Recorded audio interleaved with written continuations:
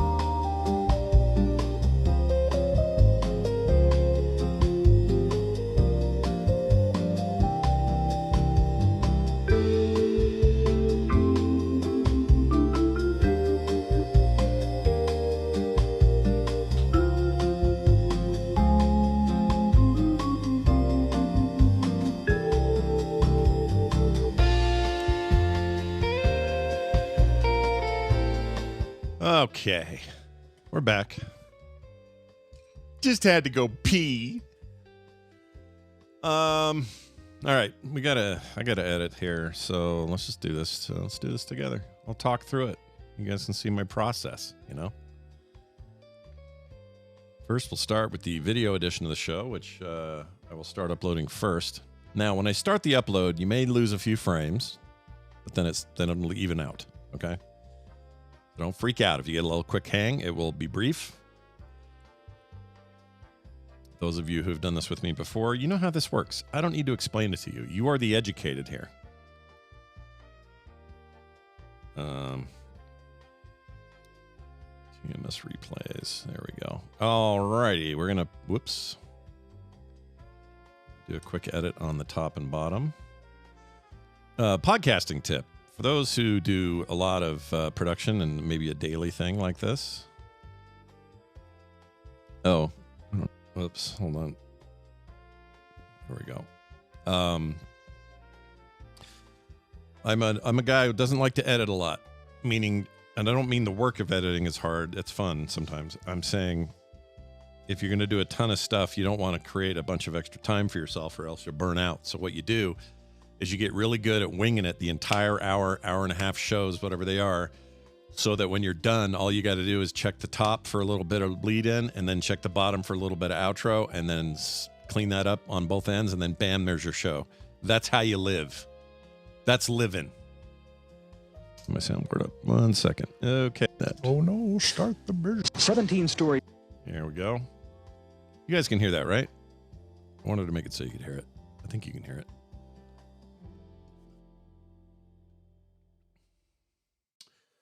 L-Man. Oh, yeah, L-Man. Why are you freaking out? What's the matter?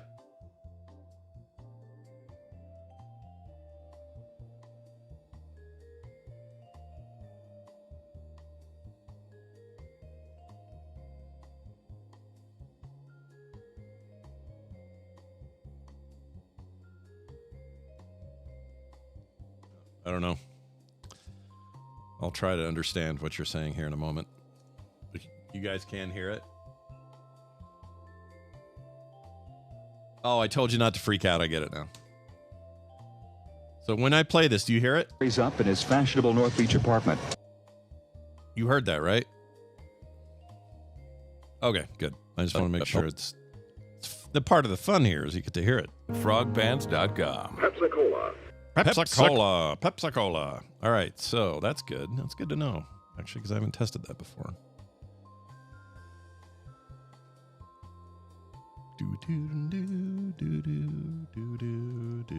All right, we are now exporting video. See how fast that was?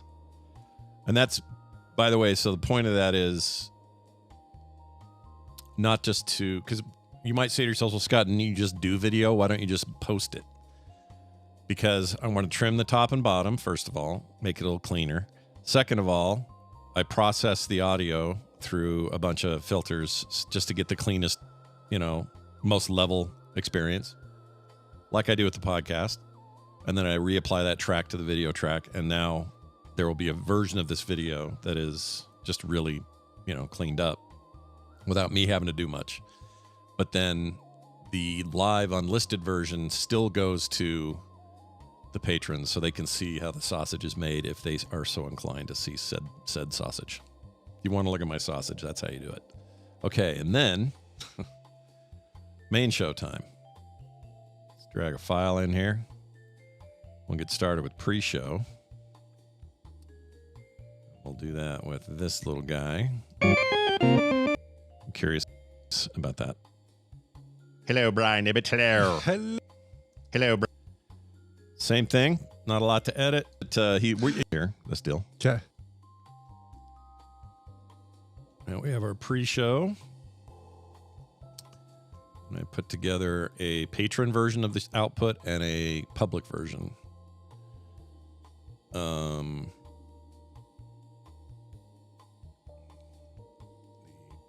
Patreon version. So now you might say to yourself, well, isn't that kind of a waste of space to do two whole versions of the show and then have to archive those? And aren't you kind of redundant? I would be if that's what I was doing. So I'll tell you how I do it. I first take all the extras, top and back end of the show, combine them into one file and call it TMS bonus and then the date. 10/28. No, it's 29th. Shit. 2025. Okay, so there's that file. Exporting now. Now that is the top chunk, and then everything after the outro, or in the case of the listener, be the song. Everything past there, that's now one file that I archive called bonus, and that will forever be just the extras for that day.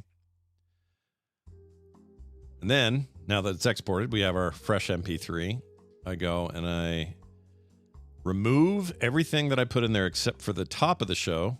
And now I edit in part 2, 3, 4, and 5, all the places that I create new files. Oop, that didn't work. Watch me screw this up because of the way I'm explaining it. That'll be pretty funny. There are basically 5 sections of the show. First section is pre-show. Second section... I know the one. Is... Hold on. All right, here we go in 3. 17 stories. Sorry. Yeah. Oh, I see what I did. I know the Screwed up. See, I am going to screw this up. If I talk too much about it. Hold on. 1 second. There we go. Okay. So there are basically 5 sections of the show. Pre-show. The main show. Like all the public talk, the show. Then there's post-show up till we do titles. Then there's titles, which is a separate chunk that I create a whole thing for, and then post that where we just talk about whatever, take pictures, hang out, and talk to you guys. So there are 5 elements to every show edit in the Patreon form. So I'm going to go here right now and do some of that. So you don't need to see my eyeballs moving around. Okay. Coming up. Yeah, I didn't put TMS. Was that? No, we don't do it. Here we go. 3, 2, 1. Was that? I really effed that up today. Was Thanos right? No. Was his heart in the right place? Probably. Was his robot daughter kind of sexy? Slash TMS today. Coming up on the mornings. Sometimes you do funny stuff like this. You like that?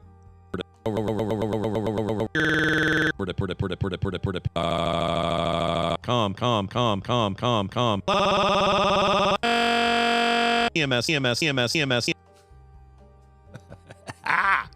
Up on the morning stream, Amadong Prime. You don't know Jack Skellington. Shit. Prime. You don't know Jack Skellington. Shit. I screwed you up. I'll do it again. You don't know Jack Skellington. You get no hope, no beat in yar. We're just taking out checking on spaces. We don't have much lag anymore, Brian and I, because of the software we use for communication. So it used to be a lot more space I had to cut out between us saying things, but it's so much better now that it's barely any, if at all. Bald, fat. I don't like pee. That oil and butt smell. Windshield virginity. Wife mother. Sugar-free sugar. 2025 suckalog. Concentrated rage and more on this episode of The Morning Stream. 17 stories up in his fashion. iCore, next week, we're doing that question you asked early on when I was asking for Tom questions about AI and whether or not there's any effort to clearly demarcate AI content and what that actually looks like. We're holding that for next week when he gets back. It's going to be a good one. I don't know if iCore is even in here. I may be talking to no one, but I'm excited about that question. All right, back to this. All right, so now what we have is we got to get music in here. Pep. Hold on. I'm going to move that here. We're going to create a break where the music will be inserted. There is driving in my car. All right. That is our point of insert. So now we will move. I'm trying to find the effing thing.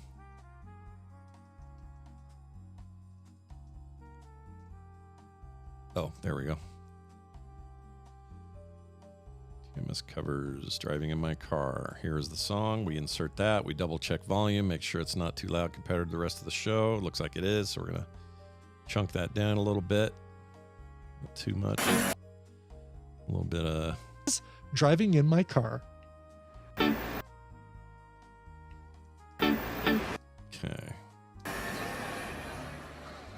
And we go to the end of the song, trim out the back end.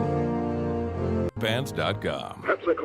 Pepsi-Cola. All right. And then the rest of this, we just double check the tail end. Well, we'll goes. All righty. We save all our changes, make sure it's good. My wife's calling. Kim, you're on the air. What do you need? Hey. Sorry, you're on stream. What's going on? You're totally good. We need to record another Kim's Kitchen. I'm ready. What do you have? You got stuff? I cook every day. I know, but what are you making today? Right now, I'm just with Carter at the bank, and then I gotta go pick up Ramona. Oh, right. So If you- later today we can. Yeah, if you've got one, we can do it today. That'd be Okay. great. That'd be great. I would love to do one. I'll work out with everybody. Is it the 15th is the day of the thing? So that Yes, Friday? we go the 14th. Yeah, and then we come back Monday night yeah, or afternoon or whatever. Okay. yeah. I just need to work with everybody and get the stuff figured out. So Okay. should be all Sounds good. good. All right. Love you. All right. Love you. Bye. Bye. All right. There you go. I get to be in on the little family conversations. Nothing to hide here. Did I tell you guys somebody tried to extort me? Did I talk to you guys about this? I don't think I did. Someone tried to extort me. It didn't work. Mostly because I ain't got jack to get.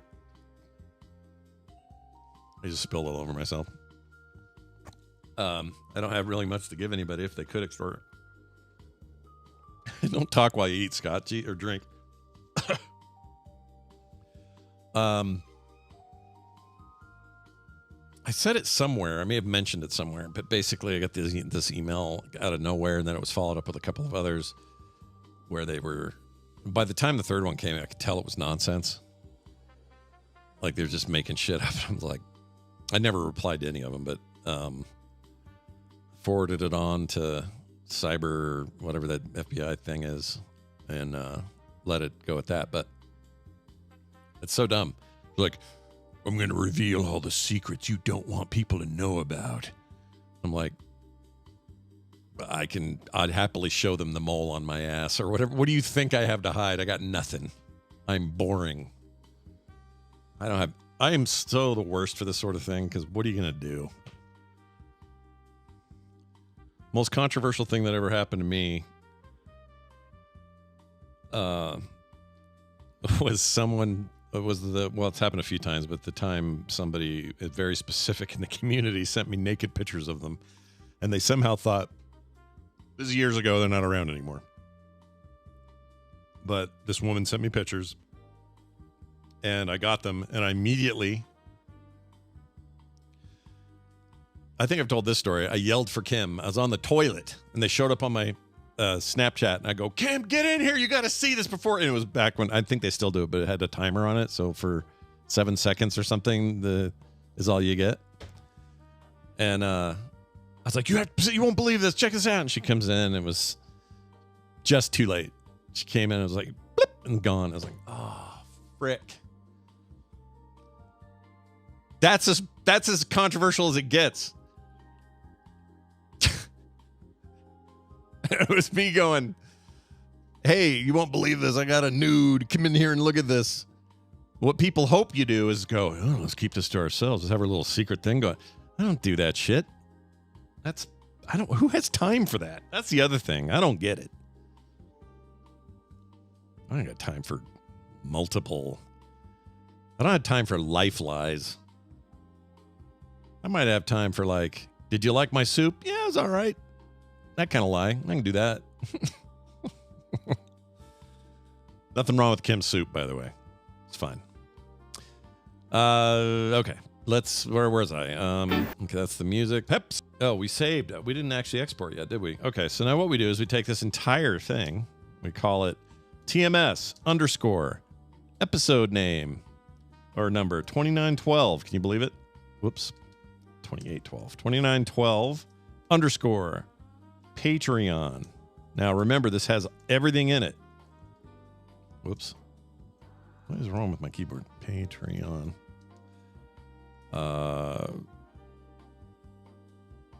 Yeah, this is a Patreon version. And then we're going to put the date. So we, once again, 10/29/2025.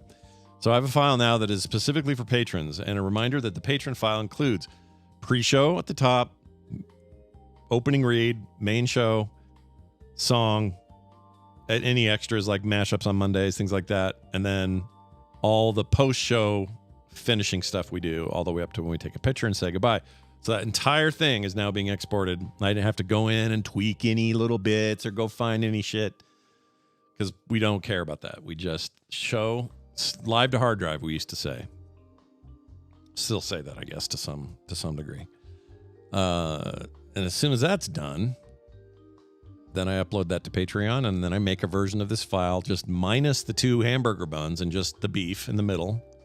And that goes up to the public feed for the rest of the world, non-patrons to have.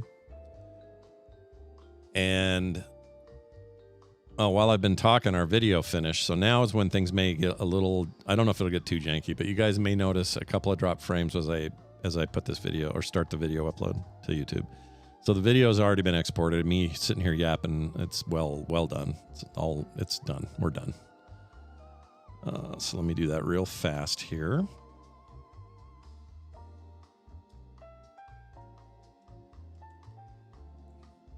I do not keep video archives. This one's about 4.5 gig, almost 5. Let's see if it slowed us down or not. We get any hangups? No, actually, so far so good. Sometimes YouTube's throttled, so it doesn't matter. But anyway. So that's uploading now. Is it working, though? Hold on a second. It is. So now, here's another thing I do. I take this, which was our notes to read for the intro. You guys can see this. I now have to take that and make it look better so that it looks good in show note format. And I put that as part of the RSS feed and all of the all of the other posts. So I'm going to do that real quick, and then you'll see how it looks. I don't know why I'm showing you all this. Is this interesting? Maybe. Okay, so then I will now show you what that series of things looks like, which is quite different. So it was that, and it's now this. As you can see, we have a title, and we have a easy to read through paragraph of nonsense that you guys created, right? So we get that ready to use in all of our posts. And do that right now with the YouTube. Gets this description and title. Super simple. Cut and paste, or copy and paste. Wham. We put the thumbnail in that me and Brian did today. You guys can see that right here. That's today's thumbnail. It's just him holding that weird instrument of his and me faking a beard. And that gets uploaded as our thumbnail. Nothing too fancy. I don't go too crazy with. Again, because it's quick and easy, right? I do all the YouTube settings you're supposed to do. Anything terrible in it? No. Controversial? No. Unlawful? No. Public. We hit publish. Says that it's going to take a while. That's fine, but we get that started early so that it's going to take the longest to process. So we don't want people having to wait too long for that stuff. I copy the link of that video and I put it for the social posts so people can go directly to it once I post those. All right. Then. Oh, so we've got our version of the file that is Patreon only. It's already out, so let's put that on Patreon. I could show you that, guys. It's on screen, I guess.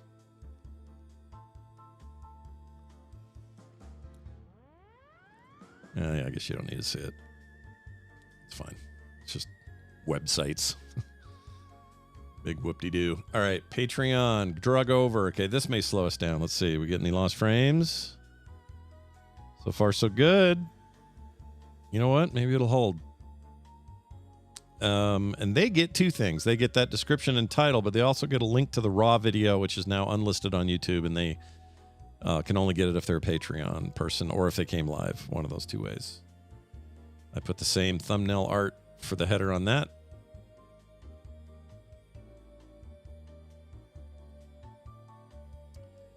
I make sure it's going to the right people, which is anybody who supports us. They all get the show.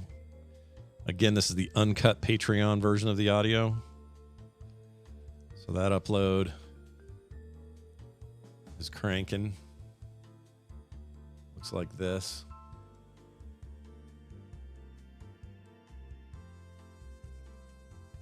I am a dark mode guy, by the way. As you can tell, all my shit's dark mode. Helps my eyes.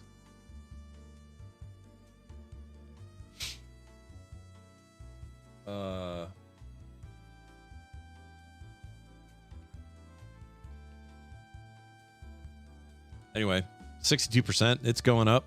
The video is fine. We leave that alone for a long time because that's going to take its sweet time. And once we have that done, then I go back. This is going to take long. This is all taking longer than normal because I'm explaining it. Normally, this is way fast. It's kind of all just in my head. So now we go back to our original master file that has all that extra stuff top and bottom, and we delete. I think I can show you this. Hold on a second. So you can see this audio, all these tracks. At least I think you can. Let me move that out of the way. So we've got a bunch of stuff here. They're demarcated by these breaks. I'm going to delete the top and everything from me starting to talk after the end of the public show. That all gets deleted. What we're left with is the entirety of the file.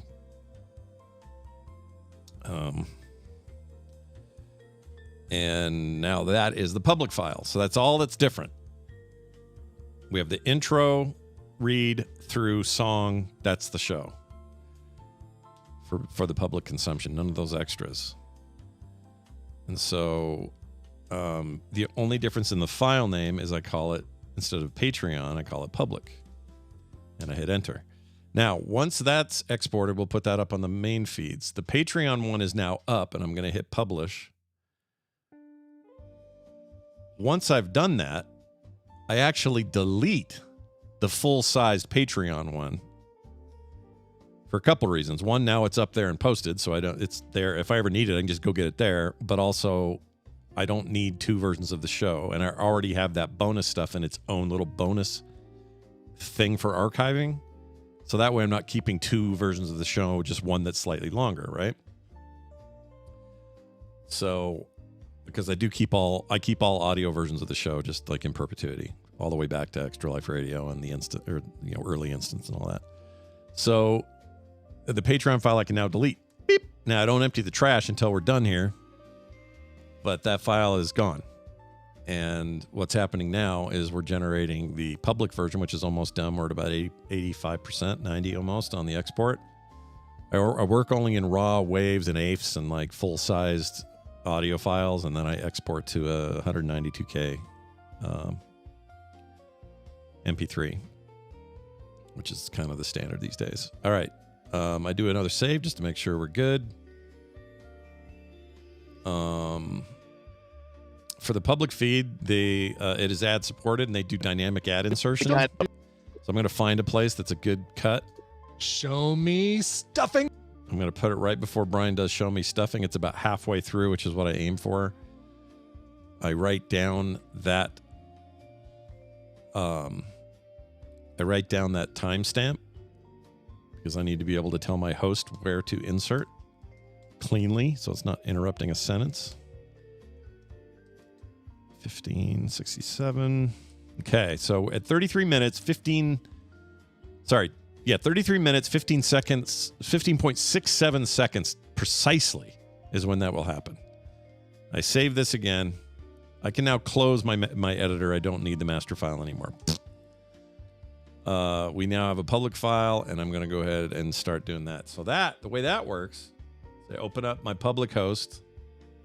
I go to the Frog Pants Patreon where they just get a version of the show ad-free. It doesn't have all the extras, but they get that. That's kind of a catch-all for people who don't want to support specific shows. Patreon.com/frogpants. So you hit create, you hit post, you do the same process. You hope you don't ding too hard into the live stream here. Let's make sure. Oh, we lost 258 frames in that process so far. That's nothing. It's not even a 0.5% of the stream so far. So let's see how this one goes. So we're going to open that one up. We're going to fire the public one in there. And I'm going to actually do two of these at a time. So the public one on Patreon and the public one on my public host are going to get the file at the same time, which may give us some lost frames.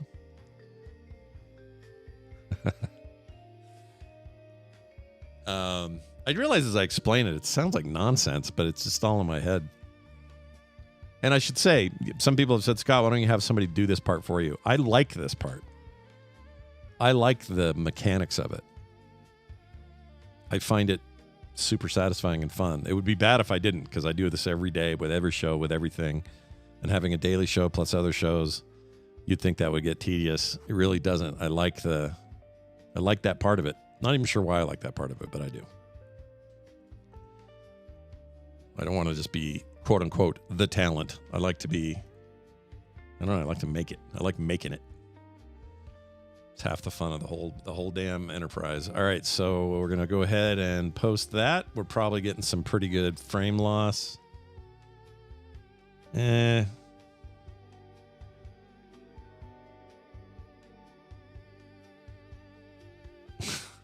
Maybe a little worse than I'd planned. We should be back up to normal, though.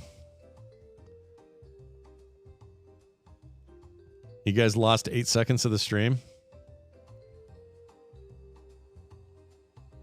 See, L-Man Screw, or what is it? Sorry, L-Man Crosby-W, whatever how you say your name. CR5BW. I don't need to train anyone because I like this part. It's fun. All right. The public one on the Patreon Frog Pants is now posted and done. Those people have it. And I get out of that. I am almost ready for timestamp insertion on the public one because it is also uploaded, but I got to put in the timestamps after it processes, which should be pretty quick here. For an hour and some minutes show, it's usually not too long. All right, well, we wait for that to cook. It's like a cooking show. And now, as you can see, I've put my casserole up my butthole. All right, then... what else? I wait for that. We make the social post, so we're just going to use a couple of key things here. Who the heck is Amdong Prime? Also, new car, fresh dent. Who dis? Just a quirky, fun little intro there. Now, because I feel like just getting it out of the way early, I'm going to go to the Patreon, and the Discord. Under two places on Discord, I will post that there is a show up. One is just under video notifications, which I need to delete something real quick. Hold on 1 second. Okay. Podcast posts is the name of that group. I put in all the relevant information, including the art or the thumbnail art. That will include the links to the video, links to the site, all the ways to get the podcast. It's just there for convenience. And then I do that once again in the TMS subgroup on the channel, Frog Pants Discord channel, just to let fans in there know that their show is up and ready if they are desirous. Okay, if you're on the Discord, you'll probably see those things pop. They have popped. I do that publicly in a minute, but I got to wait for the file to process, and it just did. So now we add our timestamp at 33 minutes, 15 seconds. We have a break. Bam, there it is. Publish. It is published. Now, I do the exact same thing again for the public Frog Pants Ultra feed. This is an old legacy thing I started doing years and years and years and years ago. Like 10 plus years ago. More than that, I think. And it's basically for those people who want to get everything that we do here on one feed. It's ad supported and it's public, but it's one big... It's kind of like the Frog Pants Patreon. They get every show on there. Ad free. The only difference here is this is free, so it's, same thing though. All the episodes. And so I will stack this one on here. Like yesterday's episode on this feed was the Monday show. Today on this audio feed, it is the morning stream. Later today, it'll be Play Retro. This is just for people who have been using that for a long time and still want to get their shows that way, which I'm happy to support. So it's fine. So as you can see, there's a lot of redundancy here. It's like upload one here, and here. Put notifications on these 5 social channels, plus the Discord. There's a lot of that. And then...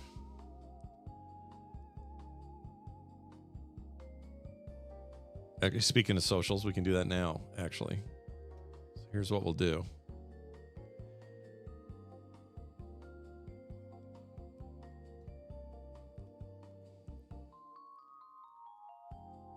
See, this isn't going to show any information I'm going to get in trouble for, is it?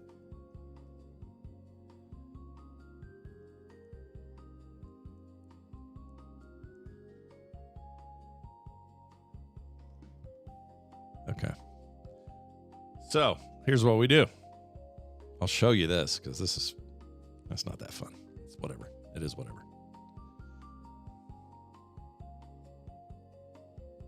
Okay, where's my screen? Okay. Number 1, Threads. We do a post on Threads. That is the short post I made. It includes the artwork. And now, go back up. That is what people on Threads will see from the actual Scott account. So I go back over here and I hit post. Then I go to Blue Sky. And on Blue Sky, I hit make a new one. And I do the same thing. Paste. Drag and drop. This is so dumb to show. I don't know why I'm doing it.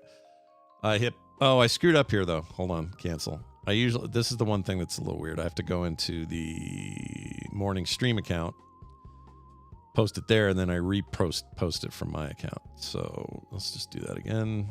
It's now going out to those people on Blue Sky who follow the TMS Blue Sky account. It's how they prefer to get their notifications. And then I switch back to my Scott Johnson account, and I look for wherever that went. Actually be under following. There it is. And I repost. And then I go to X/Twitter, which I rarely interact on now, but I do post things on because that's what people want. And I hit post there. Oh, the only other one is Tadpool Facebook group. Forgot about them. Same thing. Post. And then that's it. And then the rest of this is almost done. I got the timestamp for the Frog Pants Ultra feed, which we were doing while I was typing. That's already up, so I enter that. Submit, publish, bam, that one's up. There is now, all public versions are now posted. YouTube version's still going up. It's at 52%, but it'll be there as soon as YouTube just, does whatever it does. And I just kind of let that go. And then that's it. Now, here's how I clean up. I got these master files that I created for the show, right? There are 5 total big files that I've been editing and working with. I'm now going to delete those. I don't need them. Truthfully, I usually do this a little later, just in case there was a glitch and I have to go back and fix something. But I'm good today. I'm not worried about it. So I'm going to delete these files. Bam, gone. I'm going to rename this folder TMS that has a copy of those files, and I keep that master until tomorrow when there's a new show. If it's a weekly show, I keep those for a week until there's a weekly show. So those are always getting rotated out. I do not keep my master recorded files. There's no point in that. They're massive. You're just filling disk space for nothing, honestly. You have the finished shows. What else do you need? So don't get bogged down. If you're thinking about doing any of this kind of stuff, don't get bogged down in keeping all your master files. You just don't need them. And by masters, I mean like the raw, uncut, gigantic, uncompressed WAV files. You just no point. Once your show's up and done, you might say, well, it's at full quality. Yeah, but you don't need it.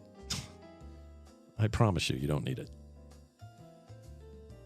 Just keep the final output. That's all you need. All right, so I've done that. We go check the video. It's still going. Let's see, covers are all done. Those are Brian's. That's out. Okay, that's it. That's TMS. TMS is up. And because I've posted it in all the places, I can now delete that thumbnail because it's in all the places I want. I don't need to keep those. I don't need to keep our title sheet that we pulled down. And I just take the two MP3s I made, the bonus content portion of it and the full show portion, which are 2 separate things. I drag that into a archival backup of about 4 terabytes. May need another one soon, which also gets backed up to the cloud, and that's where these files are. And I put it in a folder called the TMS archive, and I have one for every show, including old hiatus canceled shows. Like if you wanted to hear like a final score episode, let's just go play one. Will this work? May not be downloaded. I don't like how hard it is to skip the cinematics. I know it's just, you should be just click a button and it should skip through it. But you got to go into the start button and go skip cinematic and do all this other stuff. Why, Brian? Why would you skip the cinematic? And I'm just for $15. This is a fun game, and the open world. That's a direct to drive. Yep, doing good stuff over there lately. That is from December 2nd, 2010. Oh, I'm reading chat. Scott, Rita, she posted to the wrong Patreon. I did? What did I do? See, talking as I do it, that messes me up. What did I do? All right, library.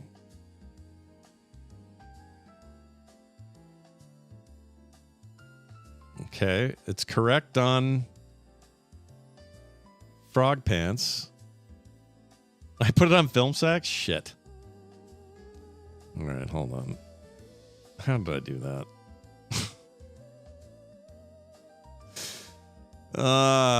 This is the problem. When I talk, while I do it, I F up every time. This is not the first time I've done this. All right, delete. Goodbye. All right, good news is it's not a problem because all I have to do is log out of the FilmSack Patreon. Boop. Go to the TMS Patreon. Boop. Wait for it to come up. Create post. Boop. Audio. Patreon file. Bloop. We go post our text and our image and our link to the archive YouTube.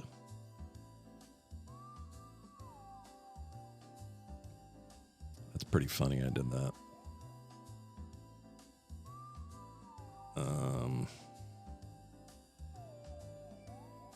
This is why you don't empty your trash yet, because you might have shit in there you need. And that puts us there. Oh, no, wrong one. There we go. And copy over.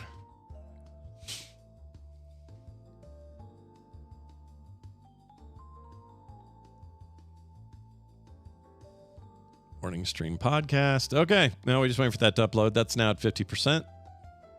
I don't know. It's because I was talking. It happens every time. But, you know, it's fun to do this at least once, right? Hey, L-Man and Luke Sightwalker, thanks for the basic subs, or the, whatever they call them on here, the super chats. I appreciate that. All right, well, this stuff's uploading, and in the case of the YouTube one, I'm kind of at the mercy of just whatever they're throttled to that particular day. Actually, I wonder if is there a note about that? What is how many videos on average are posted to YouTube every day as of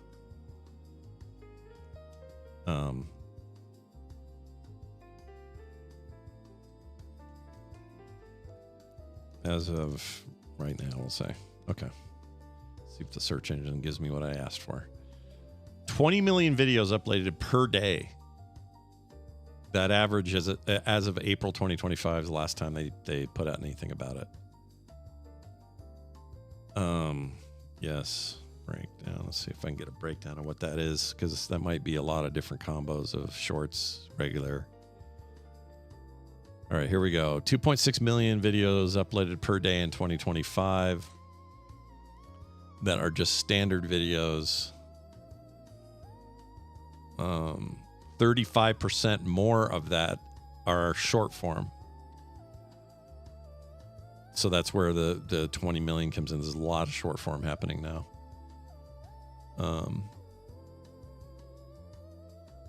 There's a figure right now that I can't find a citation for. 200 billion daily views for shorts. During quiet hours or times of day where it's just less stuff going on in the major markets, 70 billion views. Jeez.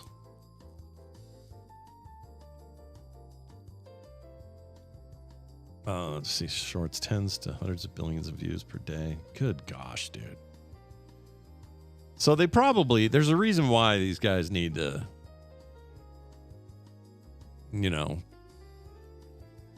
throttle your uploads, because how many millions of other people are sending videos right now along with me? Like, it's a hell of an infrastructure if you think about it. The Wraith, you should do shorts. I do some fun ones.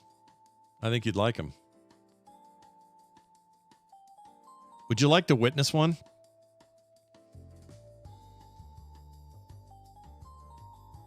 Hold on.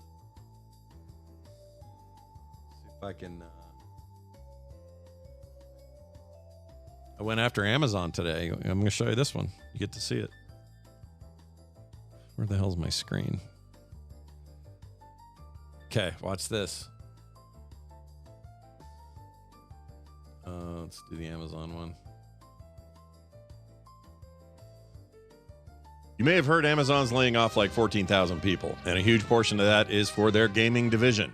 You know, Amazon could have just stuck to selling everything on Earth. But no, they looked at Steam. They said, yeah, let's make games too. How hard could that be? Turns out, very. First came Crucible, which launched, unlaunched, and then quietly got returned to sender. Then New World hit, the MMO, where at the time, its most exciting feature was the melting of your GPU. That game got better and better as time went on, but that launch. It's like watching Jeff Bezos try to tank a dungeon with Prime shipping. Look, when your company slogan might as well be, sorry, your queue time is now 2 business days, maybe game dev isn't exactly your lane. Also, you can tell they only care about the money and not the people. Or the games, for that matter. Anyway, stick to packaging, Amazon, because clearly the only thing you know how to deliver is disappointment. You may have heard Amazon's laying off. There you go. So that's a fun one. Here's another good one. Do you like D&D? Look at this. This right here is the original Dungeons & Dragons character sheet. 1 page, no frills. Pretty lame looking. You got name, you got class, you got level, you got a few stats, and you got equipment, spells, magic items. That's about it. TSR printed this in 1975, and it looks a lot like your dad typed it up at lunch at his old job. But now, behold, the modern 5th edition sheet. Personality traits, ideals, bonds, flaws, death saves, passive perception. There's more emotional depth here than most therapy sessions. Back then, you were a fighter with a sword and perhaps a dream. Now you're a half-elf bard with abandonment issues, 2 languages, and a side hustle in pottery. So yeah, it's kind of interesting. Character sheets went from who am I to here's my entire psychological profile. Either way, you still forget your armor class. This right here is the... Anyway, you get the idea. It's a good time. They're fun. And informative. I mean, I'm not saying they're for everybody, but I enjoy making them. And it's the most growth I've ever had on YouTube. So that's something. Yeah,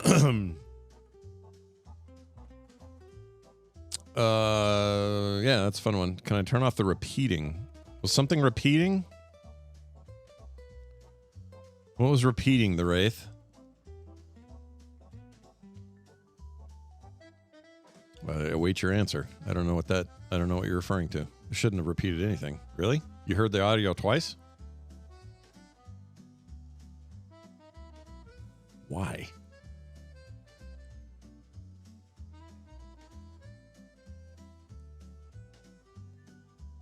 You guys heard him twice. You heard the audio as I was talking. It was like echoed. As the video played, it echoed. Oh, repeating. You mean? Oh, I see what you mean. Oh, well, yeah, that's what they do. I don't control that.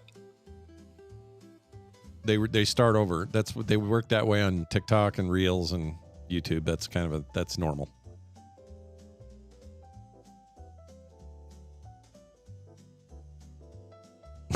Lucky Phil, and the answer is no. Yeah, I don't know. I mean, whatever. To each their own.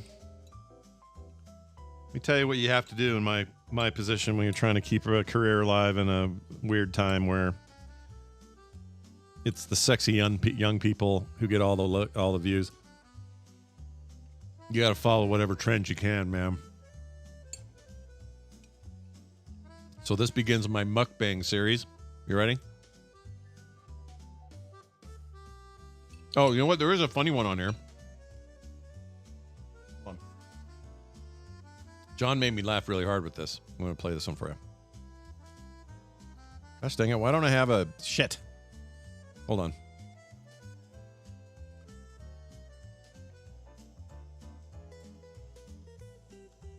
Why is the screen not showing up?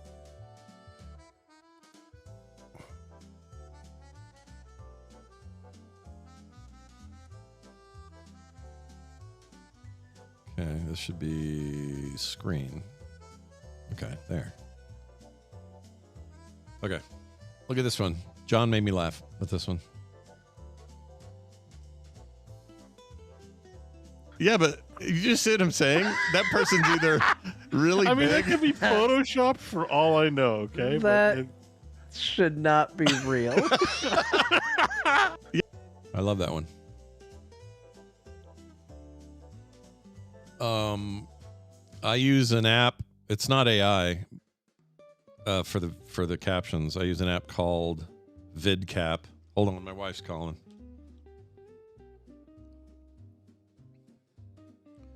Hello, you're on the air. No, I am again. You don't need to be. I can mute it. You want me to mute it? Sure. I'll mute it so you can tell me whatever secret you have to tell me. Hold on. Let me do this.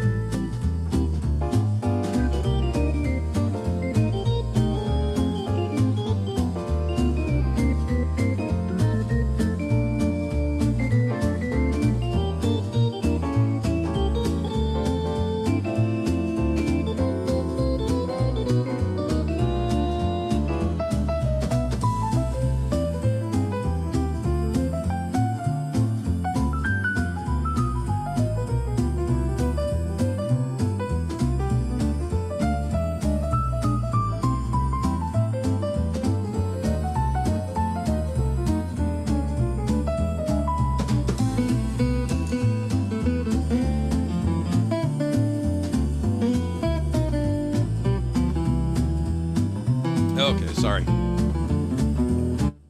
Sorry. Important bank call. Oh, shit. I dropped my phone.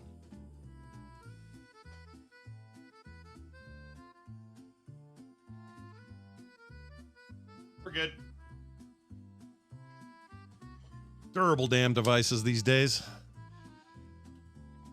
All right. Where are we now? We're back. September, how you doing? No, we're still looking at my the dumb thing to be looking at. Sorry. There's the chat. Okay. Is everything posted? Let's see. That should have been enough time for even the YouTube to finish up. I think it did. Yep, it did. Let's double check our comments section just to see if there's any questions or issues from what I posted.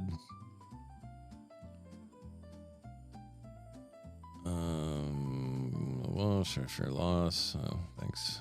5th edition sheets are too much.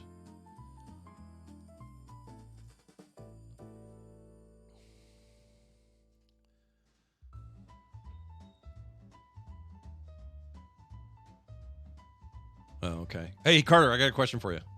Okay, chat, hang in there. I'm going to mute you for a sec. I got to talk to Carter. I'm going to put up a... Is your dog here? I'm going to put up some old Suspense episodes for a sec. Wish we'd stayed on the highway. If I'd known you'd act like this, I would have. It's not my fault. Well, it's not mine either. I'm having trouble enough just trying to see through the storm. David, what are we fighting about? I don't know. Driving through these burned-out woods in this kind of weather is enough to give anyone the willies. It got dark so fast. You can hardly see ahead, even in the headlights. There's something up there. Don't stop, David. It's only a sign. The crazy woman could be around here. Look, I'm not picking up anyone. I want to know where I am. Don't get out of the car. I'm not getting out of the car. Now, calm down, will you? So the march is that way. We'll take this road. The march is... This must be the road where she killed those people. Dorothy, please. I'm sorry. I'm jumpy. Turn on the radio. We haven't passed the house yet. Miles of woods on both sides. Look, it's so dark we wouldn't have been able to see anything if it was there. This rain seems to be getting worse. And motorists in the area are warned not to open their car doors. David. Now stop that, Dorothy. That's why the police had a roadblock by this road. The crazy woman might be anywhere in these woods. But not necessarily where we are.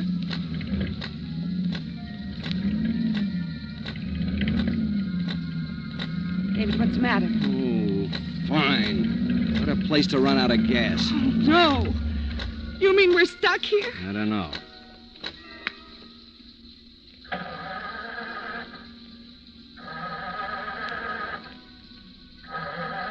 Well, we're here for the time being, anyway. The crazy woman is in the woods. She'll kill us. She's nowhere near us. Now, will you calm down? David, quick. What? Turn off your headlights. Why, did you see something? David, I don't know. I don't know. I'm scared. I should have got gas.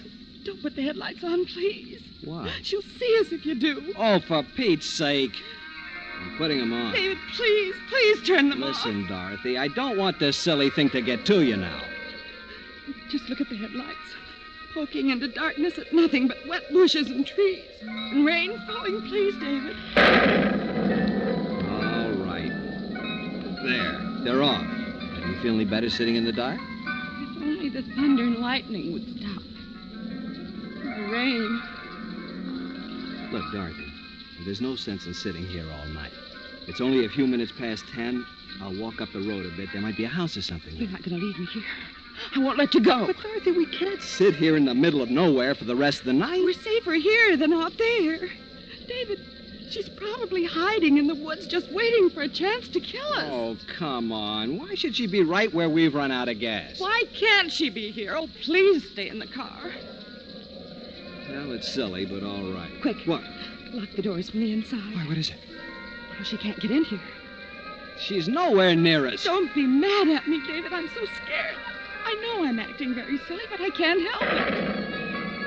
I'm sorry. Come here. Here, let me put my arm around you. There. David. Come on, sweetie. Put your head on my shoulder. You forgive me, David. Go ahead and cry. Make you feel better. Oh, isn't there some popular music? I don't know. I'll see. Who are pressing their search for the escaped insane woman who has killed 5 persons since fleeing from a Long Island mental hospital. Rain and darkness are hampering their search. In making her escape this morning, the mad woman killed a doctor, a nurse, and an attendant. You'll leave it off for a while. It's so quiet and lonely here. I wish it were morning. Look, Dorothy, suppose I run up the road. There might be a house. No, David, no, please. David. What? Listen, do you hear that? I don't hear anything. Listen. There it is. I don't... Oh, it's a dog. Little dog barking. Oh, David. I guess it's only a lost dog. Or maybe there's a house nearby. Or the crazy woman. David! Oh. There's something at the back of the car. It's her. She'll kill us. Is the door locked on your side? Yes. Yes, what if she breaks the window? She's got a cleaver.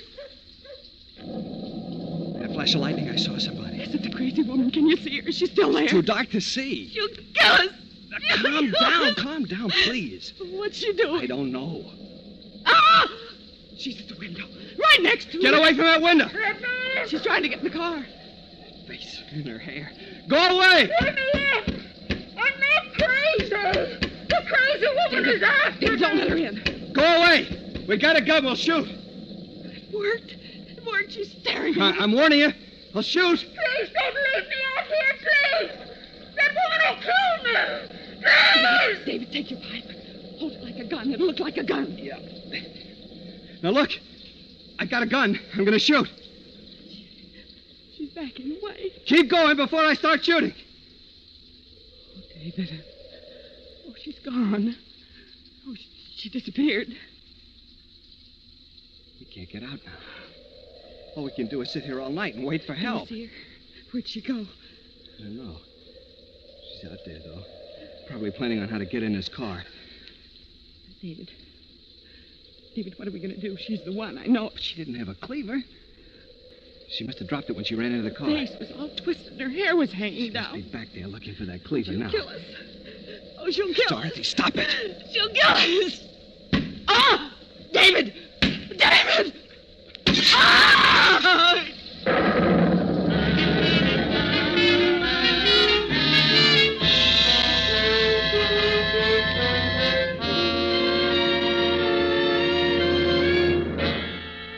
You are listening to On a Country Road, tonight's presentation in radio's outstanding theater of thrills, Suspense.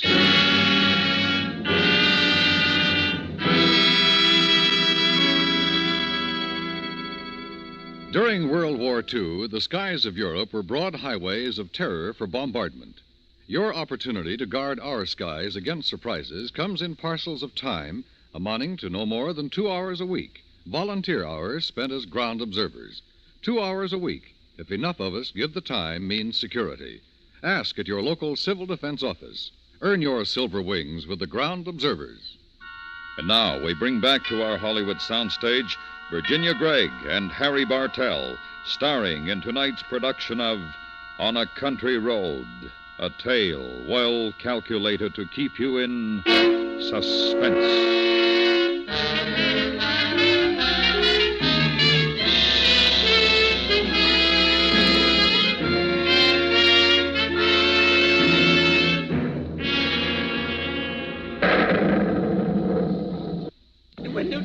She broke the window. Get away from her. Stay out of the car. I'm coming in. I can't stand it out here. Stay out of the car. I warn you, I've got a gun. You wouldn't shoot me. Go away. You're crazy. We know all about you. No, I'm not the crazy woman. Believe me. Let me in. Do it, David. She's trying to trick us. Listen to me, please. I've been running in this awful storm. My car is stuck in the ditch back there. How far back? I don't know. It seems like miles. I heard about the crazy woman on the radio. I was afraid to stay in the car alone. Let me in. No, David. Go back to your own car. No. It's so dark and so lonely in this storm. I locked the doors, but I was afraid. I could see things and hear things in the darkness. I couldn't stand it anymore. I got out and ran. It's the rain. That's why I look like this. I'm not the crazy woman. Let me in, please. Let Dorothy, me maybe in. she isn't the crazy woman. Maybe she's just scared and exhausted. No, David. She's the one. The crazy woman had a cleaver. I'm not armed. The three of us will be safer together. I don't know. She makes sense to me, Dorothy. We would be safer with one more person. David, I don't know. Let me in, please. I'm wet to the skin.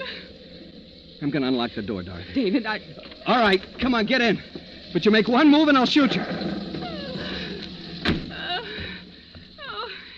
It's good to sit down. There's a blanket on the floor back there. Try to dry yourself off with it. The darkness and the rain. It was enough to drive me out of my mind. I ran and ran. All I could hear was feet chasing after me, hunting me. You live near here?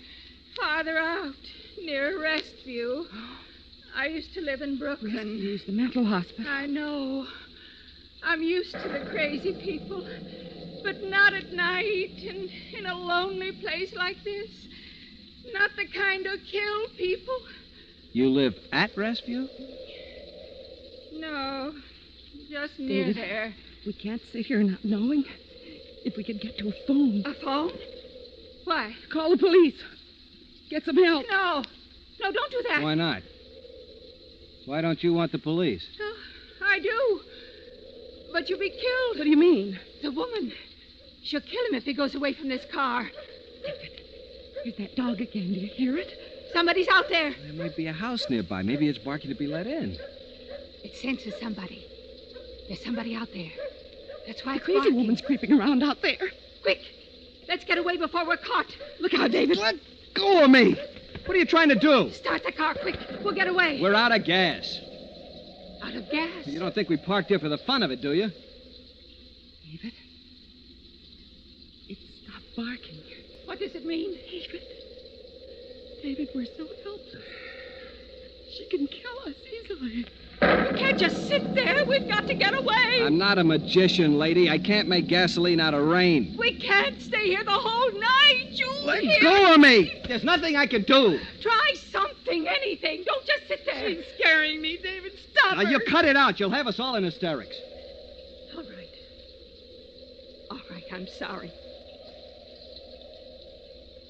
I've got an idea. Give me your gun. Why? Why? I'll tell you I want it. Give it to me. David, what's the matter with her? Listen to me. I'm all right. But I can't sit here all night. I'd go crazy. Give me the gun and I'll go. I won't be afraid of the dark and the noises and the feet following me. I'll go, I promise you, but No. give me the gun. No, sit down. Please, I'll go, I promise. I can't stand sitting in the Can't house you like stop this. her, I David? told you to shut up. If you don't, I'll make you get out of the car. You wouldn't. Not unarmed. Not into the woods again. You're nice people, aren't you? Or do you want me to leave so you can shoot me? Is that Stop it. We're not going to shoot you. We don't have a gun. It's only a pipe. Dorothy! A pipe? David. A smoking pipe? Oh, David, I'm sorry. Then you're not armed. I'm sorry, David. It's all right. Why did you tell me you had a gun? Why does it make a difference to you whether I'm armed or not? I don't know you. Maybe you two are more dangerous than the crazy woman. I'll tell you what I think. I think you're the crazy woman. The way you grabbed David when you wanted him to Now, start Dorothy, the car. stop it. Don't excite her. Don't excite me. Why? Maybe you think I'm dangerous. An old woman you took into your car.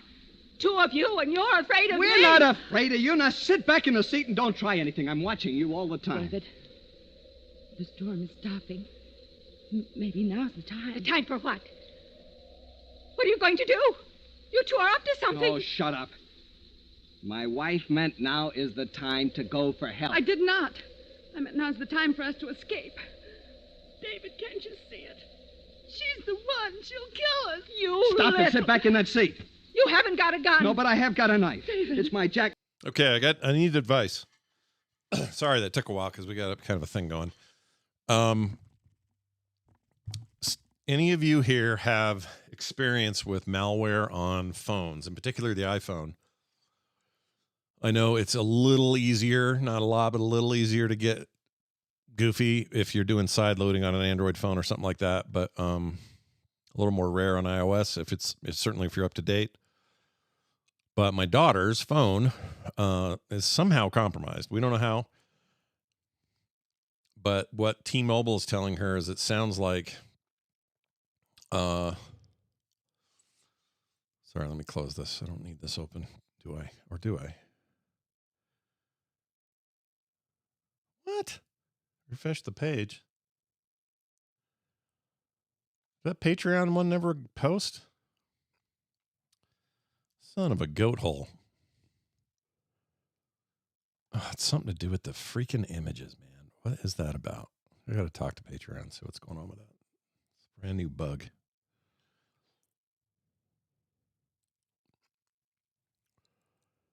All right, let me fix this real quick. Publish. Okay, now it worked. Sorry.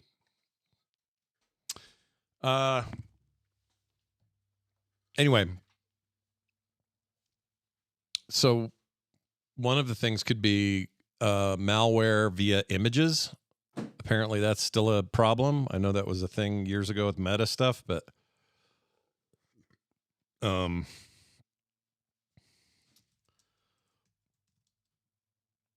let's see. No, I know I have some tech people in there, so they're just part of it. Infect an iPhone via images from the internet. Okay, cool. Somebody just sent us a utility. This may be good. So the paginant, thank you. Introducing iMazing 3. iPhone, iPad, and iPod manager for Mac and PC. And lets you transfer music. So what is this? Is like a security check thing?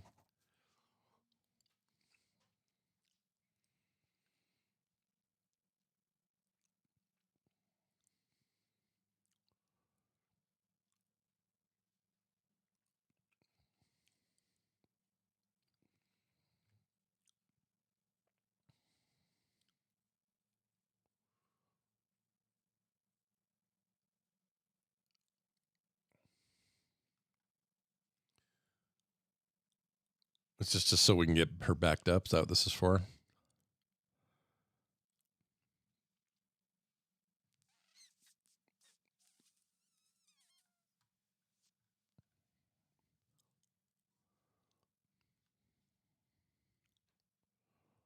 Might even be an app, like a phone app. Oh, there's a feature that does malware removal.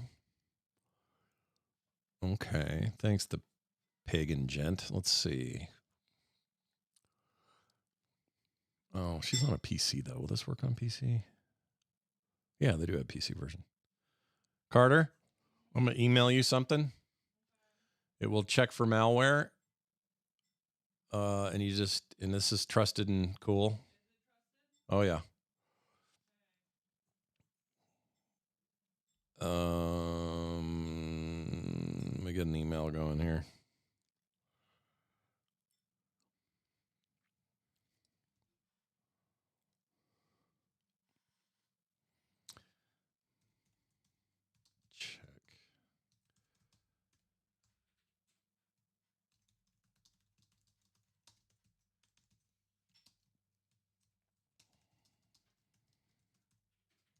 Do you have a way to cable into your PC with your phone, a USB-C cable or A to C? Oh, I should have something over here if you don't.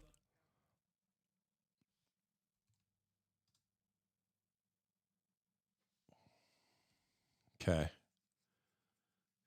Check that when you get a sec.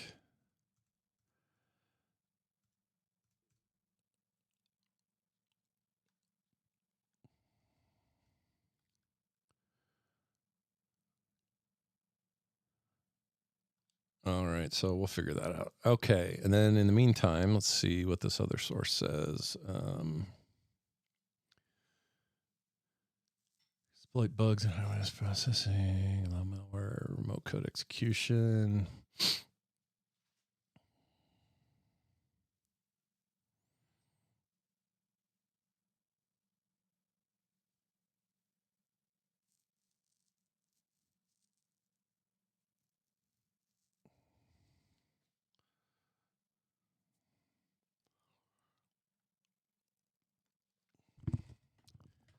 Immediate effective mitigations. Install iOS applicators immediately. Can you, real quick, just check your phone if it's got updates you haven't applied? Well, I know you haven't put 26 on yet, but actually, can you do that, Carter? Install iOS 26.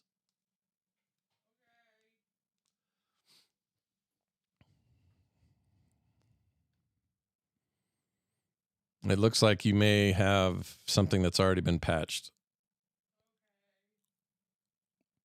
But we'll find out here in a minute.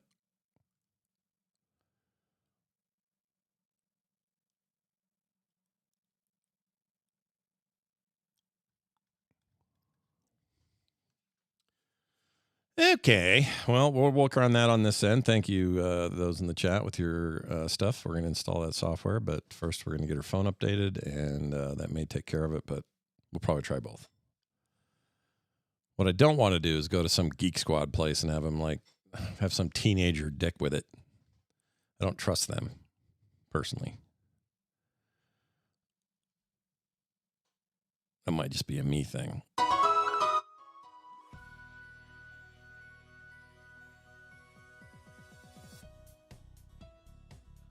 Yeah, positive. No. I understand the paranoia, but no. You should be fine with that.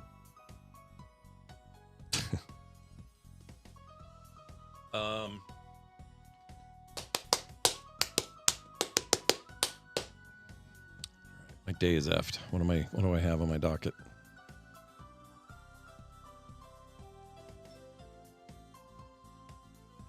Oh, today's the day I go check and see if Peacock, if I can get Peacock to still give me $2 a month by threatening to quit again. Peacock TV.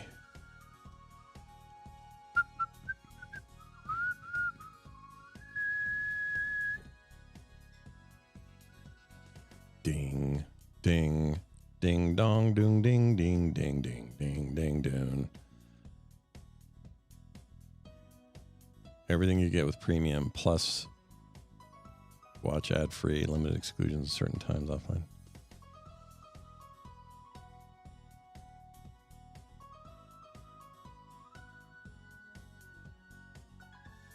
Okay, when does it charge again? I'm not currently subscribed. Oh. $2.99 next pay. Oh, I got time. We're good. I think I'm good through most of November. Okay, that takes care of that.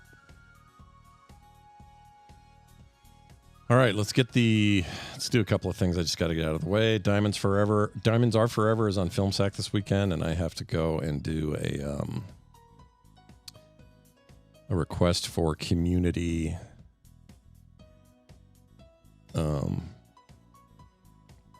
a community read, Fake Fletcher read on it. So I'm going to do that right now. Hi, all. That time of the week.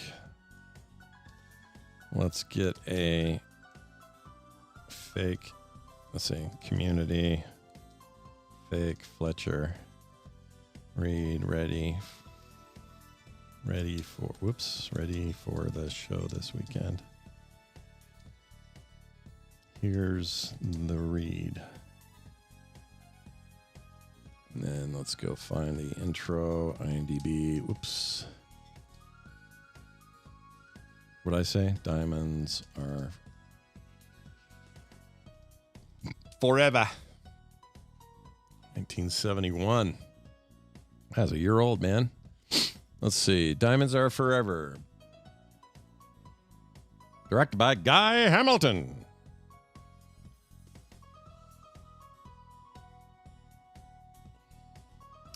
Film Sack is back, and this week, so is Bond. A diamond smuggling investigation leads James Bond in Las Vegas, where he uncovers an evil plot involving a rich business tycoon. Seems simple enough.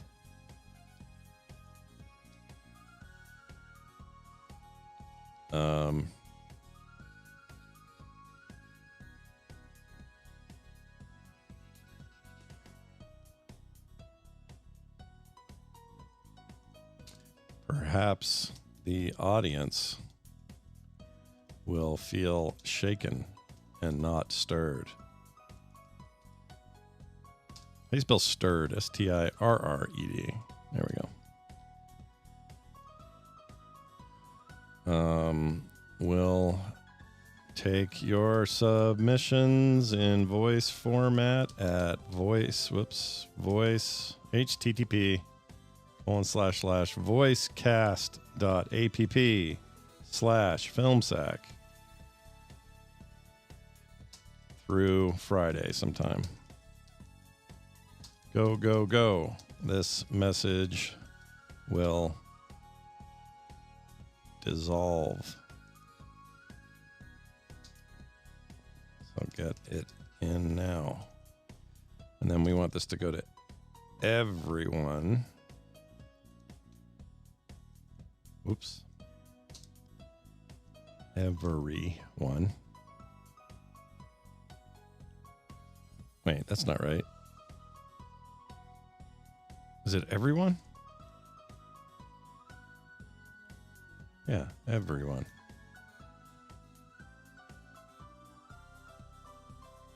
Okay. Make that bold. Hit enter. Send now. Okay. That means that those will come rolling in, and by Friday I will have all I need to build that up.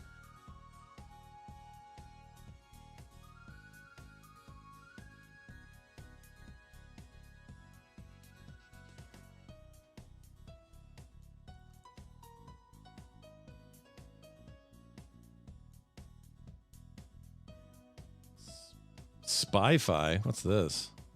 It's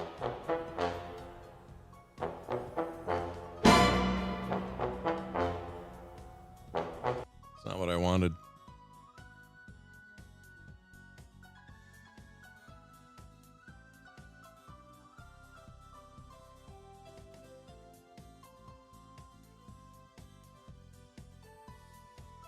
Let's do some old Dragnets. What do you think of that? Hey, who called? The skipper. He wants us to go to Chief Brown's office. Temple Street floor, please. What's up? I don't know. We make the runs again tonight? Yeah, a couple of places we can hit in the south end of town. I called Charlie Flint's place this afternoon. Maybe he'll have something for us. Yeah, I hope so. Come on. Wish now I'd had that pie. I'm still hungry. I got a candy bar in my desk. You can have that. I can't eat those chewy bars inlays. Oh, it's some kind of a fudge bar. Oh, fun.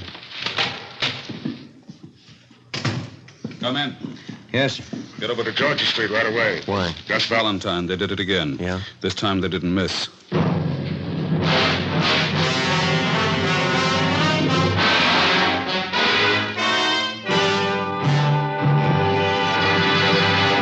Here's step by step all the reasons why Fatima has more than doubled its smokers from coast to coast. Step 1. The name Fatima has always stood for the best in cigarette quality. Step 2. Long cigarette smokers discover Fatima has a much different, much better flavor and aroma. Step 3. Long cigarette smokers find Fatima extra mild. Fatima is the long cigarette which contains the finest Turkish and domestic tobaccos superbly blended to make Fatima extra mild. And that's why more and more smokers every day agree it's wise to smoke extra mild Fatima. It's wise to smoke extra mild Fatima. Yes, the name Fatima on that golden yellow package is your insurance of an extra mild smoke. So enjoy king-size Fatima, the best of all long cigarettes.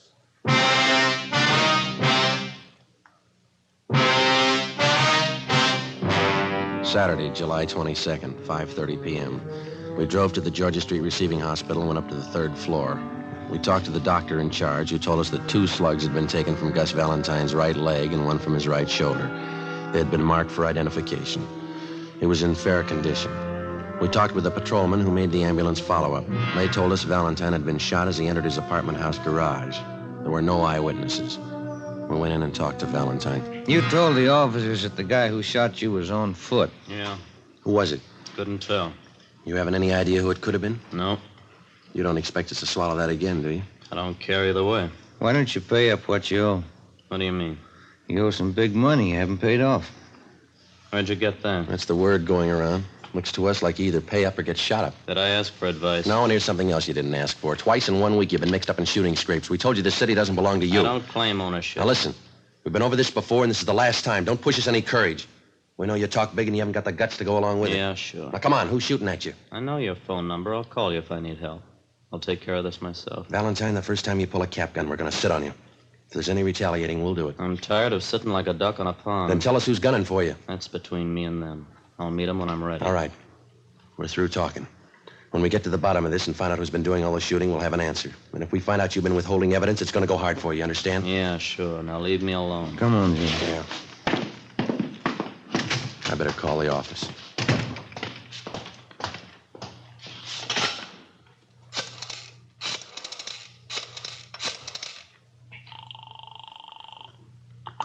Homicide, Graham. Captain Elliott there? I'll see.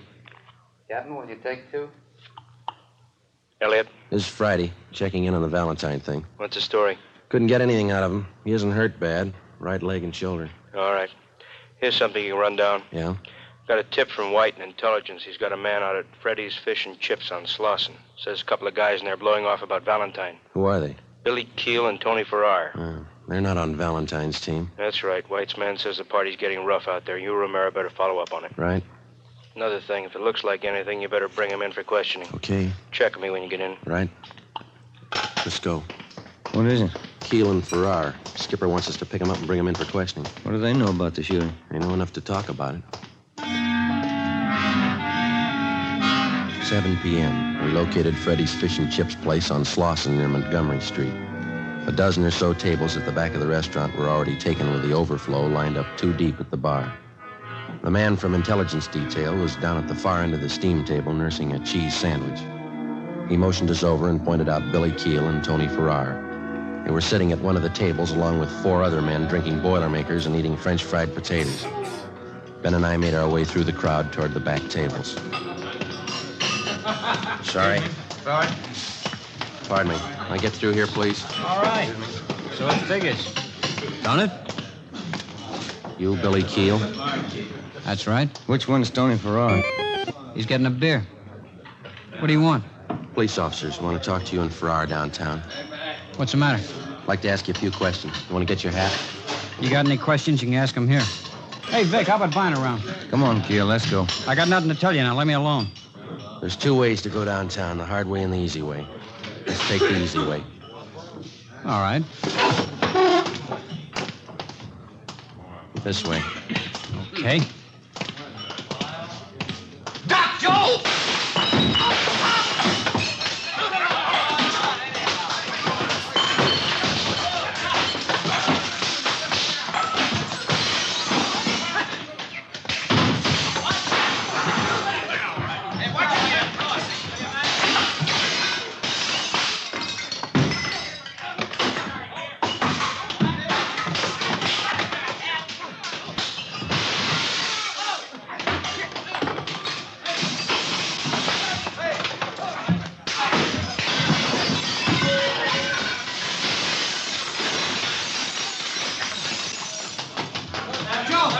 Joe, I got Farrar. Keel's going out the back way. I'll get him. Wait a minute, you. Let go of me! All right.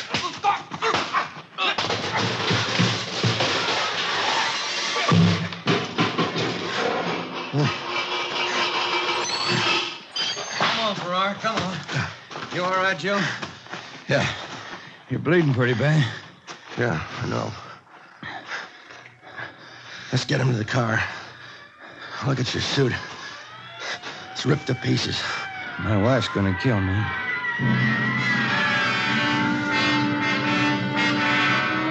One of the officers in the ambulance follow-up drove our car back to the city hall.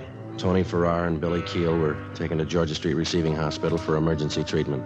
We went in the same ambulance. Ben had a broken index finger, a 2-inch cut in his scalp, and a deep gash in his right thigh. I had 5 stitches taken in my upper right arm and 3 above my left eye. My right eye was swollen shut.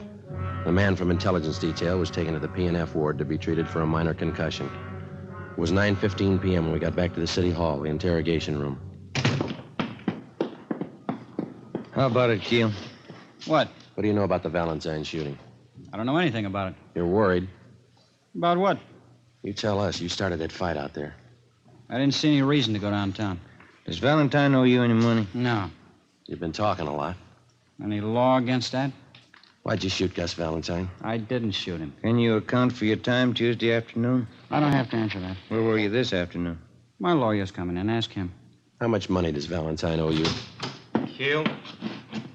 Ever see this before? It's amazing. I don't even know what it is. We found that machine gun in your apartment. Doesn't belong to me. We got your car downstairs. Green Ford sedan. Doesn't belong to me. White slip's got your name on it. Here's something else with your name on it. 2 chits for $750 signed by Gus Valentine. Money he owes you on the horses. You shot him, didn't you? I don't see how you can prove it. I'll tell you how. We ran this Tommy gun through the crime lab. We dug the same slugs out of the front of those stores where you tried to kill Valentine. Your prints are all over the gun. How much more do you want? It's not my gun. All we gotta do is find the .45 you used this afternoon and match it up with the slugs we dug out of Valentine's leg, and mister, you'll be away for a long time. All right. We used the Tommy gun. We didn't hit him. Didn't try. Only wanted to scare him. I got tired of waiting for my dough. I got no use for a Welcher. What about this afternoon? No, sir. Me and Farrar didn't have nothing to do with that. I'll take the machine gun rap, but it wasn't us this afternoon. Elliot, Friday, step outside a minute. Yeah. Valentine. Yeah? Somebody just blew his hospital room full of holes. It took us 17 minutes with red light and siren to get to the Ferndale Sanitarium where Gus Valentine was recovering from his gunshot wounds. 3 cruiser cars were out front when we pulled up. We went to room 12 in the West Wing. There's the doctor, Joe. Yeah. How is he, Doctor? He was dead when we got in here. He had a private nurse. Shot her, too. Dead. Anyone else hurt? It was visiting hours. Some woman was in there talking to him. She got hit. We're treating her down in the emergency room. Appreciate it, Doctor, if you keep your staff out of the room here until we finish our investigation. Yes, sir. Thank you. Let's have a look inside. Mm-hmm. Look at that. He didn't fool this time. Too bad he wouldn't give us more help. Yeah. We're no worse off than we were.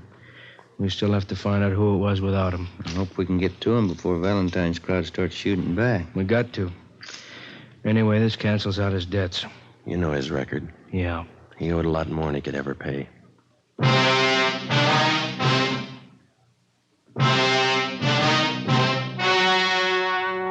The story you have just heard was true. Only the names were changed to protect the innocent. On October 26th, trial was held in Superior Court, Department 97, City and County of Los Angeles, State of California. In a moment, the results of that trial. It's amazing how many long cigarette smokers are changing to Fatima. Here is the actual report. From coast to coast, king-size Fatima has more than doubled its smokers. Yes, more and more smokers every day are discovering that Fatima is the best of all long cigarettes. Long cigarette smokers find Fatima has a much different, much better flavor and aroma. Long cigarette smokers find that Fatima is extra mild because it's the long cigarette which contains the finest Turkish and domestic tobaccos superbly blended to make it extra mild. So enjoy extra mild Fatima. Best of all long cigarettes. It's wise to smoke extra mild Fatima. It's wise to smoke extra mild Fatima.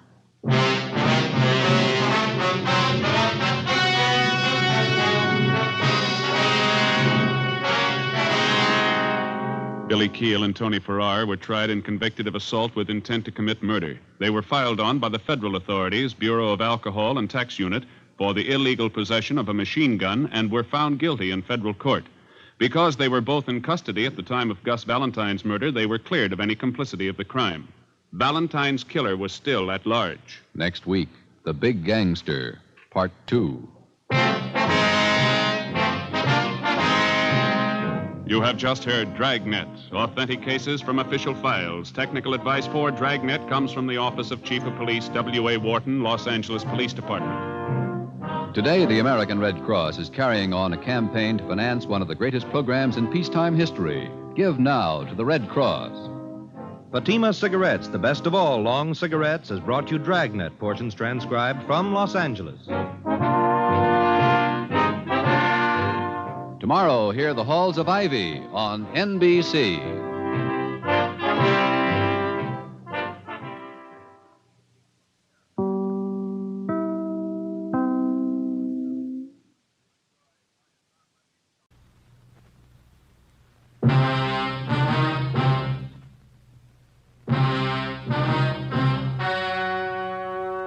The story you're about to hear is true. Only the names have been changed to protect the innocent. Fatima Cigarettes, best of all long cigarettes, brings you Dragnet.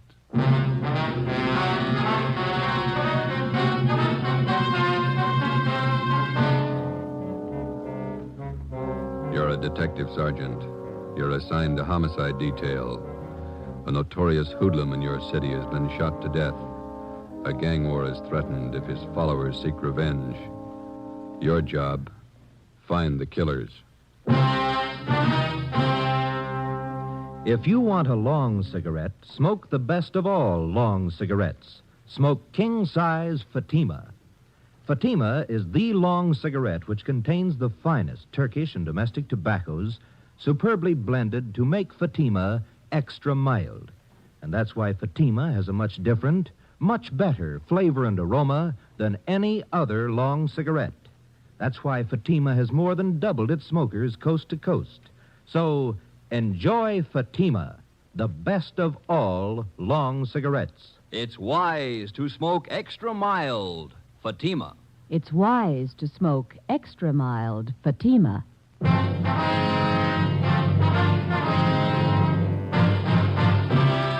Dragnet, the documented drama of an actual crime. For the next 30 minutes, in cooperation with the Los Angeles Police Department, you will travel step by step on the side of the law through an actual case from official police files. From beginning to end, from crime to punishment, Dragnet is the story of your police force in action.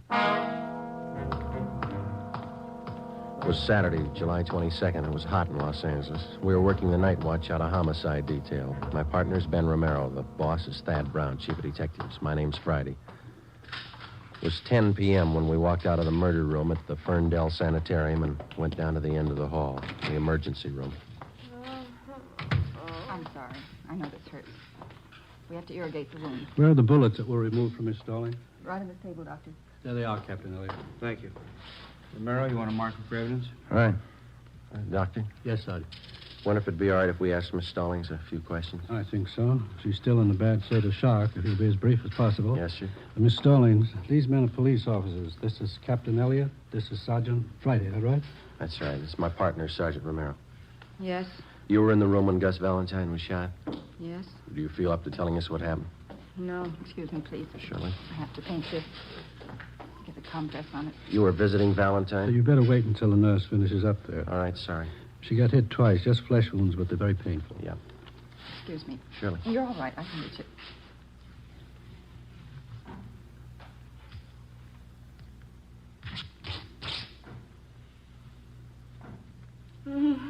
There. Chat room, I'll be back. I gotta go see if Kim needs help. I'll be right back. All right. You were in the room when Valentine was shot? Yes, I saw it. Did you get a look at the men that did the shooting? I don't remember. Could you describe them? I don't know. You sure you're feeling up to talking now? I don't know. You any idea who the men were? No. Maybe we can talk to you later. I don't care what you do. I don't care what you do. You hear me? You hear me? nervous shock. I'm sorry. We didn't mean to upset her. You didn't. Thought maybe she might be able to help you a little, but I guess not. Better make it sometime tomorrow morning. She'll be all right then. Okay, thanks. I don't know if I saw him. I don't know if I saw him. How should I know if I saw him? How should I know? Let's go.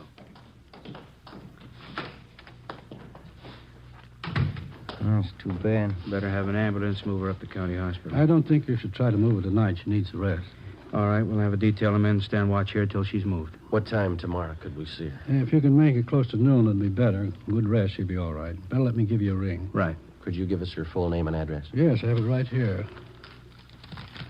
It's Ida Mae Stallings, 837 Donohue Street, Linwood. All right, thank you. Anybody else here in the sanitarium see the shooting? Well, I saw the man. I couldn't describe them, just their backs as they ran down the hall after the shooting. How were they built, do you remember? About average, I'd say. Hard to tell. How are they dressed? Well, one of them was wearing a hat. Looked like some kind of summer hat. Straw? No, it was one of those, what am I trying to say? You know the kind. Was it an open weave hat? No, you know, very common in the summer. You mean a Panama? Panama, sure, that was it. White. What kind of suits did they have on? I couldn't tell you. I was in my office when I heard the shots. I came out in the corridor. They were just making to the back door. Anyone else see it? Sylvia Proctor, the nurse who was in the room at the time. Why'd they kill her? I don't know. Any of the patients? Is it possible one of them might have seen him? Yes, one of them did see something. Bert Anderson. Like to talk with him? Yes, we would. And down this way. He's in room 38, just down the hall from the shooting. All right. I should tell you, Mr. Anderson lost his speech about 9 years ago. Uses a child's slate to write on. Why is he here in the sanitarium? He's old, 73, lives on a pension. Except for losing his speech, he's as sharp as a high school boy. Hello, Bert. Sorry to bother you after all the excitement. Yeah, all right. We won't keep you up long. It's after your bedtime. Would you hand me that box of chalk over there? Oh, yeah. Bert, these men are police officers. They want you to tell them what you know about the shooting tonight. I thought you might have seen it. This is Captain Elliott from the Homicide Department. How you do, Mr. Anderson? And this is Sergeant Friday, that right? Yes, sir. How are you, sir? And this is Sergeant Romero. How do you do, sir? Well, where were you at the time of the shooting, Mr. Anderson? Sitting in here with the door open, huh? Did you get a good look at the men? What'd they look like? Question mark. I don't think he understands what you want to know. Yes, that's the trouble. Let's put it this way, Mr. Anderson. How many men were there? Let's take one of these two men. Can you describe one of them? That's the way, Captain. That slate's rather small, and he can only get so much on it at a time. He's like all of us. He wants to talk fast, and this is the only way he knows, so we have to make it easy for him. I understand. Built like the captain. Your bill, Skipper. Same man had a thin mustache. That's all I can tell you about him. How about the other man, Mr. Anderson? Can you describe him? Please. What's that second word? I can't make it out. Understand. Uh-huh. They were running very fast. Thanks. Yes, we understand. Did you see the other man at all? Fine. What can you tell us about him? All he could see was... man was wearing a hat. A white Panama hat, Mr. Anderson? He says yes. Was there anything peculiar about the way they walked or ran? Did one of them have a limp, for instance? Didn't notice anything. Says he didn't notice anything. Could you tell us anything about the men's faces? They passed by so quickly. I was worried about the gunshots. Yes, we can understand that, but do you think you could identify them if you ever saw them again? He says he could try. Could Mr. Anderson come downtown if we have a show up? I don't see why not, but gets around fine. Now, he wants to know why they killed Miss Proctor, the nurse. He says she was one of his best friends. We don't know, Mr. Anderson. Says he wishes he could talk. Maybe he could help you more. It's all right, Bert. You talk loud enough.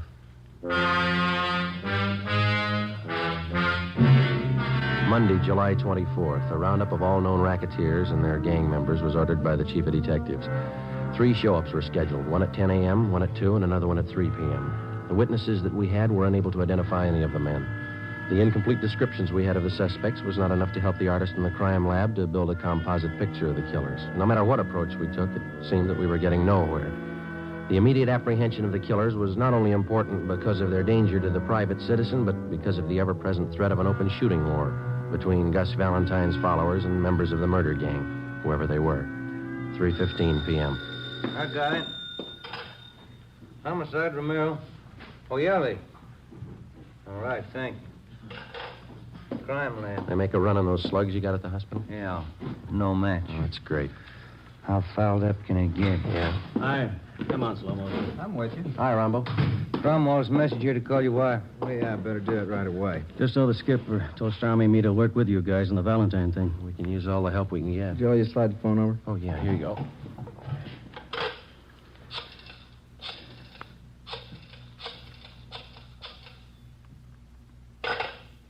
What's the matter? Change your mind?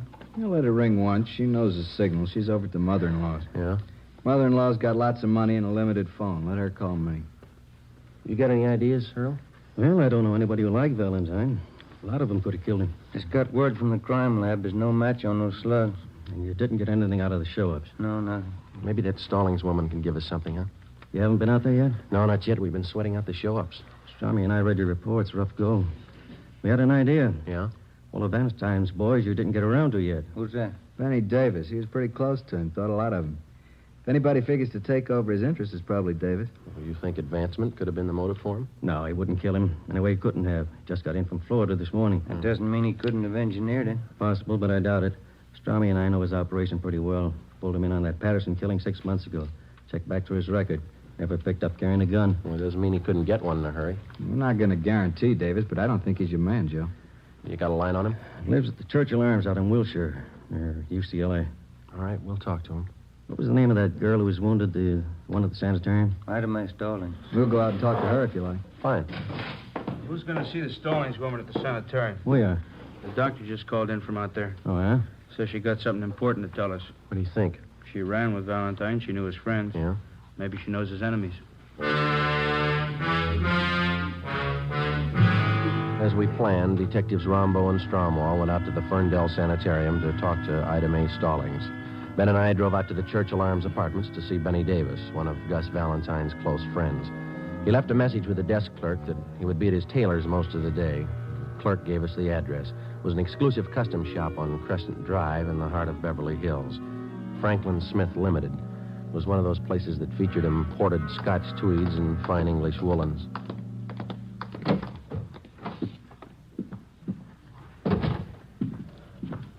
Good afternoon, gentlemen. May I serve you? Could you tell us if Benny Davis is in here? Mr. Davis. Yes, sir. Third fitting room. To the rear, on your left. Thank you. Come on. Look at that brown cloth over there, Joe. Yeah, that's Donegal tweed. That's nice fabric. I had me one of them once. Wears like iron. Oh, yes. This blue pinstripe certainly fits a great deal better than the brown one. You turn round. Yes, excellent fit. Yeah, looks fine.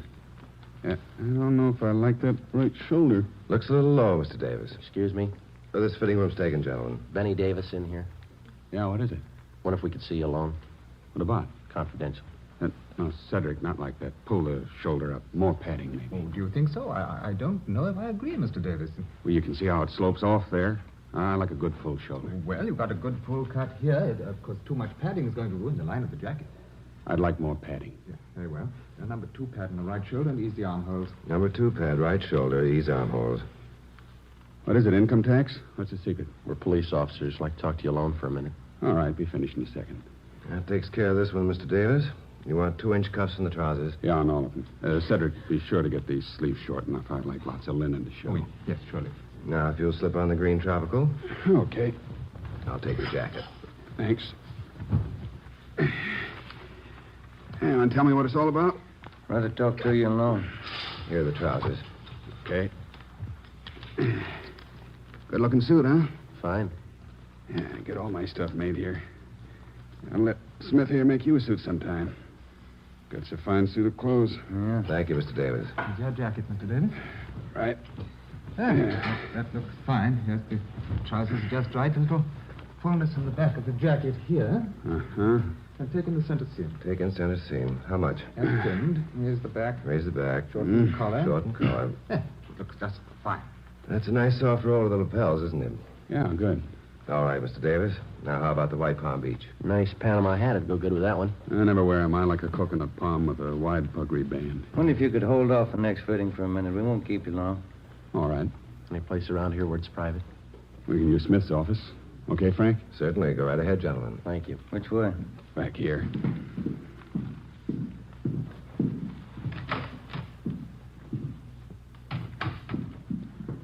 Okay, what's on your mind? Gus Valentine. Yeah, that's a tough one to lose. You got any idea who killed him? We're working on it. How do you mean? Just that. Well, that makes us even. There's only one difference. Yeah? We get paid for it. You don't. We thought a lot more of Gus than you did. Any law against striking down the killers? It's a law against shooting him down. Tell that to the boys who cut down Gus. I don't think you can get to him without us. We've done it before. You're a little late with Gus. We tried to keep him alive. We warned him for a month. He knew what was coming. We talked to him. Yeah, he told me. Funny guy. He had a mind of his own. He had a reason for not telling you. What was it? When we get there, we can ask him. You think you know who did it? Won't be too tough to find out. Meantime, you can work it from your end. And if you get to him first? Maybe we'll give you a call. Now, you listen, Davis. I'll tell you the same thing we told Valentine. It's not open season for murder. This town's had all the shooting it's going to have. Valentine's killer's going to go to the gas chamber. That's the only way he's going to go. You understand? Nobody said any different. All right. Then you can tell us what you know. Who do you think shot Valentine? I can't be sure. You've got somebody in mind. There's a dame. Who? Audrey Thompson. What about her? She runs around with a couple of guys. Yeah? There's never any love lost between them and Gus. They were always talking big about what they'd do if Gus got out of line. What'd they have against him? Business. Claimed Gus was squeezing them out. Was he? I never knew much about Gus's out-of-town business. That's where these guys are from. They're new in town. Figured Gus was cutting them off out here on the coast. Who are they? Shaker Brothers. Bud and Carl. Where can we find them? I don't know. They're in town somewhere. What about this Audrey Thompson? Nice dame. Hard to figure. Husband died a year ago. Real nice woman. Been doing the town with the Shaker boys. Nobody could figure it. You think she's in on it? No, but she could finger him if anybody could. Lives at 8700 North Serrano. All right, Davis, thanks. What's the new wardrobe for? Okay. Carter just made a point. Here, pull this over. Oh, my gosh, why do you guys cram that up so much? Hold on. All right. We were talking on the Monday show about how, what were we talking about? How you don't like rom-coms. How I don't like rom-coms. Or like romantic-based things. Right. I don't like rom-coms. I don't like romance novels focused and all stuff. that. Yeah. And I said, then you have said the two or three examples that I've said I like Groundhog Day, what was the other one? While You Were Sleeping. Oh, While You Were Sleeping. Or even like you could make the argument that Grosse Point Blank is a rom-com. Yes. And I love that movie. But your point is, well, they're very dude-centric. And I would say, While You Were Sleeping isn't, but yes. Right. But why wouldn't I relate to dude-centric stories like that? I'm not saying you shouldn't relate to them. I'm saying that women relate to man-centric things. Do they? Why is it so hard for men to relate to women-centric Well, it depends things? on what it is. If it's romance, you're right. It's not that I can't relate. It's just, it's not interesting to me. Okay. So like, here's an answer I'd give you. You hate romance. Your mother loves Gilmore Girls, and she watches it over again multiple times. Yeah.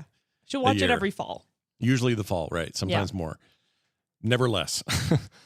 I think that first season of that show is great because one of the main characters, there are three main characters in the first season: Lorelai, Rory, and the town. Yeah. The town is key. The town is a character. So for me, that's like Northern Exposure, another show I loved, even though Dr. What's His Name and What's Her Face were kind of the romantic What's His Name and thing. What's Her Face? I can't think of their names.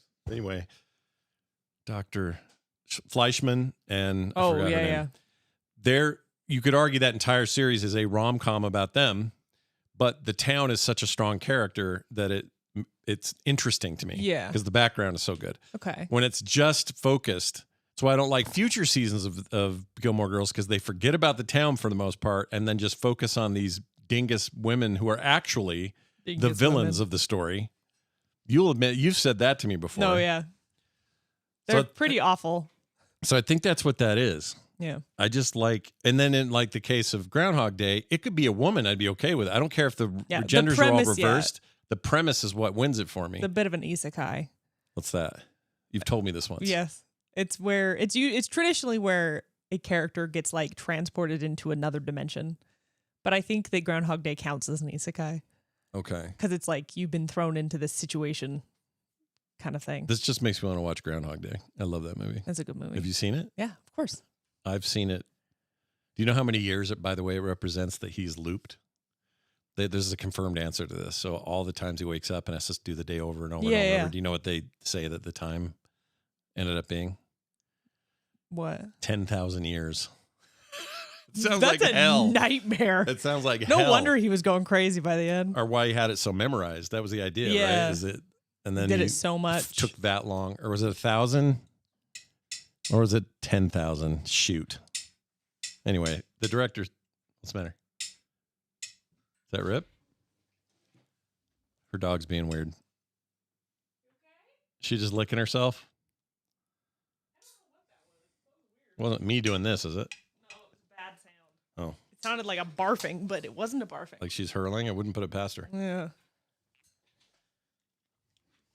All right. Well, to finish out this conversation, Carter, do you think I should or should not try OpenAI's new browser, ChatGPT Atlas? You think I should give it a try? It's a new browser. You know my answer. Do I know your answer? You know my answer. Is it based on... Well, I'm going to try it. It's a browser. And I'm sure it's got all kinds of plugins for like, oh, you saw a thing? Do you want to know more? Like, I'm sure that's what the AI part of it is. But at the end of the day, I can go frogpants.com and up will come my website. Yeah. So I can try, right? Why are you making that face? I don't know. Also, Carter would tell you this if she had a camera on her. Oh, I'm not in the room where you can do it. You can see me, but you can't see her. Carter, I slammed Carter's fingers in the door outside. Here, I can show on How's my- it looking? Bring it over here. Bring it over here. It looks fine. It's a little swollen, but that's it. Is it mostly this finger? It's just this finger, yeah. Show This it. one got a little dinged, but that's it. There it is. That's the Mormon bird. And yeah, it's probably going to puff up a little. I didn't see it, and I slammed my other daughter's car door after I said hi to her kiddo, and I didn't know Carter's hand was there. It was like flashback to when you guys were little. We were always doing this with your fingers. Oh, my gosh. And so I went, wham! And she goes, Dad, open the door. Dad, open the door. And I thought you wanted to put something in there because you were so calm about it. Open the door, open the door, open the door. I'm like, all right. You know when you're panicked and you're just like, open the door, do it. You should have gone, ah! And then pointed at your I'm hand. not a screamer. All right. Fair enough. She's okay, though, everybody. I'll never understand why in like stressful situations or if like something happens, people will just like start screaming. And I'm like, that does nothing. No, that's fair. Do you have anything else you want to talk about before you go back to your... I don't want to go back to my I know, you have, work. you have to work. What What game are we? We're playing. We're going to stream a game on Friday. We decided what? Oh, we probably should have talked about that on the show. Mm-hmm. Well, your sister was here. It was very chaotic. Yeah, we haven't decided what we're playing. How about we were going to play last Wednesday and we weren't able to because I had a minor surgery on my scalp and it hurt and There's that I a lot wanted to going die. on. I had a lot going on. I'm really tired. Where'd my glasses go? Damn it! They're upstairs. You ding dong. Shit. You should have a spare down here. I know. That's why I got to get those duped because they're the only prescription that works. Oh well. Anyway, the point is, what was the point? I forgot. Oh yeah, we're gonna play something. You know what I should do? Let me open up Steam. Steam. Hold on. Let me find it here. Here we go. Oh, you might like the travel features of this Atlas browser. I don't want any of it. There's nothing I can do to convince you. It's so using it's up okay. so much energy, Dad. You think it is, but you don't actually know that. You've just been But told I that. do. How? There's tons of stuff about There's it. tons of stuff about how it's I'll gotten send you way things. more efficient, and Yes, because but of the it's reduction still of hold on. taking so much energy. with the reduction in use of search engines, the estimate is that we are currently lower than our previous levels when we were just search engines. That we are actually under that. Then why is it using so much energy? It's not, is the point. It initially, yes, we had GPU shortages and all the issues, and everybody's building Then stuff. why are people in towns with data centers, the big AI data centers, why are they paying more in electricity bills? Well, there may Because be it's all some being there may be some subsidized. situations like that. I'm not, no doubt, but it's not. I'm telling you, I know that I have a bias toward the usefulness. You have Until a bias it's toward how much you good, hate it. Until it isn't ruining the world, I will not be using it. But how do you know it's ruining the world? You don't know that Because it is. You just saw There's a TikTok lady. And you No, went, there's a lot of sources, you wiener. I would tell you to look it up, but you look it up on Atlas and it probably would tell you lies. no. See, your conspiratorial is the problem. All right, hold on. We're going to look at... Ooh, Outer Worlds 2 is out today. We got ourselves a hero. Scott have to spend $70? This ought to be good. All right. That's not why I came here. Let's go to... We need to look at the horror tags in my library. Horror tags? Horror tags. So Phantasmophobia is one option. Mm-hmm. Hold on. I should make you play Escape the Backrooms with me. Escape. That would work. I don't know how to play it. Do we have that? It's really fun. Yeah. How do we both play it? We have a couple copies. We do? Yeah. So we could just log in and play that? Mm-hmm. Oh, and it's 1.0 as of the 23rd. That game's no longer in early access. We could really? straight up play it. I yeah. didn't know that. Let's play this. All right. I don't know a thing about it. Can 2 play? You're going to scream. Yeah. Oh, I guarantee it. I think it's hate up this to liminal space stuff. 6. It says it 4, but it shows 4. We may have had a mod too. Oh, yeah. You guys did that with that other one too. Yeah. Okay, hold on. Escape the Backrooms. Escape the Backrooms is a 1 to 4 player co-op horror exploration game. Traverse 30+ eerie backroom levels and avoid entities and their other dangers. Try to escape, but be warned. Survival isn't guaranteed. Oh, you got to go in vents? It is your nightmare game because you hate liminal spaces. I really do hate them. We don't have to play it. We can play another game. No, let's play it. That's fun to play things I hate. It's more fun with people. I've so. only gotten to the 3rd level and I screamed like a freak. This thing is only... Are you sure we own this? Oh, it's in Steam Family Library. Yes. Okay. Can we both play We own it? 2 copies. You're sure about that? Yes, because Alicia owns a copy and I own a copy, and Alicia's in our family. And it's only $9 if I have to get one, so it's fine. Yeah, If you it don't turns though. out. You're fine. Did you hear that the new Jackbox got delayed till next year? I'm so Really? sad. It's supposed to be Bummer. out this week. Yeah, I knew it was soon. I'm going to stream a lot of games Friday because Friday morning is Playdate. Mm-hmm. Friday afternoon is you and me. Mm-hmm. At some point, John and I are continuing our thing we're doing. It's just Halloween. It's Halloween. Ooh, scary. We have to do ours somewhat early before, like right after your show, though. Too. Oh yeah, we'll do it early. Because I leave. You have stuff. I have friend things. Yeah, Carter's a social creature now. I don't know how it happened, but I it's don't either. true. You're super social now. You flipped, but it's a very specific yeah, social. I'm social with 4 people. 4 of the same people. 4 of the same people always. Mm-hmm. That's still social though. I know it's weird for me. I used to never be like this. Yeah. Carter hiding behind chat. I am hiding behind the Sorry, chat. I can hide it. Now you're not. Now you see her. You see the paper towels. You see that wig. You can see everything. You see all the stuff we have in the Wow, room. it's like a dark void back here. Mhm. It's terrifying. This area. Yeah, it's black. Weird. Scary. Halloween. Ooh. All right. Well, I'm gonna get back to work. You should do the same. And we'll do a proper stream on Friday and a new show next week, and everybody will be happy. That's all that matters. All right, I'm going to play Dragnet now. Here we go. Yeah. Going east to catch the new Broadway shows leaving Wednesday. Better hold off for a week, huh? All right. Come on, Ben.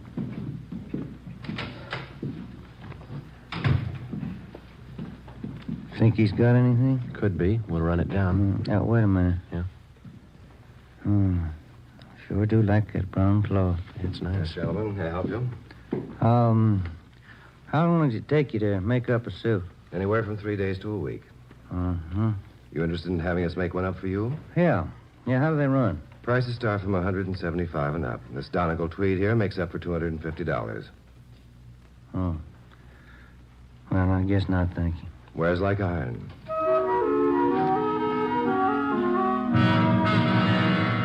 $4:30 p.m. We drove out to 8700 North Serrano to the home of Audrey Thompson. There was nobody home. We went back to the office to check with Rombo and Stromwall. We drove in the Spring Street entrance of the City Hall garage.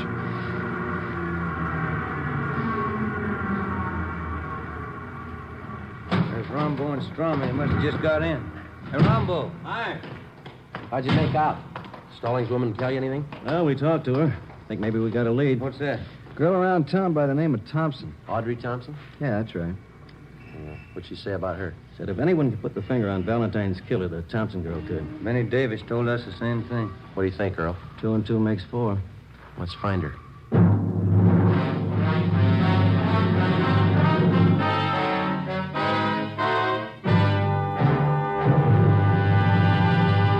You are listening to Dragnet for the step-by-step solution to an actual police case. Here, step by step, are the reasons why Fatima has more than doubled its smokers from coast to coast. Step 1. The name Fatima has always stood for the best in cigarette quality. Step 2. Long cigarette smokers discover Fatima has a much different, much better flavor and aroma. Step 3. Long cigarette smokers find Fatima extra mild. Fatima is the long cigarette which contains the finest Turkish and domestic tobaccos superbly blended to make Fatima extra mild. And that's why more and more smokers every day agree it's wise to smoke extra mild Fatima. It's wise to smoke extra mild Fatima. Yes, the name Fatima on that golden yellow package is your insurance of an extra mild smoke. So enjoy king-size Fatima, the best of all long cigarettes.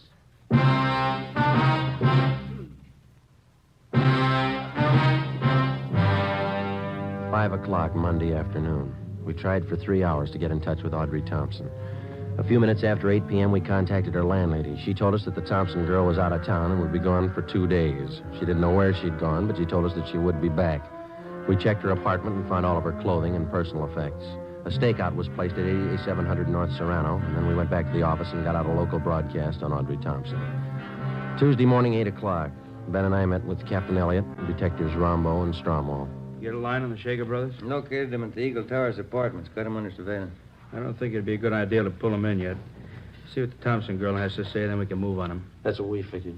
Pull the packages on them? Yeah, they both got fair records. Been up on 3 raps, 1 conviction, second degree robbery in Tulsa. That's where they're from. Couple of tough ones, always ready to use a gun. Apparently got a wad of dough somewhere. They've been throwing a lot of money around town. Pick up any rumbles about them? Well, we've been nosing around. We can't get anything on them for sure. They're not known around here. Shown the mug shots of the Shaker brothers to Mr. Anderson at the sanitarium. The doc, too. Yeah? Looks like the guys to them. Everything hinges on the Thompson girl. Check her out? Yeah, she used to be married to a newspaper man, Blaine Thompson. Died last year in an auto accident. No children. Went to high school here in town, local girl. Reputation's good all the way. Why the sudden switch to tough guys? I don't think she knows.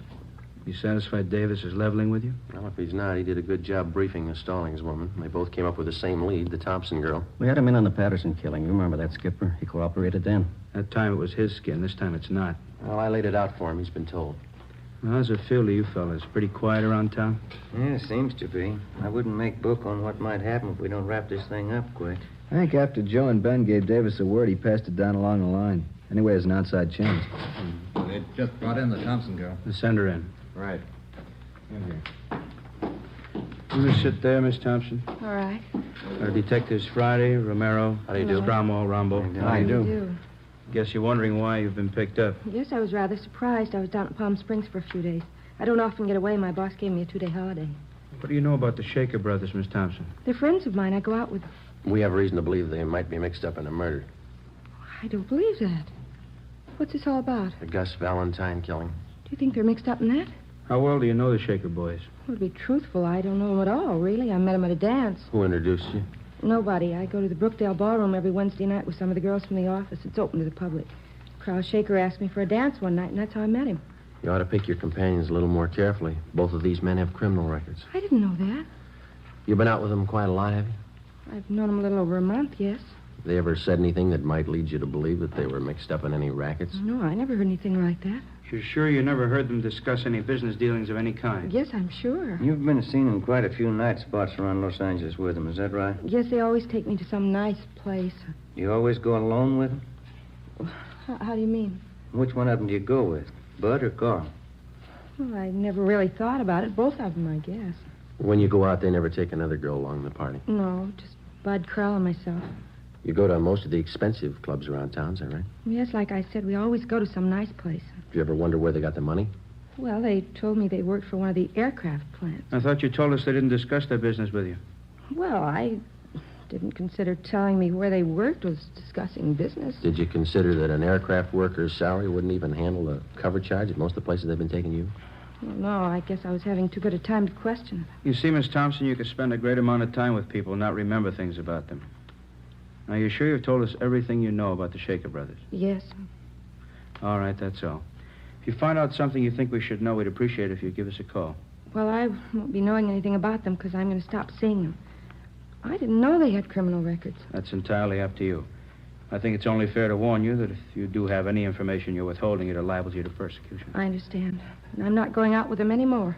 I wouldn't let them know you've talked with us. If they are the men we're looking for, it might put you in danger. I'm not afraid of it. Neither was Gus Valentine. For the next 10 days, Audrey Thompson, along with the Shaker brothers, was kept under close surveillance. It was obvious that she'd either lied to us or changed her mind. She continued going out with them. She was seen in all the important night spots around town. Thursday, August 9th, we met with Captain Elliott. Skipper, maybe we better pull the Thompson girl in again for questioning. Let's hold off for a few more days. I'm afraid if we bring her down here again, the Shaker brothers could get wise. Since she decided to ignore what we told her, they might get rough with her. Why can't we move on them? Shake down their apartment. If we're lucky enough to come up with a murder gun, we can work from there. I don't think so, Joe. The record and only one conviction. I think we'd be playing a long shot. That's the way it looks to me, Earl. Maybe something will break if we can hold out just a few days more. Yeah, we're being watched awful close. If they try to move in any direction, our men will be with them. Friday. Yeah. Can you step out here for a minute? Right. Excuse me. Sure. Back when you're through. Yes, sir. Yeah. The lady out here to see you. Thanks. Mr. Friday, Hello, Miss Thompson. I didn't stop seeing the Shaker boys. Yes, we know. What you men told me a couple of weeks ago just made me sick. To think I'd been going out with these men, been seeing with them. I've never done anything like that in my life. Yes, ma'am. I decided to try and find out what you wanted to know. You didn't ask him any leading questions. Oh, no, I knew better than that. Last night we were out and they had a little too much to drink and they got to talking. Yeah? I didn't say anything. I let them talk and acted interested. Yeah? I confess now, I'm terribly frightened. I spent the night with my sister-in-law. Could I stay here till you get this thing straightened out? Certainly. We'll give you protection, Miss Thompson. Now, what'd they tell you? First, they got to talking about some girl called Ida May. I didn't catch the last name. Said they wondered if she saw them at the sanitarium. Yeah? Said they wished they'd finished the job that night, whatever that meant. Then Bud said, I don't think she saw us or we'd have heard. Anything else? Yes, Carl said, did you see the look on Gus's face when we opened up? Then what? They laughed.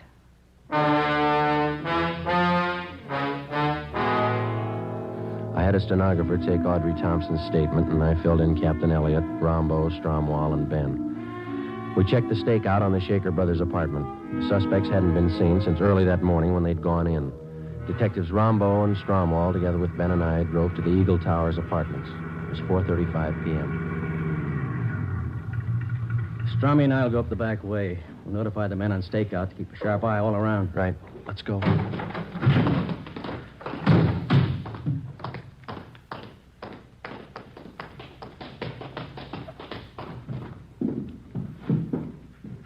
Apartment 410 is the top floor. Yeah. Let's take the elevator. Yeah.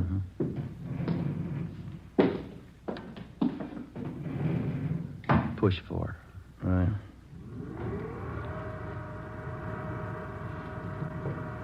Just thinking. Yeah? That Thompson girl, long on nerve. It's this way. Here it is. Cover me. Yeah.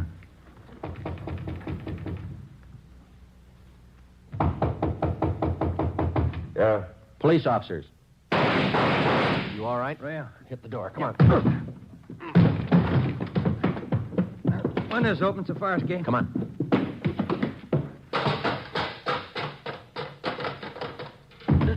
There they go over by the ventilator. Watch it. There's Strummy and Rombo coming out the door onto the roof. Rombo, watch it. They're up here. There goes one of them. Come on. All right, hold it right there. I give up. There goes the other one. He's making for that cable house. Stay with this one. I'll get him. All right, Shaker, let's put the gun away. You make a break onto the roof, they'll cut you down. Hold it, Shaker. Ah!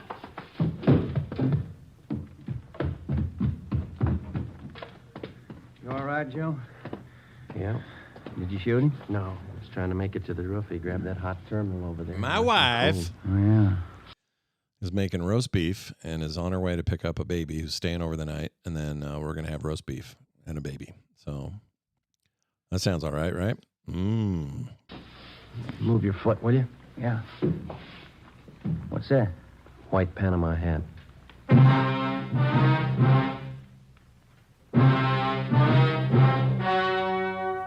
The story you have just heard was true. Only the names were changed to protect the innocent. On November 19th, trial was held in Superior Court, Department 89, City and County of Los Angeles, State of California. In a moment, the results of that trial.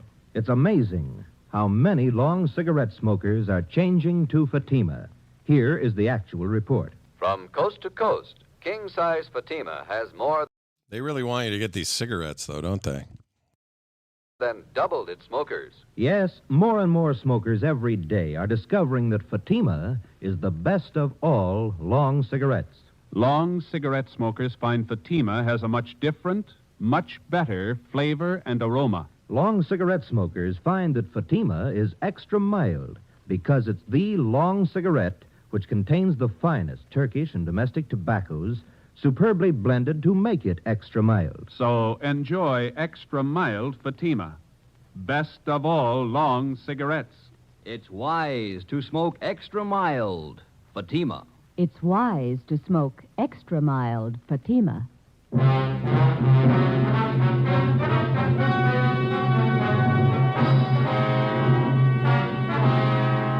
Adolf Bud Shaker and his brother Carl Shaker were tried and convicted of murder in the first degree.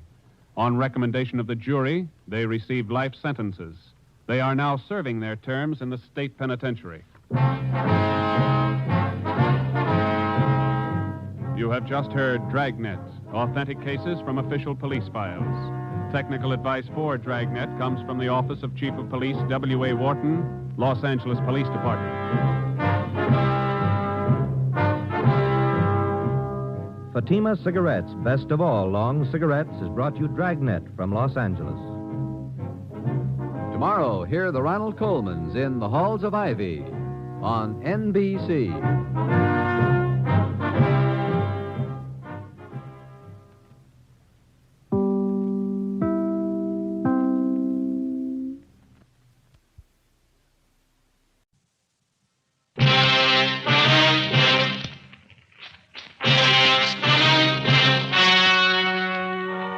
The story you are about to hear is true.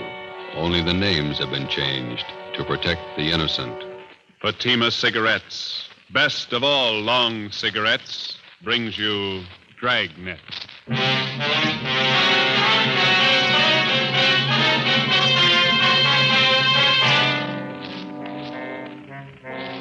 You're a detective sergeant. You're assigned the Juvenile Bureau. The high schools in your city have been flooded with obscene literature.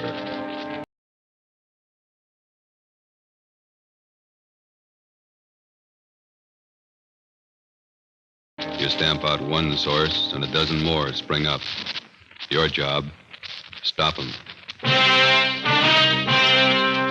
If you want a long cigarette, smoke the best of all long cigarettes. Smoke king-size Fatima. Fatima is the long cigarette which contains the finest Turkish and domestic tobaccos superbly blended to make Fatima extra mild.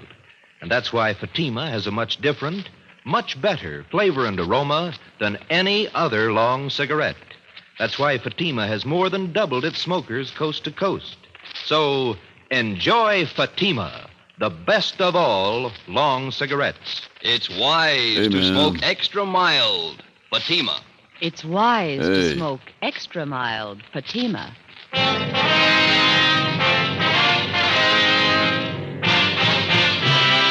Dragnet, the documented drama of an actual crime. For the next 30 minutes, in cooperation with the Los Angeles Police Department, you will travel step by step on the side of the law through an actual case from official police files. From beginning to end, from crime to punishment, Dragnet is the story of your police force in action. It was Monday, October 21st. It was cool in Los Angeles. We were working the day watch out of Juvenile Bureau. My partner's Ben Romero. The boss is Inspector Lester, commander of the Juvenile Bureau. My name's Friday. It was 10 a.m. when we got to the auditorium of Canfield High School. Stage door. Guess we go right out onto the stage. Yeah, we better wait till we're called, though, huh? You're the men from the police department? Yes, sir. This is Sergeant Romero. My name's Friday. Howdy do. How do you do? I'm Paul Fisher, the principal here. Come right out onto the stage and we'll get the meeting started. You all right? Yes, sir. Just have a chair there. Thank you.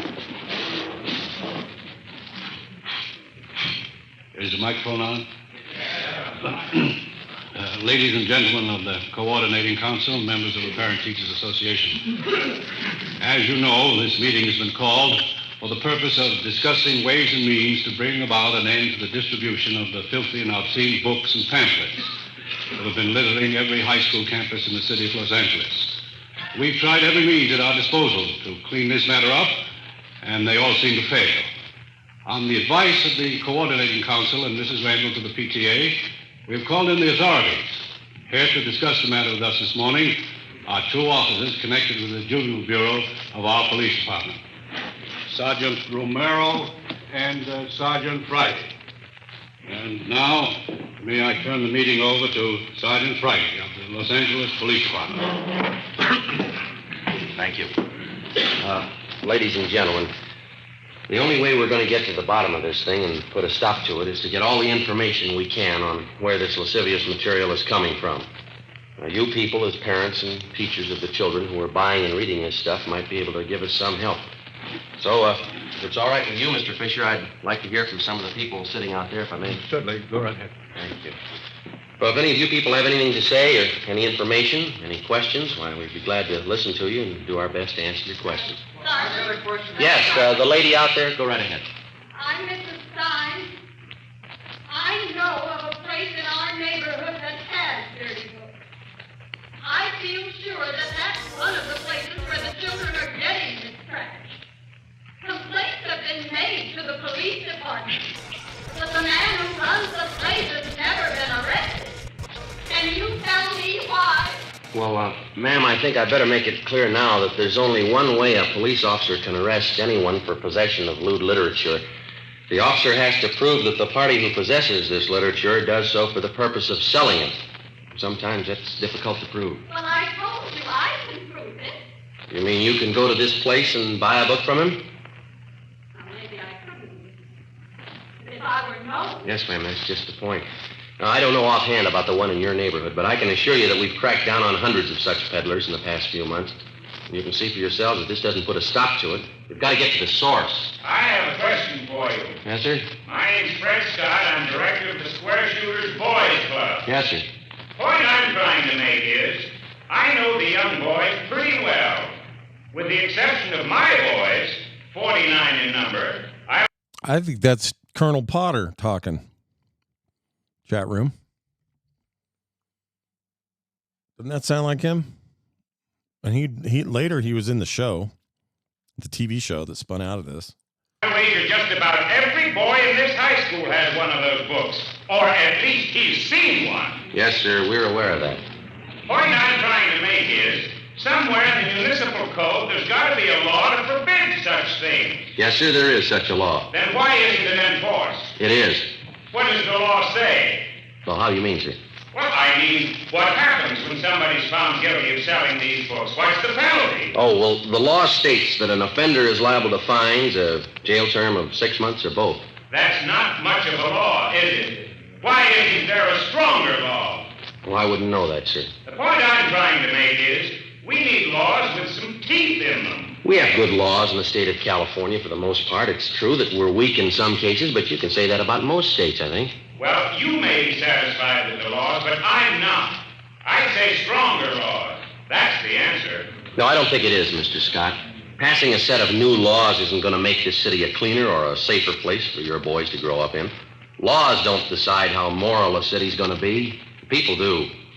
Laws don't mold character in young boys either. The parents and teachers do that. I don't think I know what you're getting at. What do you mean? Well, just this, Mr. Scott. It's our job on the police department to keep filthy junk like these books from falling into youngsters' hands. Yes? Now, on the other side of the fence, the youngster has to be taught to recognize this obscene material for what it is, filth and garbage. And the youngsters have to be taught that in the home, in the school, and the church. Now, if they can be made to understand that the kind of dirt and filth these books represent, well, that'd be worth more than any new set of laws, wouldn't it? But But what about these men who put out the books? The men who sell them? How do you reach them? Through the youngsters. They seem to know the way. The next morning at 8 a.m., after meeting with Inspector Lester of Juvenile Bureau, Ben and I went on stakeout at Canfield High School. From past experience, we knew there was little hope of a quick end to the case. It was going to be a long haul, tracing the source all the way up the line from the high school kids who bought the filthy books to the small fry pushers, the wholesalers, and finally, we hoped, to the top, the man who printed the books. We had no illusions on that score.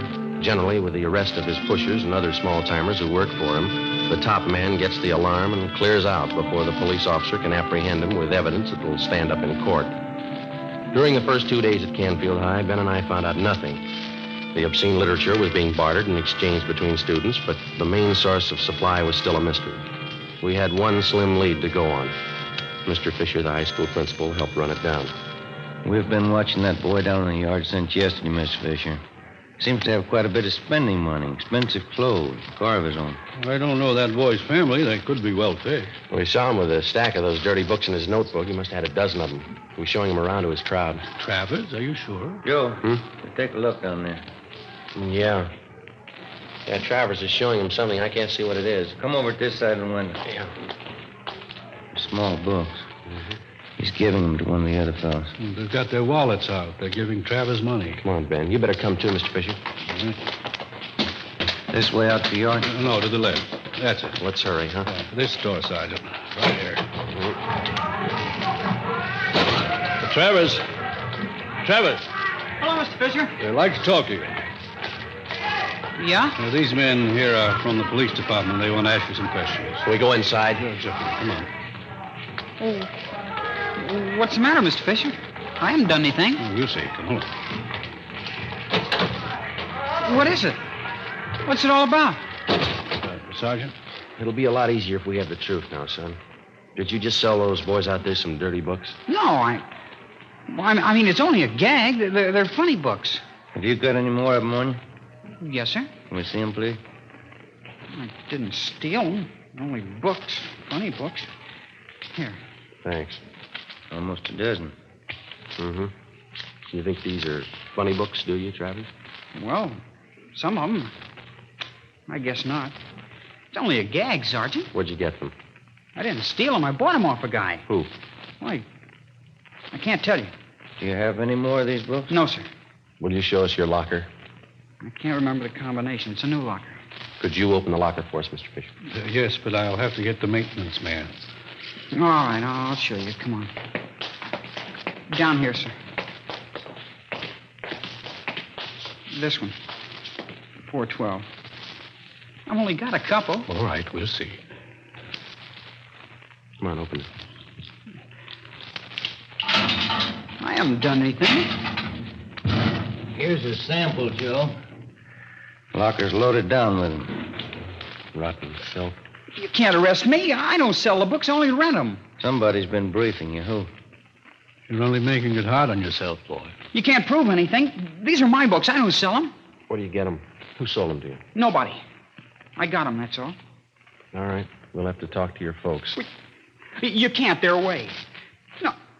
No, you can't. Don't. Afraid we'll have to, son. Oh, please don't tell them. Please don't let them know I'll do anything. All right, let's have the truth then. Who are you selling the books for? His name's Barney. That's all I know. I meet him at a cigar store downtown, 5th and Harrison. Does he sell you the books? He gives them to me. I sell them and then give him the money. I get 10 cents for every one I sell. How much do you sell them for? 25 cents. Some are $1. I get 30 cents for those. And the boys in this school have been paying that kind of money for this film? Yes, sir. This man who gives you these books, you know where he lives? No, sir. I haven't any idea. When are you going to see him? Well, this is Wednesday. I was going to meet him downtown this afternoon. The cigar store? Yes, sir. But I don't want to get Barney in trouble. He's been okay to me. Sure. He's done a lot for you. 4 p.m. Wednesday. Ben and I drove downtown with 16-year-old Eddie Travers. We parked the car near the corner of 5th and Harrison and kept an eye on the cigar store. We waited. No sign yet, Travers? No, sir. Barney usually waits by the newsstand there. I haven't seen him yet. How long you been selling for this man, son? About 3 months, maybe 4. Any idea where he gets the books? Well, Oh, just a minute, Sergeant. Yeah? I think... Yeah, that's Barney, the one going up to the cigar counter. The man in the gray suit there? Yeah, that's him. He's going into Juanita's cafe. Is that where you usually go after you meet him? Yes, sir. You better take the boy back to the office, Ben. I'll tail this guy and see what I can find out. Okay, you want me to pick you up later? I'll call you at the office. Oh, you got any matches? No, I'm out. I'll pick some up at the cigar stand. Right. See you later. Yeah.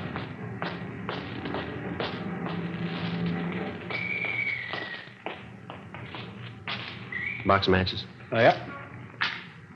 And a pack of spearmint, too. All right, sir.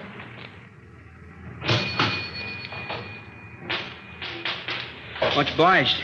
Got a special on Old Typical New Bourbon today. $2.69 a fifth. No, thanks.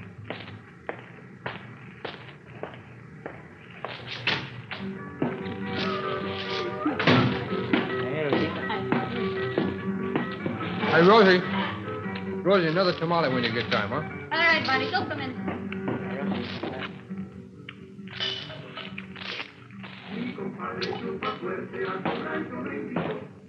Yes, sir. Let me have chicken tacos, side order of fried beans, and a cup of coffee, huh? Chicken tacos on one, side of beans. Another tamale. Anything else, Barney? Yeah, some more coffee, huh, Rosie? Tamale on one. Hey. Slide the ketchup down here, will you? Yeah, here you go. Thanks. They got good tacos in here. Lots of meat. It's fresh stuff. Yeah. There's the sugar. Oh, thank you. Hey, Rosie. Here. Here, Rosie. Yeah. I got some new ones in just today. Whole stack 'em. What are you talking about? You know, the picture books. Good ones. You can make some money on the side. They'd sell good around here. Listen, Barney, I told you once, no. Oh, come on, here. Look 'em over. These are good ones. I said no, that lousy junk. The next time you bring that stuff in here, I tell the boss, understand? Now eat and get out. Well, that's a real funny thing. Looks great, but boy, what a cold potato. Yeah? Come on, eat and get out and take that junk with you. Nah, cold potato. I don't like to chow in here anyway.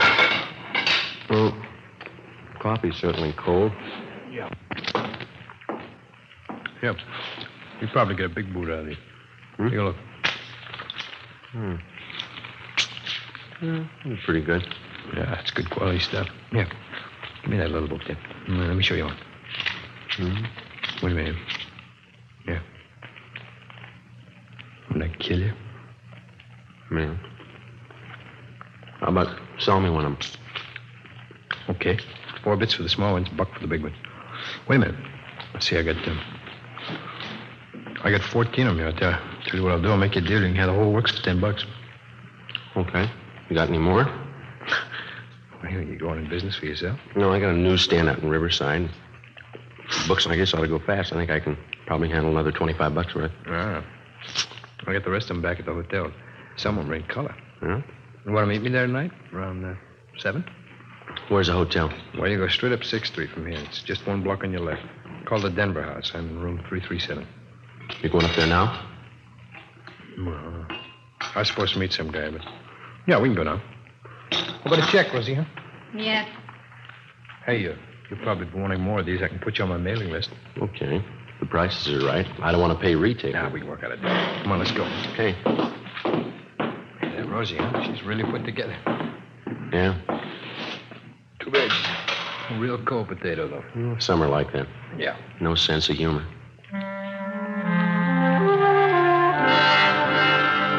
We left Juanita's Cafe and walked up Harrison Street to 6th. We turned left and went down 1 block. It was 5 minutes to 5 when we got to Barney's room in the Denver House, number 337. He dragged out a steamer trunk from under the bed and counted out a stack of books and pamphlets covering the general topic of degenerate filth in stories and photographs. Okay, Mac, there you are. It's $25 worth. Pay the money and the bucks are all yours. Okay. Here you go.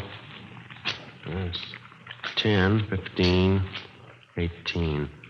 I'll have to give you a check for the rest. How do I know it's any good? You could take off. I'd never see you again. You'll see me. You're under arrest. Huh? Hey, you're kidding. Hey, let go. All right, let's hold it right here. Hey, wait a minute. Oh, now, look, Lieutenant, we can work this thing out. We'll work it out downtown. Now, wait a minute. I can set this thing right for you. Where are you getting this junk? Who's supplying you? Oh, look, why not use your head? You never get the top, man. Not in 10 years you won't. We got lots of time. Come on.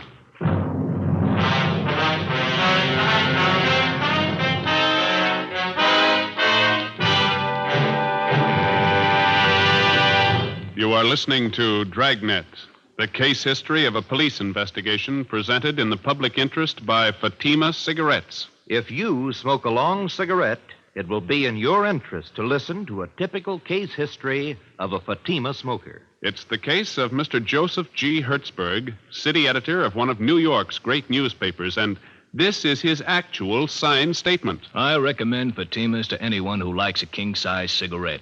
In my business, the long hours really put smoking to the test. Working overtime means smoking overtime, and that has sold me on Fatimas. No matter how often I light up, Fatima gives me an extra mild smoke. And Fatima flavor, it's much better every time. I found out it's wise to smoke extra mild Fatima. And more smokers are discovering this every day. Actual figures show Fatima has more than doubled its smokers coast to coast. So enjoy Fatima yourself. The long cigarette, which contains the finest Turkish and domestic tobaccos, superbly blended to make it extra mild. You will prefer Fatima's much different, much better flavor. You will agree. It's wise to smoke extra mild Fatima. It's wise to smoke extra mild Fatima. The best of all long cigarettes.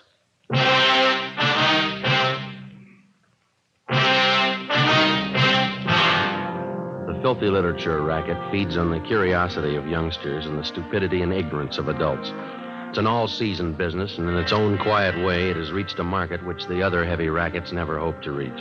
Your home and your children. 6 p.m., Wednesday, October 23rd. We checked the records, and the make sheet showed the book peddler's true name to be Barney W. Timpson, 38 years old. He had a past record of one previous conviction for peddling lewd literature in Dodge City, Iowa in March 1948. We had him brought to the interrogation room. Sit down, Timpson. Well, let's make it easy, Barney. Where are you getting the books? I told you, Sergeant, they deliver them to me. Who does? Different guys. I don't remember them all. They send different guys every time. How often do they make the deliveries to you? Once a month. When? Around the first, usually. Sometimes maybe the second and the third. They bring the books to your hotel? Yeah, they leave a pack up in the lobby addressed to me. They ever use the mails? They never do. They're not that dumb. So you've never seen the men that you do business with, huh? Not so I'd know them, no. You have no idea where they're operating from? I don't know. You expect us to swallow that? I'm telling you, I don't know. Oh, don't push us that kind of a story, Barney. I'm giving it to you straight. Now, what else do you want? Who's the supply man? Hey, look, we found this notebook in your hotel room, Barney. There's a list of names in it. This your customer book? Friends. Okay, they're customers. That gives us enough to land on you. I know that. I've told you everything. You still don't know who you're working for? Oh. Look, there's a phone number in this notebook. No name to go with it. Yeah? Now, look at it. This one right here. I don't know. Must be another customer. Yeah. Does it belong to the boss? I don't know the boss. You don't know me. Then who do you buy the books from? Who says I buy them? He must owe somebody a lot of money. Don't worry. I don't owe him nothing. He don't owe me nothing. He does now. What? You're going to jail for him.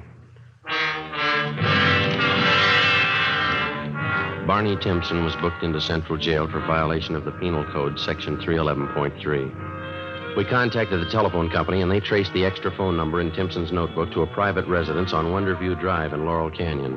A detail of men was assigned to stake out on the place. During the next week, mainly from information obtained from Barney Timpson's customers, 7 other peddlers of obscene books and pamphlets were taken into custody and questioned. 5 of the 7 told us they picked up their supply of books from the Laurel Canyon address.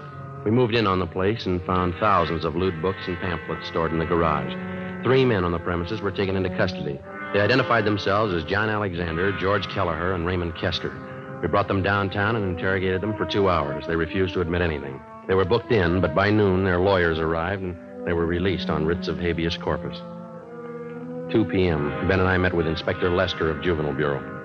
Just had a call from the men on stakeout at the Laurel Canyon place. They've just been over the garage where the books are stored. They get anything, Skipper? A couple of things. Might be fair leads. What's that? 3 stacks of books they found were wrapped in proof letterheads from the Havenbrook Hotel. Yeah? We checked with the hotel.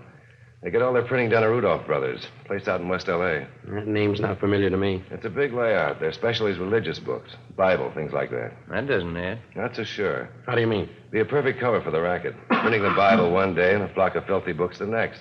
Could be the setup. What kind of a name does this Rudolph's place have around town? They been here long? 50 years. Good reputation. Oh, you could give it a look. Where's the place? On West 3rd, just below Athens Street. Not enough. Check the place over, but don't make it suspicious. Why would Anything anyone wrong? put No cookies use this tipping high? until Just ready to trying to move. protect Right, the Cuba. failed You gotta reach the there. presses turning out this jug and choke off the supply where it starts. Do that when you got a seat. Just a minute. Juvenile Bureau, left it. Yes, Adam. Down where? Okay, they'll be right out. Gross and Pacelli, they spotted one of the delivery cars. Where? Downtown. They followed it out to West L.A. Yeah? Rudolph's printing shop. 4 p.m. Ben and I, together with 2 other men from Juvenile Bureau, drove out Beverly Boulevard to Athens Street and down 1 block to the corner of West 3rd, where we picked up Gross and Pacelli on stakeout. The Rudolph Brothers Printing Company covered almost half a square block on the corner of West 3rd and Athens. The front of the plant had display windows featuring expensive leather-bound Bibles and other religious literature. While the other men remained on stakeout, Ben and I crossed the street and entered the plant. We introduced ourselves to the clerk in charge as potential wholesale customers, and we asked to be shown around the shop. It was more than obliging. I'd be happy to show you our plant, gentlemen. The most modern religious publication company in the West. That's our claim. Oh, would you step this way, please? Thank you.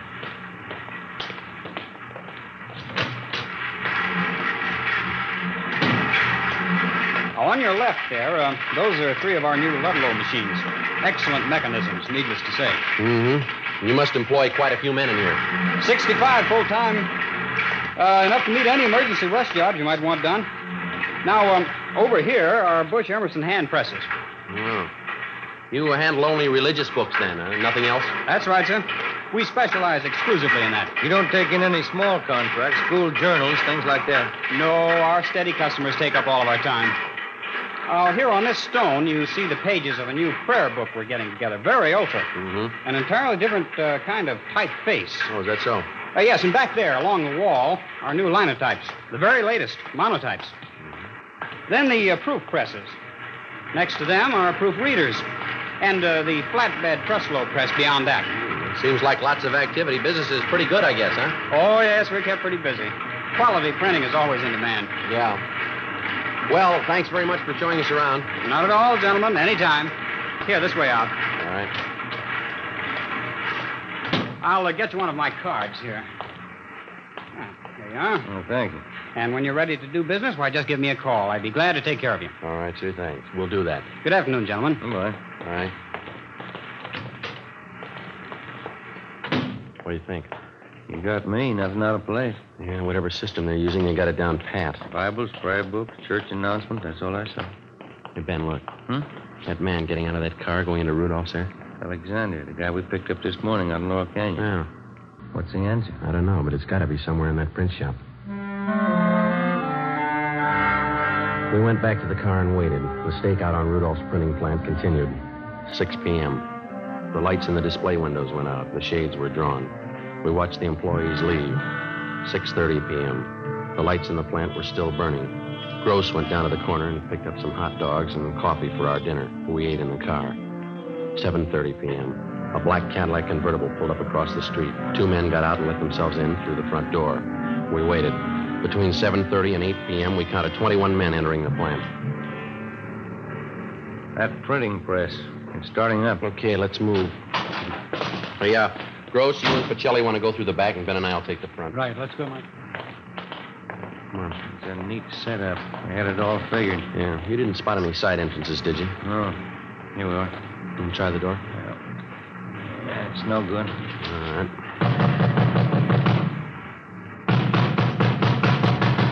Who is it? Police officers, open up. All right, come on, open up. The press is stopped. All right, let's hit it quick. Come on, again. There we go. There they are, Joe. They're trying to smash the plates. Come on. Pacelli, save those plates! Watch it, Ben. All right, come on. All right, you, all right, hold it. Hold it against the wall. Hey, Gross, get those plates off the press, will you? All right, hold it, you two. Look out, Joe, look out! All right. Get the plates, Joe! I round up those men and keep the door's covered. Get away from those tables. Come on over to the wall. That's about most of them, Joe. Those two men going out the door. Come on, head them off, will you? Come on, you. Come on, back inside. Get out. Wait, get your hands off her. Hold it up, mister. Come on, over there with the rest. You'll pay for this. I'll sue you down your last nickel. Yeah, come on, simmer down. Hey, Joe, we got Rudolph going out the back. Right. Call the office, will you? We're going to need transportation. Okay. Take those two with you, huh? Right. Come on. Well, we got enough evidence against them. Yeah, we're going to need it. 2 full pages of the junk right here. Yeah. Look. Right next to it. Yeah. Page from the Bible.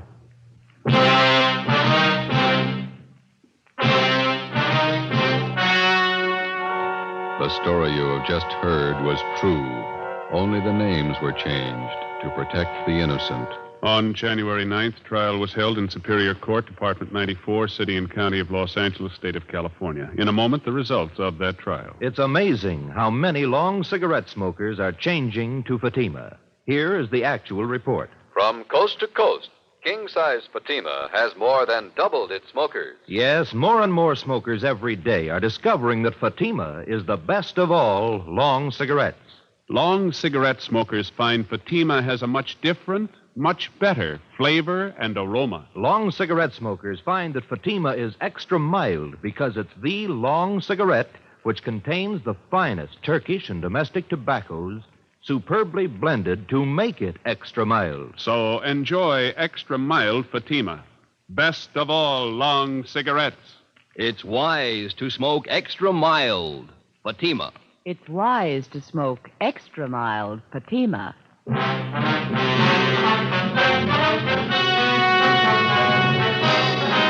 Frank Rudolph and 16 of his accomplices were tried and convicted of possessing lewd and lascivious literature for the purpose of sale. They received sentences as prescribed by law and are now serving their terms in the county jail.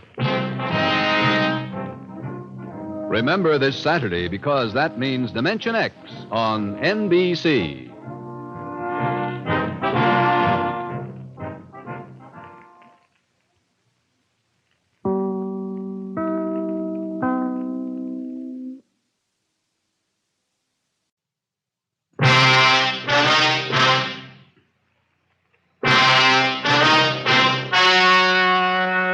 The story you are about to hear is true.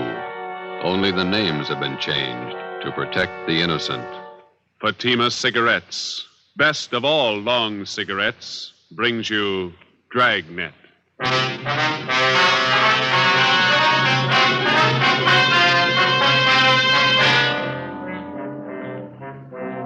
You're a detective sergeant. You're assigned to robbery detail. Vicious gunmen have committed assaults, robberies, attempted murders. Their victims, Army officers stationed in your city. Your job, get them. If you want a long cigarette, smoke the best of all long cigarettes. Smoke king-size Fatima. Fatima is British and domestic tobaccos superbly blended to make Fatima extra mild. And that's why Fatima has a much different, much better flavor and aroma than any other long cigarette. That's why Fatima has more than doubled its smokers coast to coast. So enjoy Fatima, the best of all long cigarettes. It's wise to smoke extra mild Fatima. It's wise to smoke extra mild Fatima.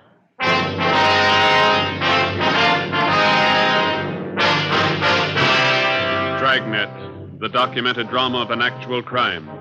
For the next 30 minutes, in cooperation with the Los Angeles Police Department, you will travel step by step on the side of the law through an actual case from official police files.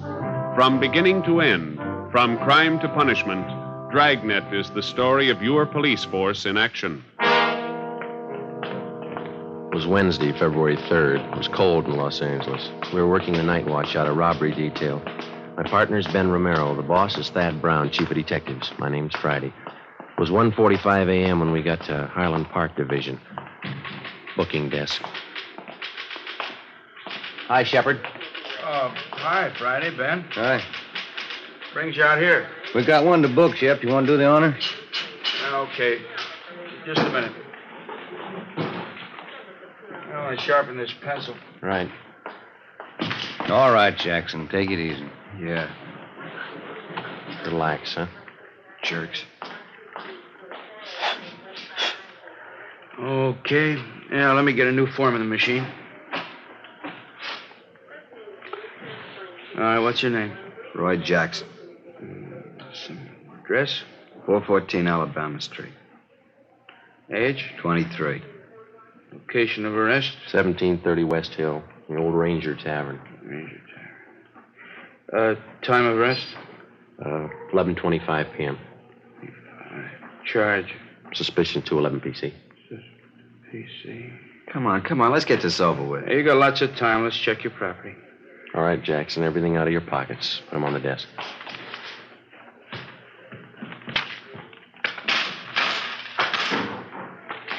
What about my keys? You won't need them for a while. Put them on the desk. There. You forgot your watch. Take it off.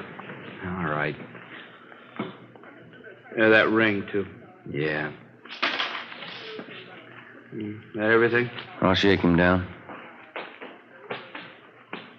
Yeah, that's everything. Okay, let me list it here. 1 brown man's wallet. Contents? I'll call them off to you, huh? Okay. 1 black pocket comb. Comb. Got that. 1 keychain and ring with 5 keys. Good luck charm on it. 5 keys. Good luck charm, yeah. Let's see. There's 10, $11.63 in cash. 11.63. 1 man's wristwatch. Waltham. 1 man's ring. You got that? Yeah. Yellow metal. A ring. Ring. With a white stone. It's a diamond ring. That's gold. 1 man's fountain pen. Fountain pen? That's it. Yeah, okay. Just put all the stuff in the envelope.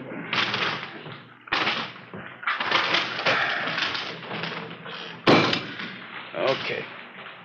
Get me a booking number, will you, Jimmy?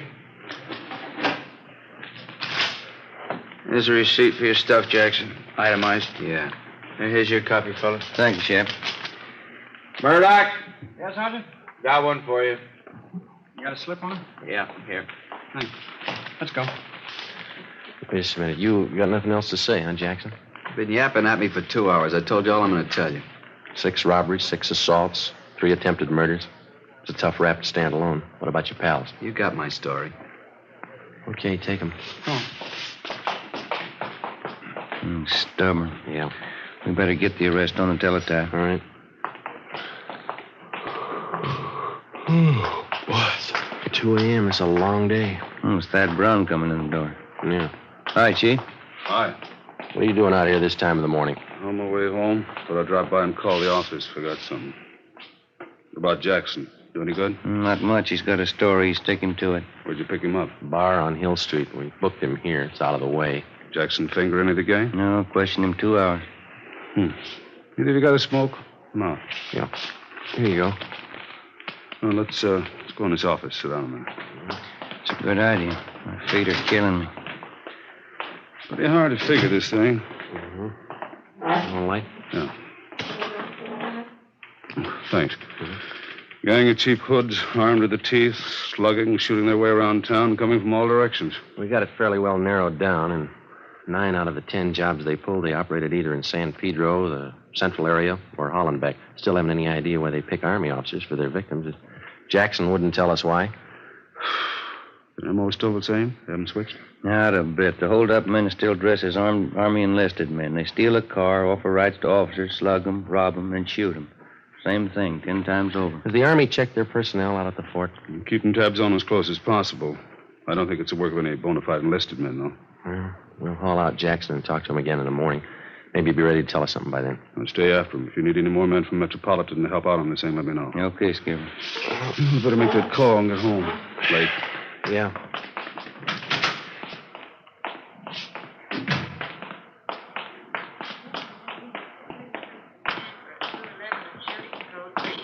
Attention, all units, code 3. What was it, code 3, Shep? 31st and Stafford, 211 and shooting. Chief Brown, Ben, and I got to the scene at 2:20 a.m. An ambulance was already there, along with 2 cruiser cars and a half a dozen curious onlookers. Lying face down on the dirt road about 15 feet off Stanford Avenue was a man dressed in an Army officer's uniform. He wore first lieutenant bars. His blouse had been half ripped off, and the side of his face was bruised and swollen. The back of his head showed the results of a vicious beating. There were 2 bullet wounds in his left shoulder. A few feet away, sprawled out on his back, was a major. He'd been brutally beaten, but he was still conscious. While the ambulance attendants gave first aid, we questioned him briefly. Both bodies were lying 30 feet from the interurban railway tracks. Feel up to telling us how it happened? Hit me on the mouth with a gun. Can't talk too well. No, don't try to get up, Major. How's Lieutenant Kelly? He was with me. He'll be okay. They're getting him in the ambulance. We were hitchhiking downtown, Kelly and me. 2 men in a gray sedan picked us up. Said they were going back to the fort. How were the men dressed? Do you remember? Too much noise. What do you say? Just a minute. What was that? The PE train going by. Now, can you tell us about it? Enlisted men. One is a tech sergeant and on a private. He said they'd drive us back to the fort in a gray sedan, Pontiac. Excuse me, Sergeant. Oh, sure. I'll have to take care of those face wounds. You can go ahead. Okay. Did you see the license number on their car? Too dark, no. Gray sedan. Pulled guns, stopped the car here. Took our money, everything. This'll sting a little. There, it's good. You think you'd recognize the men if you saw them again? One was tall, 6'2", I guess. Think I know him. They shot Kelly. He tried to run. They shot him. How is he? He's okay. Is there anything else you can tell us about the men? Ambulance is ready. Now, take him. We can talk to him later. All right, Rob. Yeah.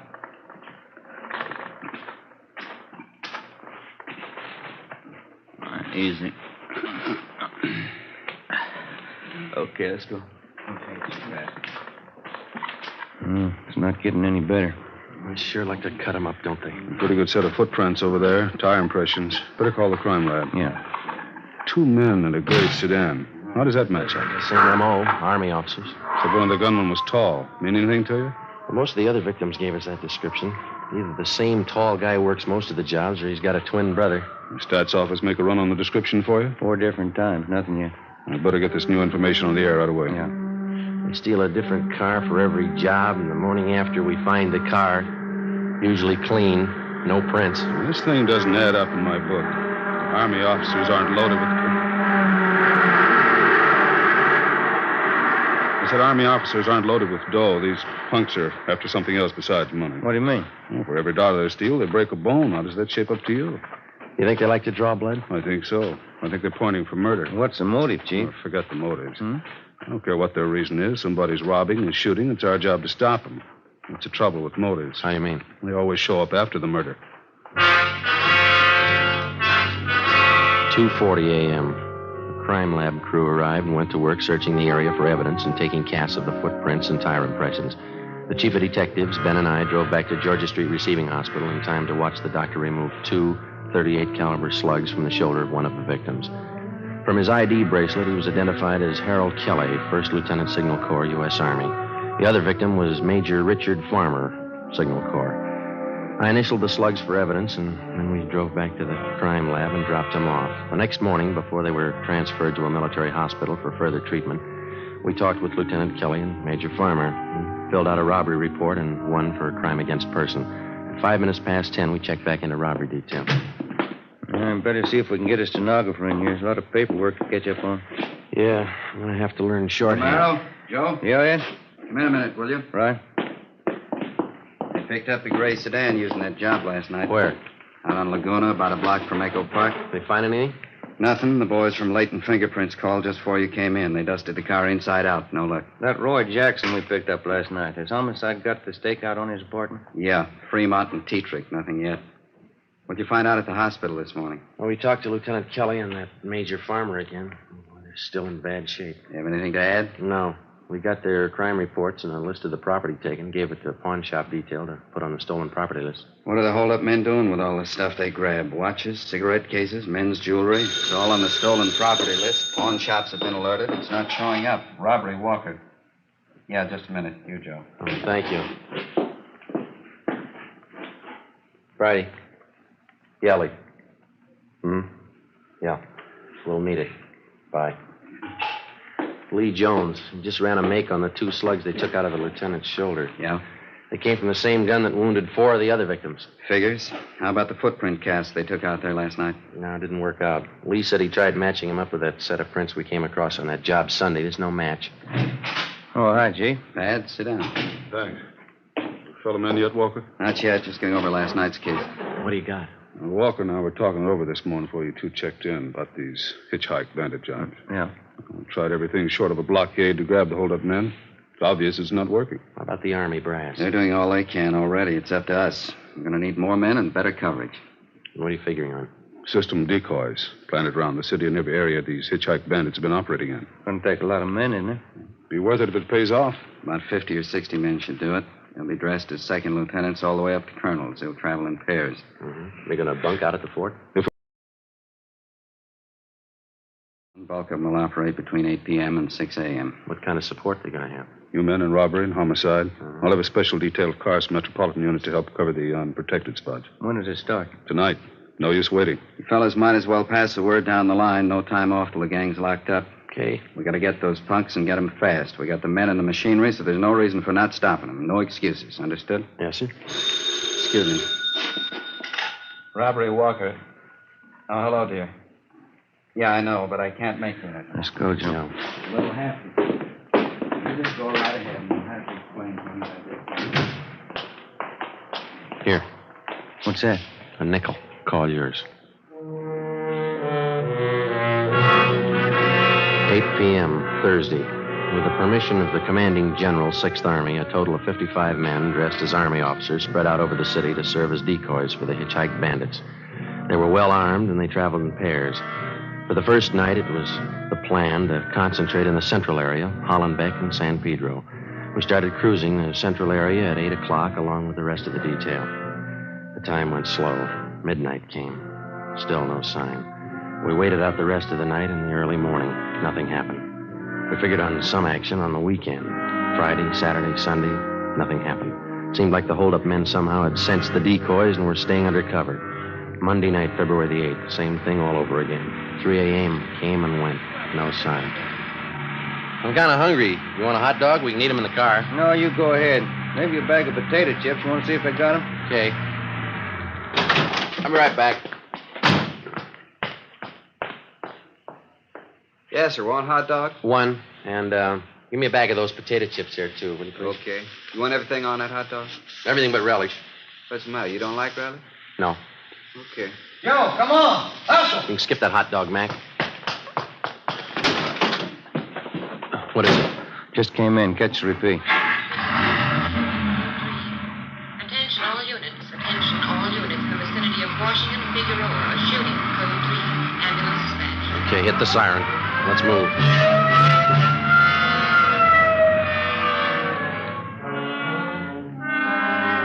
When we got to the scene, neither of the 2 victims were identified as police decoys. One of them had already been placed in the ambulance. Ben went over to talk to him. The second victim was still lying in the street, his chest riddled with bullet wounds. 2 figures bent over him, an ambulance attendant and a priest. That heavenly Jerusalem where God shall wipe away the tears from your eyes, where there shall be no more sorrow, no more sickness, no more death, where you will live forever in possession of that happiness.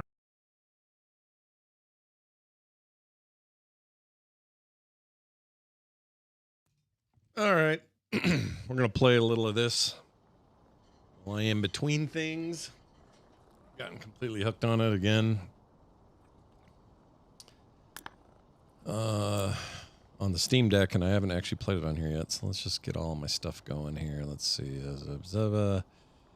Where's my video settings? There are no video settings. Oh, here we go. Gameplay. Borderless window. Let's make it full screen, shall we? Oh, yeah, baby. VSync on, that's fine. No, we want anti-aliasing. Are you kidding? I got a video card for this business. Model quality highest. Texture highest. I think it's pulling my... Oops. Highest... Dynamics, shadow distance, Car soap quality. High, baby. Wetness. High. I want the high wetness. And fog. Hell yeah. What are you talking about? Give me no limits on my frame rates. What do we got for audio? That's all fine. Controls are fine. Okay. Oh, there we go. Oh, I'm getting a little hitch. What's that hitch about? Might not need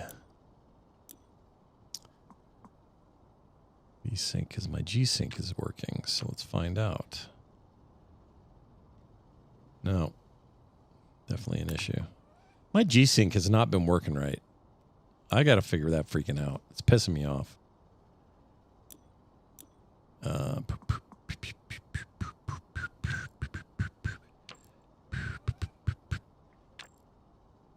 Probably do, let's keep it at 8. Probably this one, I don't know.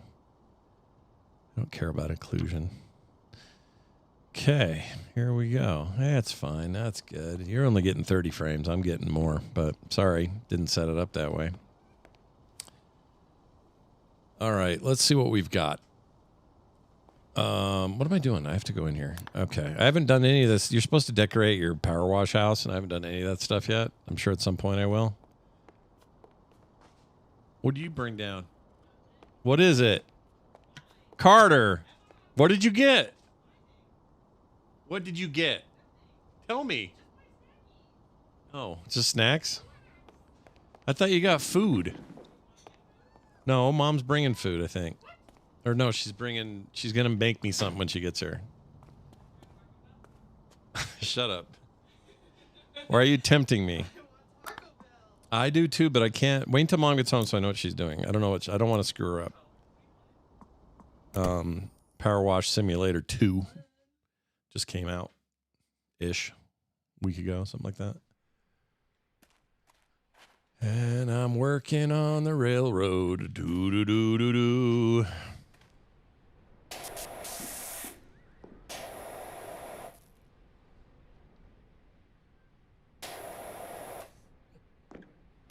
Is she home?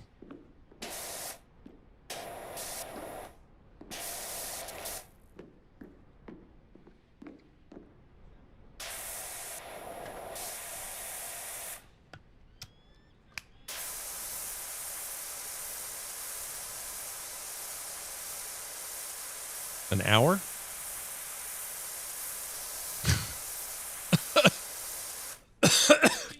Carter's talking me into Taco Bell.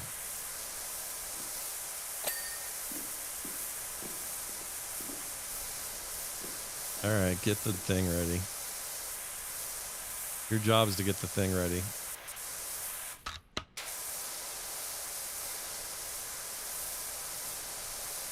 No. Oh, I know. I don't think she thinks that. Oh. Well, you gotta understand, your mom wants to do everything. She wants to help everyone all at once.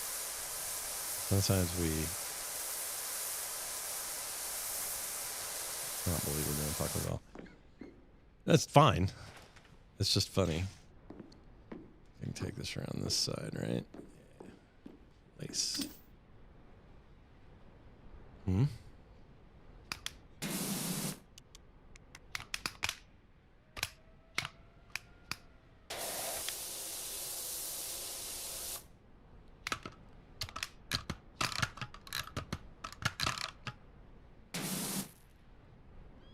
Gotta get used to the change of the controller change. Hold on.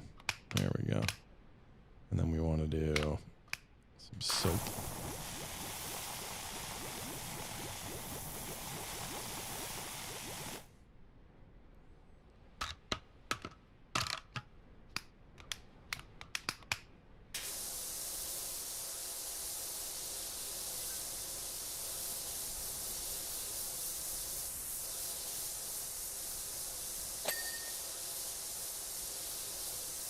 Where did I miss some? There we go.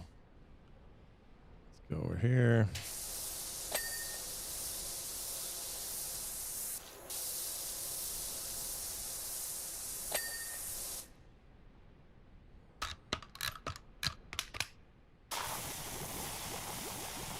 We're just cleaning, doing the cleaning, do do do do do do do do do.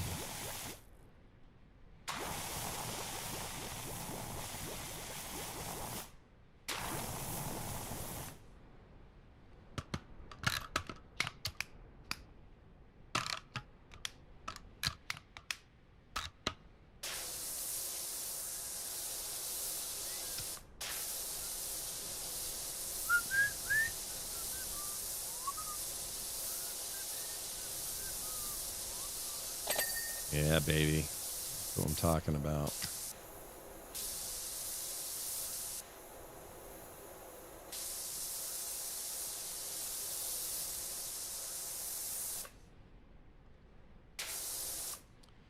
Got a little grime there.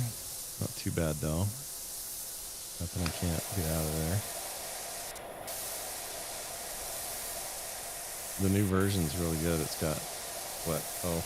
Okay, so the rule with Taco Bell. Is that where we're at? Let's do cheesy. I think that's what I like.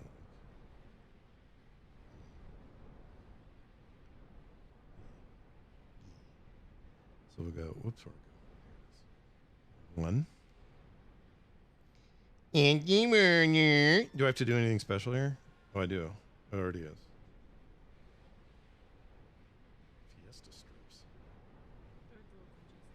Am I okay with those?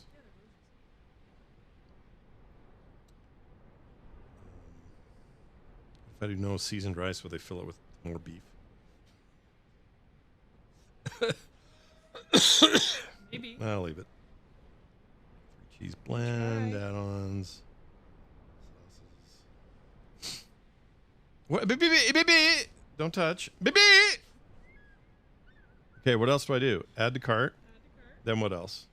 What's a classic stacker? It's a quesadilla but with meat in it. Doing it. It's only $2. That's why you go to the Cravings. No, you're right. This is a great deal. And then I'm gonna do the nachos. Done. That's the food. That's the food I'm eating.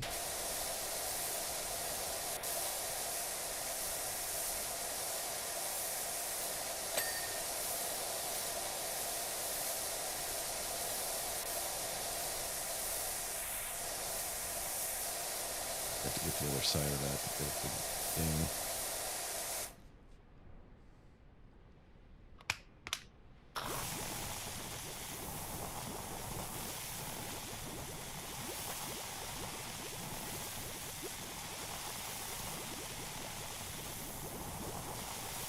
Yeah, why? For what end? What, for food? That was a sad thing to say about Taco Bell. You're excited. Taco Bell's good. I like Taco Bell. According to the Pepsi guy, who is the Pepsi guy Mom knows? She talked to you about that?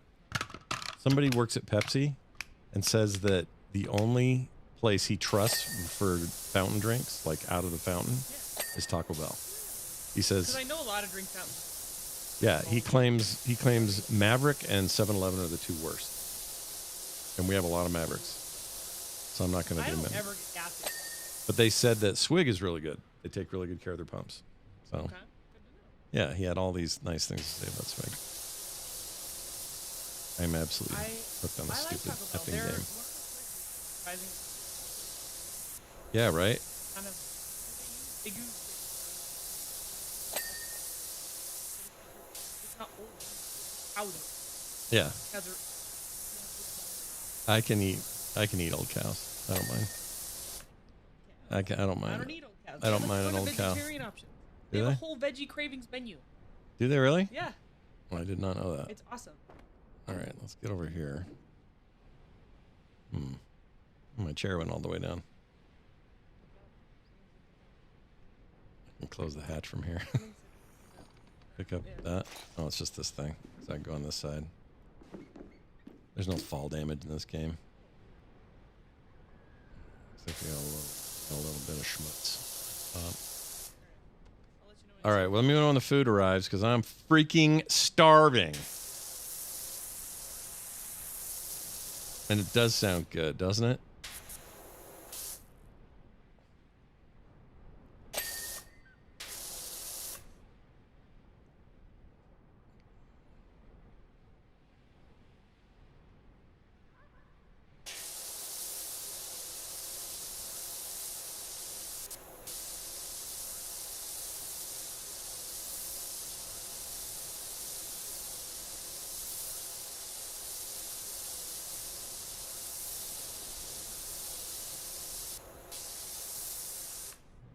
missing on that thing?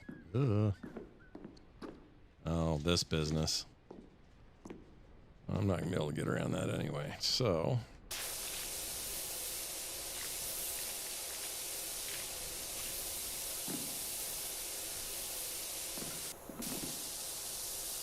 side ladder. The whole ladder needs to be done. No, I'm talking to the chat. Ignore me as if you already do that. Oh, ignore me. You guys are good at ignoring me.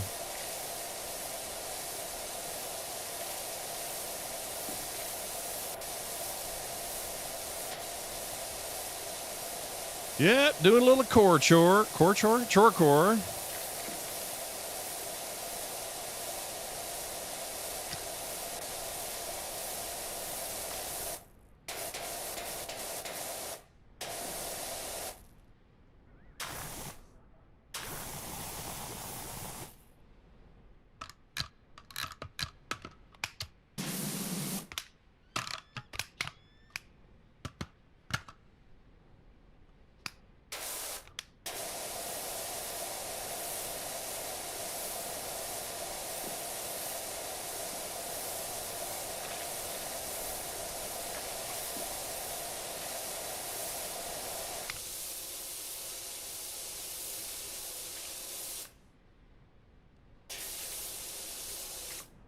These steps suck ass. I want to redo them.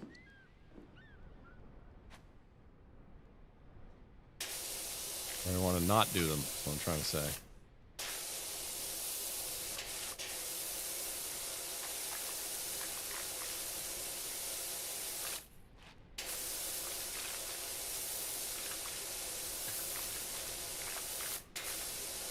Maybe this thing will work.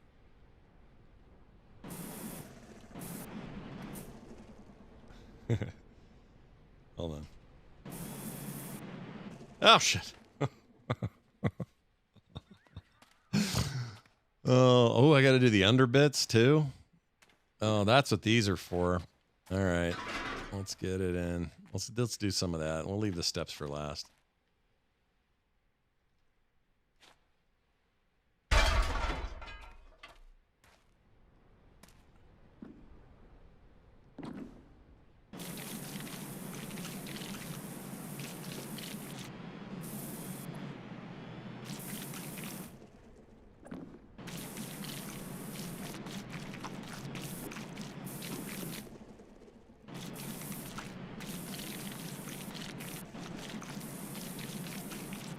Not the most effective thing to use either,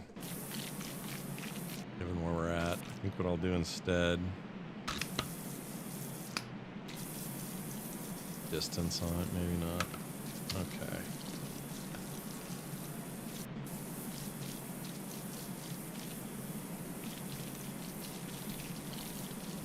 Faster.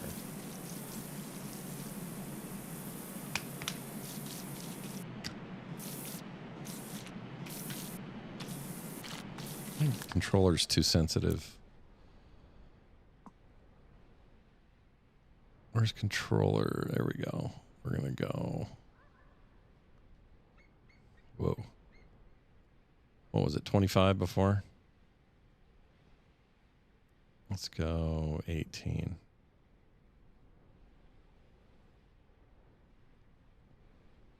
Yeah. That's better.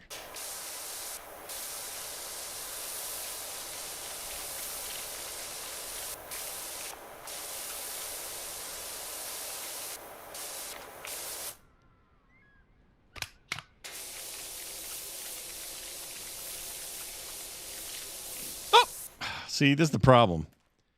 I may as well just do, you know what I could do? I could go, no, that's not going to work.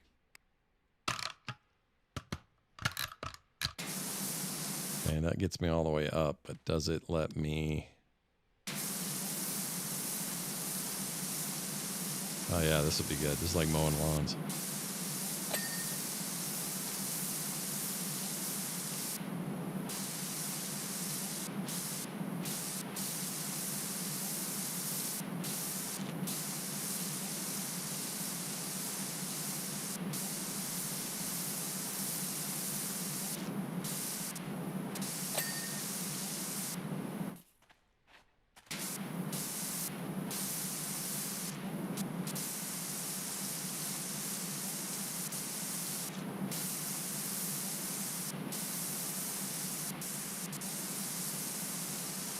should ding. It's all part of one thing. No, there's only a little bit on it. I miss it.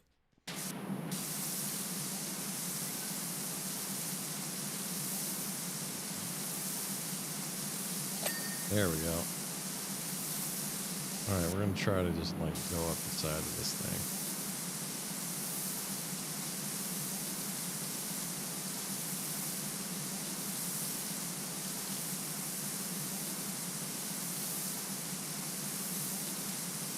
Food here yet? Carter? Food here? Let's hold it. What's holding them up?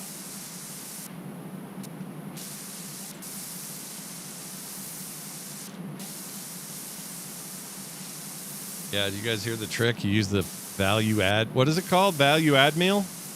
Or value cravings value menu? You get the same stuff in the combos, but for like dirt nothing cheap.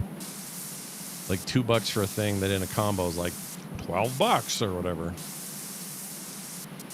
We have learned. Mostly Carter taught us.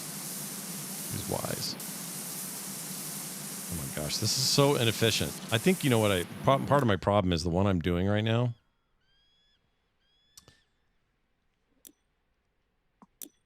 That's the only one I have right now, though. Oh, you know what I could do, though? Let's look and see what my accessories are like. Because maybe I'm missing something that would be better for distance. I already got the longest on that. Longest on that. I bought no, what is this one? I bought no, provides a spinning narrow beam of water that covers more surface area than standard 0-degree nozzle. Specialist nozzle that can be fine-tuned to the precise pressure desired relative to the area of effect. That's the range thing, and then that's the range thing. Well, we can afford a new gun. Notable upgrade in power to the washing experience. Does that mean I got to buy all new shit over here, though? What does the X range mean? Or, oh, that's just the name of the thing. I mean, ultimately, we want these bad boys. Well, we don't have 10 grand. So we're going to go here, I think. Actually, no matter what, I want to spend some money. So whammo. And then what does this do? Turbo nozzle provides, we'll do that, sure. Now we're down to $3. We got no money. Which one's this one?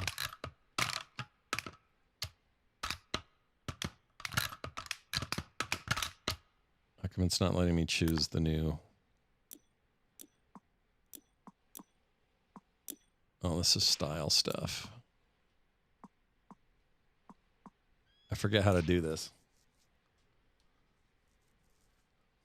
Maybe it just upgraded that one, because I know I can sell stuff too. I can actually sell. Because now I have the Vista 2400. I could sell this one. Maybe I can't.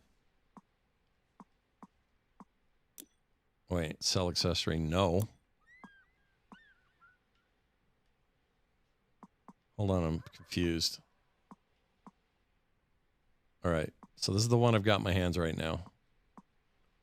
The one I just purchased is that one, didn't I? Yeah. No?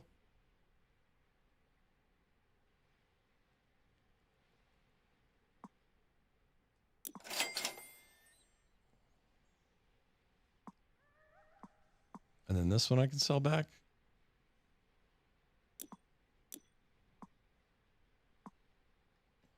I'm a little confused about what I did.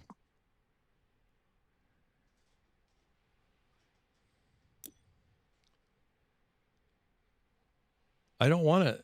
No. I screwed. What am I doing wrong? $1,000.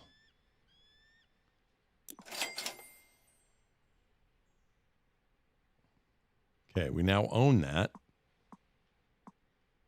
We go to this one. Maybe I can't sell it.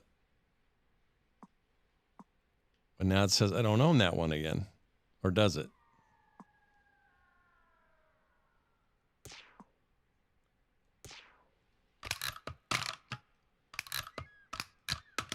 I don't know what I did wrong. Let's go to the house. Let's go to the home base, figure out what the F I did. I know it says I sold it back, but I didn't. Let's do it again. Bam. I have $3 left. That means I have it.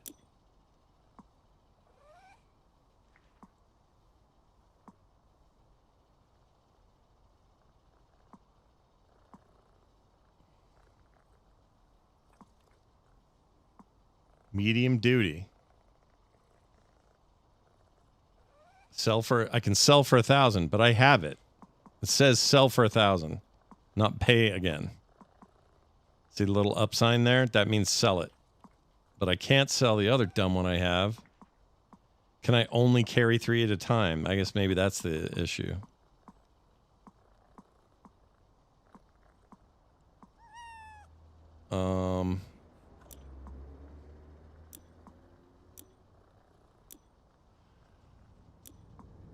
I don't know what I'm doing wrong.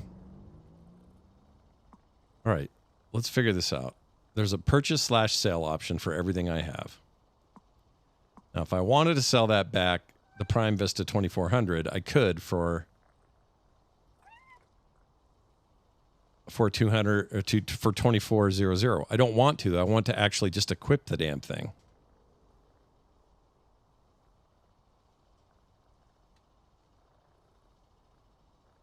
I mean, did I hit a bug and I just don't know it?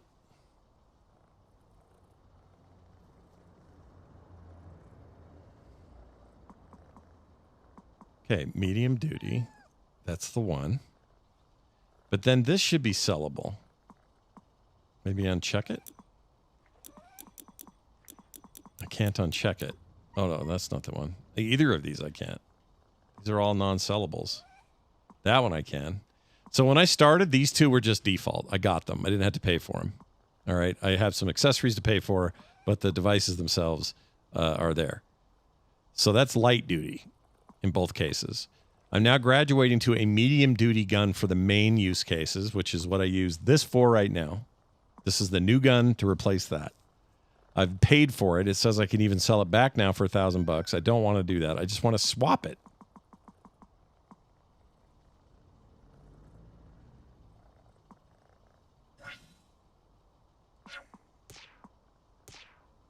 So, furniture unlocked.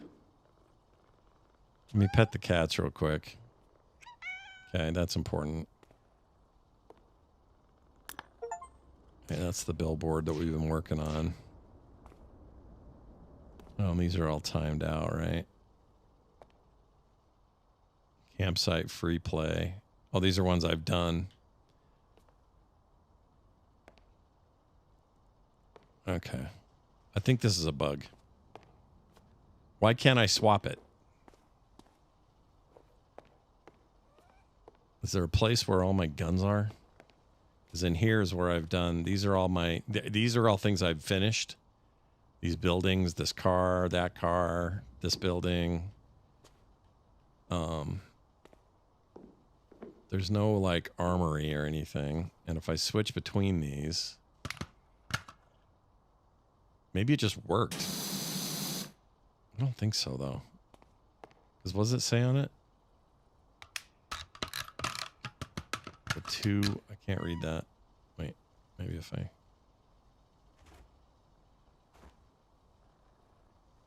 2Y?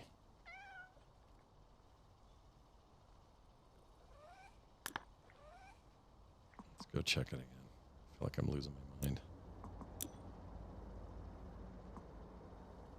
No, that's what it says, PV. Okay. This one says PV also, but it's a different shape. This is the shape I want right here. Why can't I use it?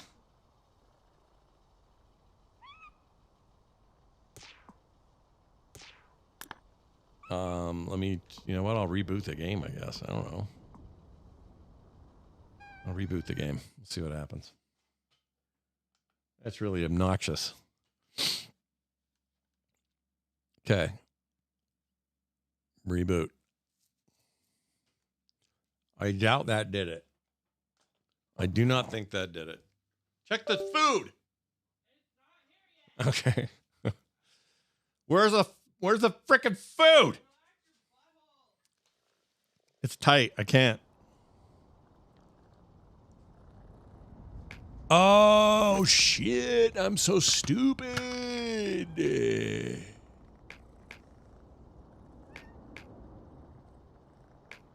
Oh. Okay. Oh, Scott, you're so dumb. I'm so dumb.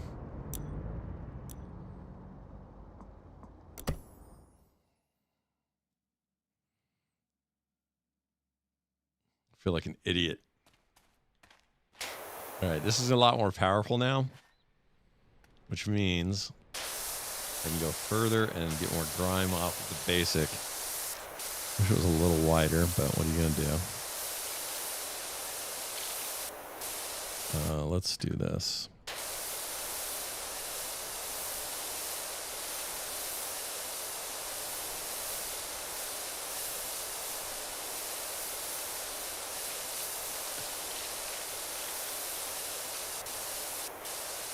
I like chorecore, yes I do. Squirting stuff is what I do. Look out world, I'll clean you too. With my handy squirt gun loo. Doot doo doo doo doot doo doot doo. See, I did it. Cleaned it.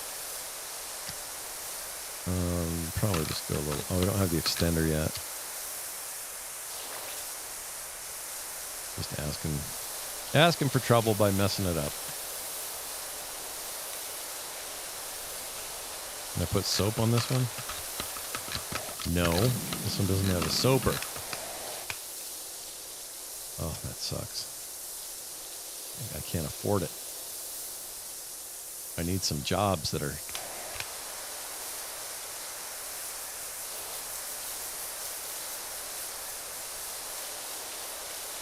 I'm dealing with Big Spray and their price increases, you know? Oh yeah, the pandemic, we had to change, we had to go up, we had to change our prices. You don't know what it's like.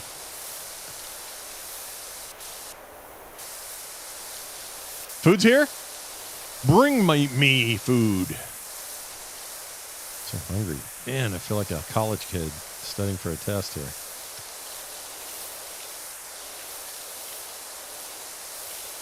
I played this in bed till like, I don't know, way too late the other night.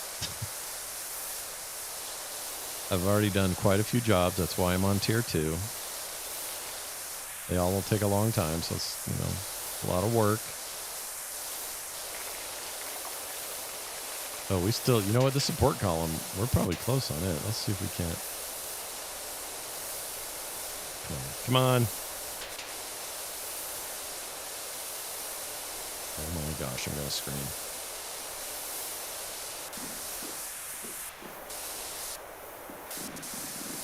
Food? Just hungry.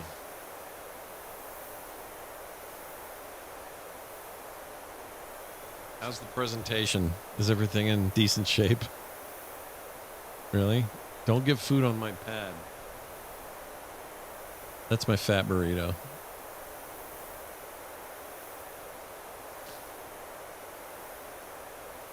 That's you, probably you. Probably me, the meat one. Did they get it wrong? I won't bite anything until you show me. What did you get? Well, that's probably it. Ugh. I think you just opened a baby's diaper. Okay. Ooh, nachos, and then what's the other one? Yeah! Whoa, careful.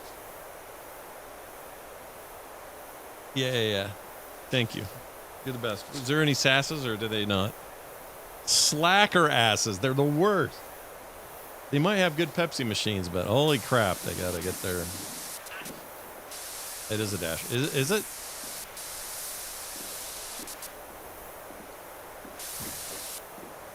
I see. Compilated? Thank you. Thank you for doing the footwork on retrieval of items. Important stuff. It's important work you just did for the world, really. Not just for us, but for mankind. What's this thing doing here?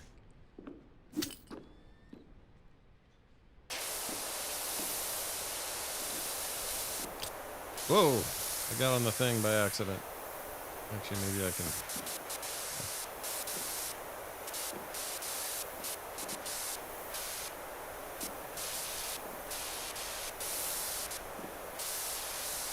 I have to grab in front of it,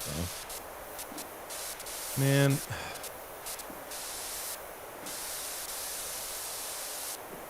I need more money. I've got $5. Gosh dang it. Give me more money. What are my best chances at money? Probably get out on that thing and pick it up from here. For shit's sakes.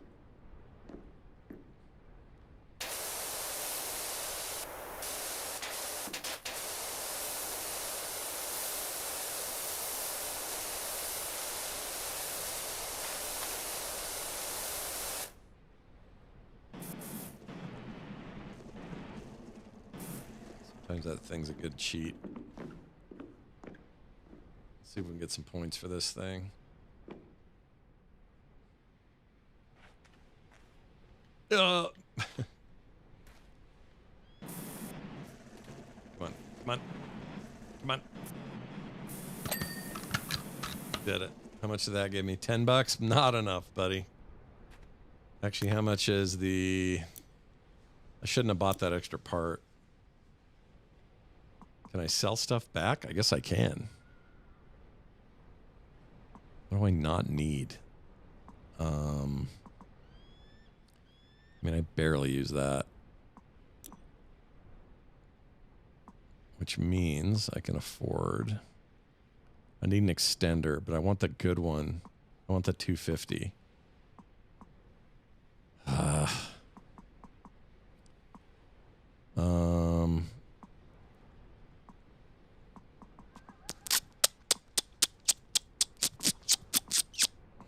really need that.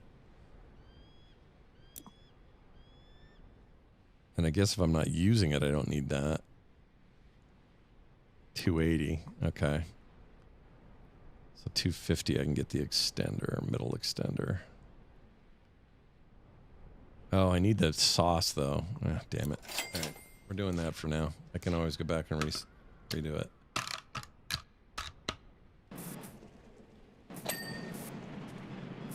Whoa. Did I just do that?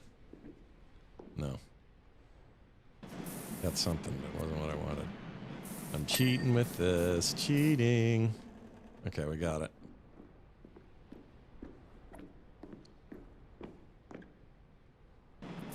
You do not need to play the first Power Wash Simulator. This is just like an improvement in every way on the first one. More tools, more interesting stuff to do, better missions, better progression in my opinion. Come on, here we go. Oh yeah, baby. Hose this biatch.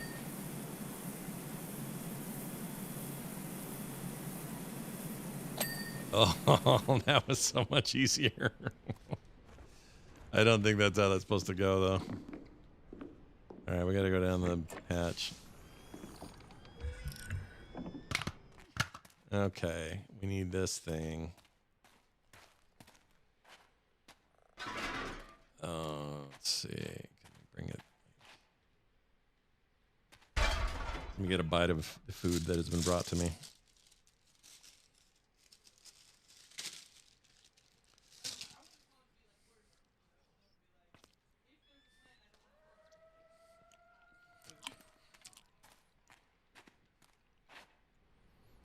Okay.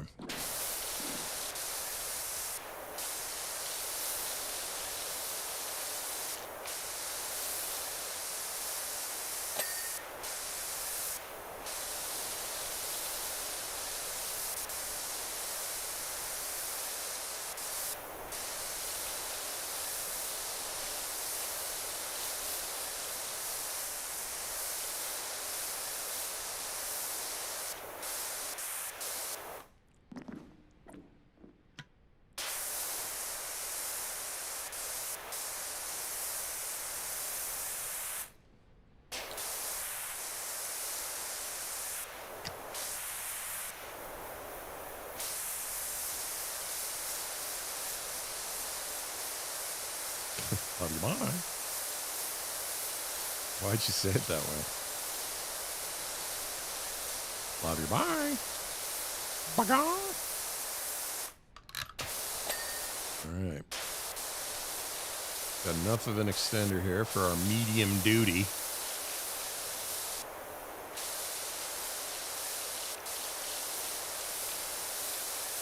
What's funny is I don't think I even really use this one for anything. It's for close-up stuff, but I kind of can get away with it with this thing, so I don't know why I have it. So maybe I should just send all those accessories back. I don't know. Maybe later I'll need it, so maybe I shouldn't talk this way about it.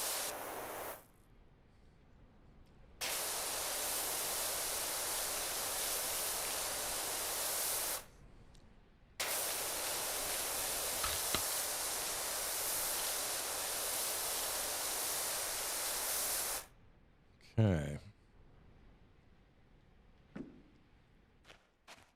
All right, it's not so bad.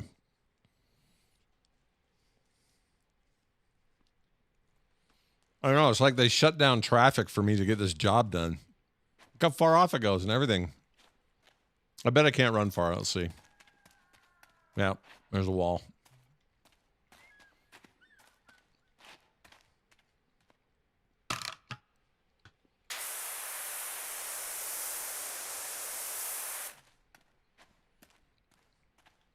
I think I gotta go up here again.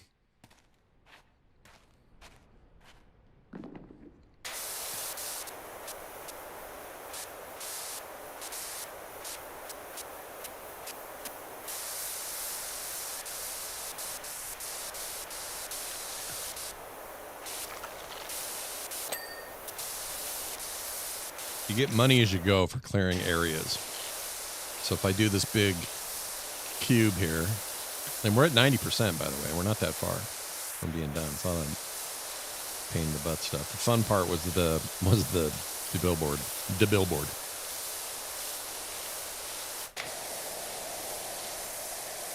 Turn that nozzle.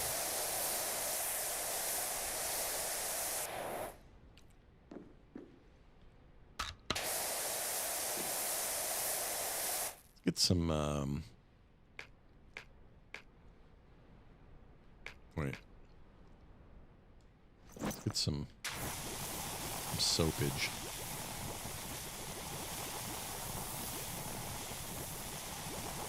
Make it faster. Soap is faster. That's been my experience. Oops.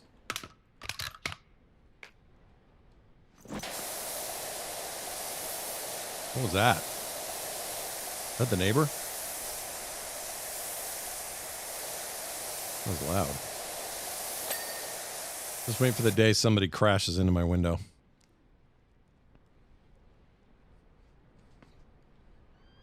Okay. We're looking good.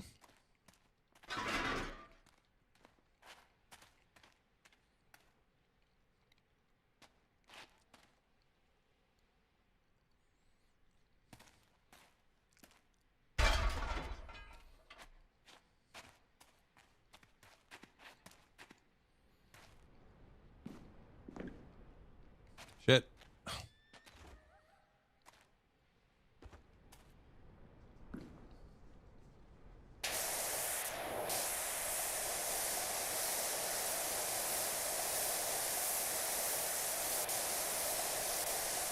The last game had like a bunch of cool DLC, like Warhammer 40K DLC. It had some Final Fantasy stuff.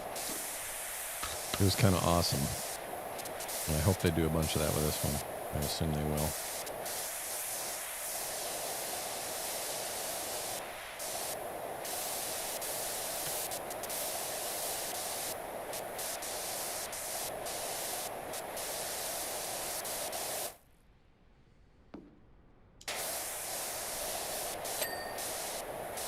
I think I have to get the top of those. The actual lights are not dinging for me.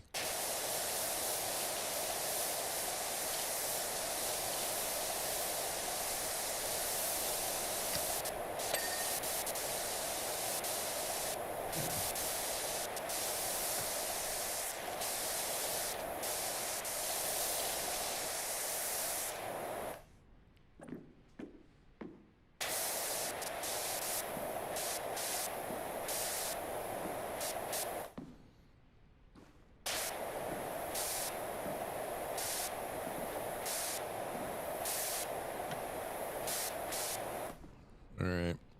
I'm going to have to move it again.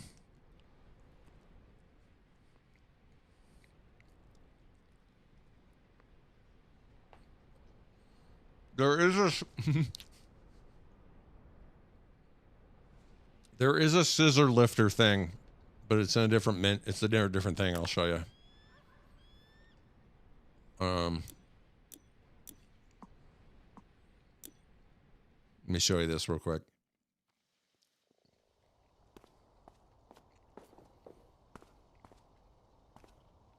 I think it's this one.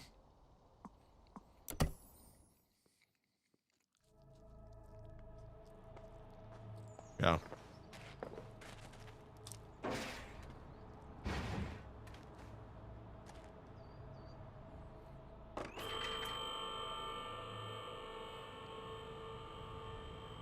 I need one of these on every level.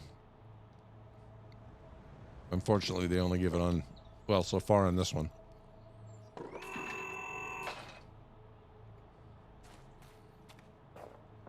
That would be really cool, wouldn't it? I've already cleared this whole thing, and I'm not doing it again, but it was a beast. Huge pain in my butt. But I loved every second of it.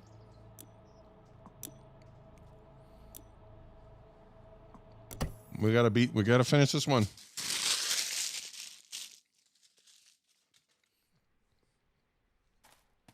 Maybe this dog over here knows what's going on. Or is that a cat? Yeah.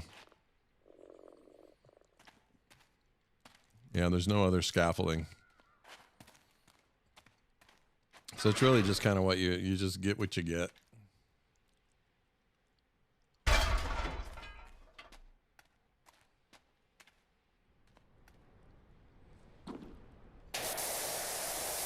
And part of it is the challenge of using what you have and figuring it out. Ow. That hurt.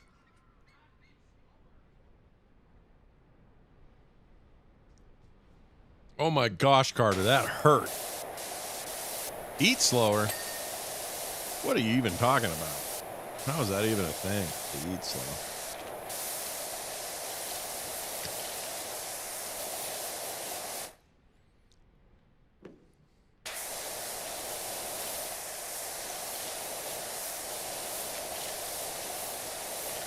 Scott, you're supposed to wear a safety harness or a scissor lift. There's one up here.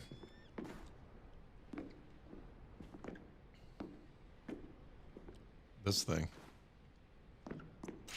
But it only works on that. Well, maybe I should take it down, see if it works on anything else. Maybe it works on the other stuff. Hold on. Come on.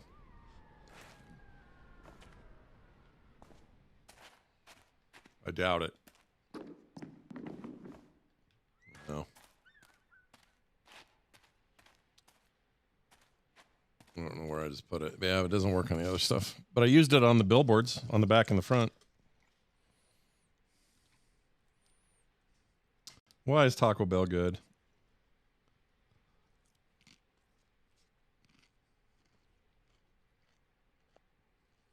Carter, what if you had to give me the Heimlich?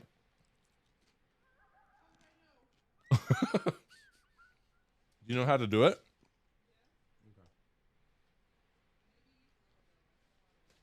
You know how to save me if I need it?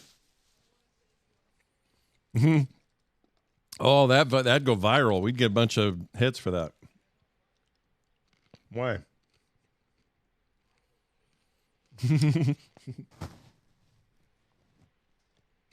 Sorry, I'm starving. I know, but nobody... No, I mean to the chat. Nobody likes to hear someone eat while they play, but... Some people do, yeah.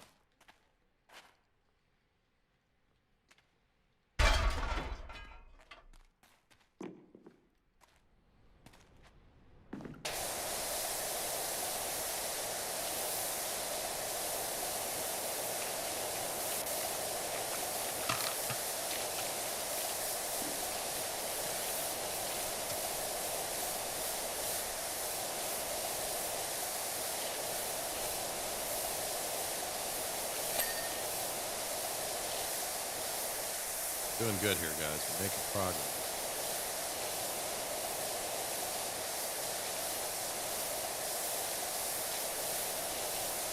See if I can afford a soap tank for it yet. Probably can. Nope. 375. Ah. Well, you know what I don't need yet for this is this hose. Although I haven't tried it yet. Let's just give it a shot. Whoops. Oh, it's one of these.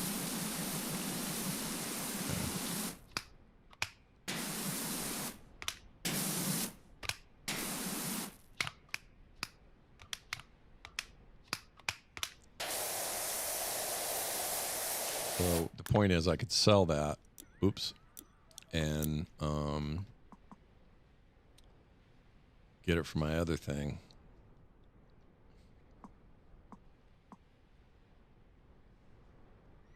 So this extender I don't really need right now. Okay. So we're just cutting corners, you know. Making it work.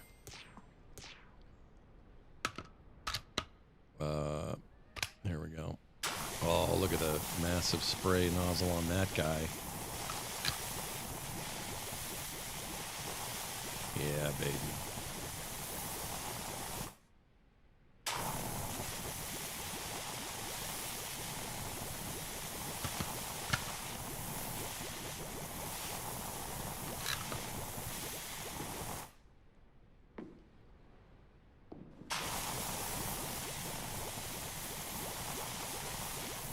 That's the stuff. That's the ticket.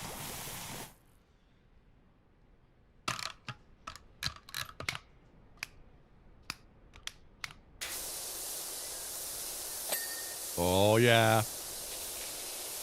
That'll be the big money.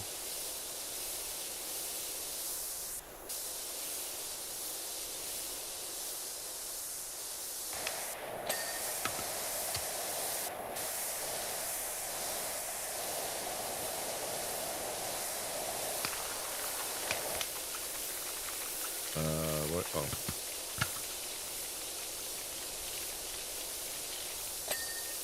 Yeah. Okay, this is the only part left, and I think we are at 97%. We'll probably have a couple of little wiener ones I got to go find, but this version of the game is way better about telling you what you missed when it's small and dumb. Okay, we got that guy. So there's something up on that corner. Let's go see if we can figure it out.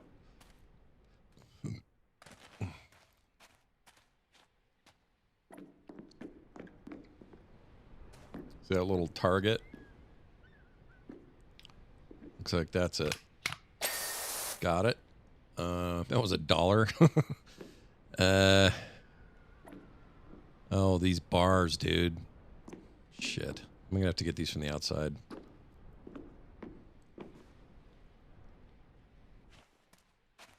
And I think we can do it. Let's rotate this guy here.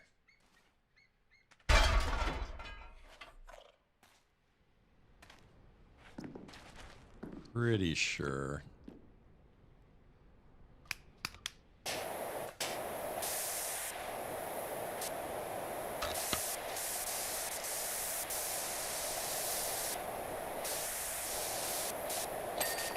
One, two. Platform railing post. Okay, it's the other side, and that side's done. Let's put this guy. This part's a little fiddly, but it always has been. Okay. Well, see, it kind of highlights them, makes them blink and stuff. It's cool because then you're not just hunting around like a weirdo.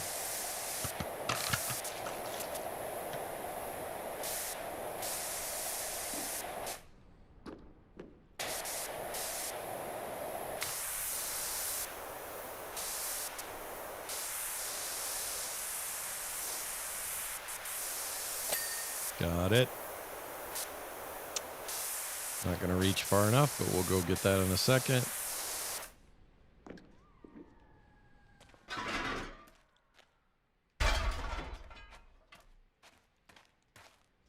And then I have nacho.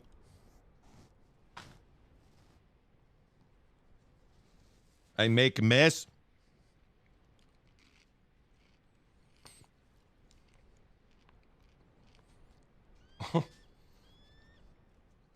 Damn it. Hold on. Shit.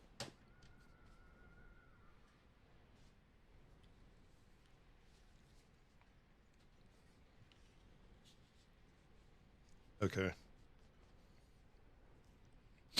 Okay, we climb. Okay. We fire. Got it. We just have those to worry about on that side. I think that's it. 99%. It's got to be close to that.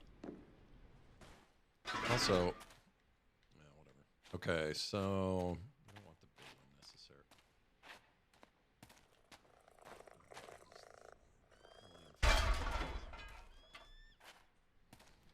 Man, these nachos are good. Here, this way you don't have to watch me eat.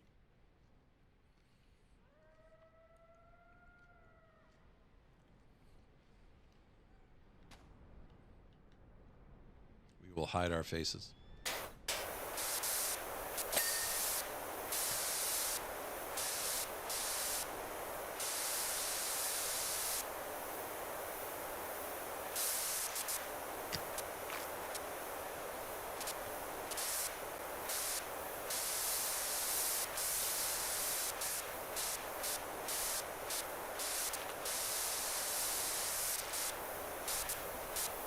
Must be stuff on the inside. I thought I got it all.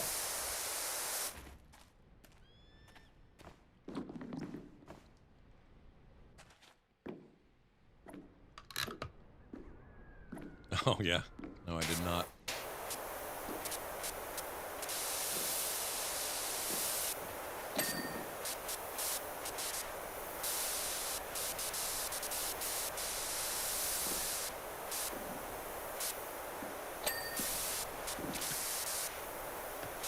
Went to the P.O. box?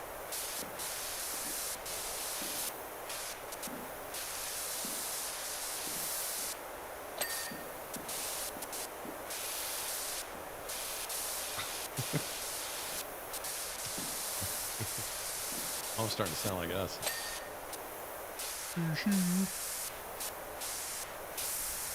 Yeah, a little bit.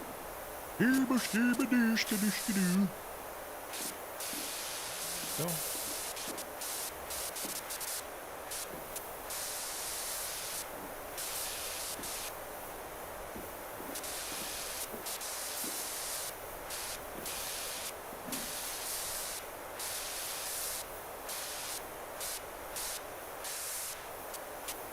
I'm gonna have to get those from some dumb angle.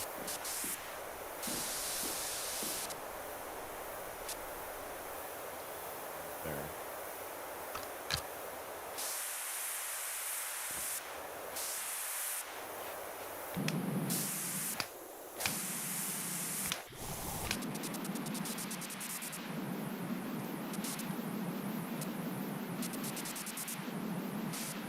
Missed. Oh, it's all on the upper side. Okay. We're gonna have to get a thing. That's fine. That's fine. We're at 99%, people. Come on, relax. There we go. Oh, there we go.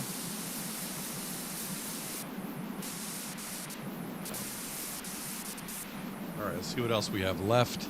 The platform.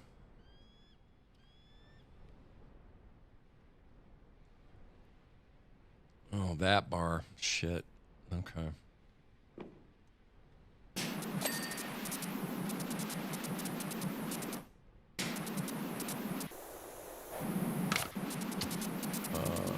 Whoops. What are you doing here? There we go.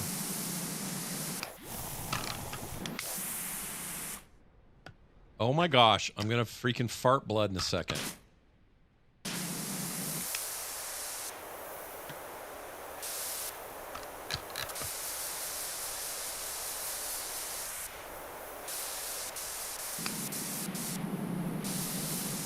Or if I farted blood, you'd have to take me to the hospital.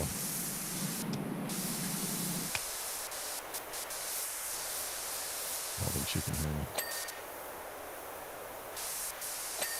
Okay, we have 3 things left. Railing post over there. Sounds like we didn't quite get.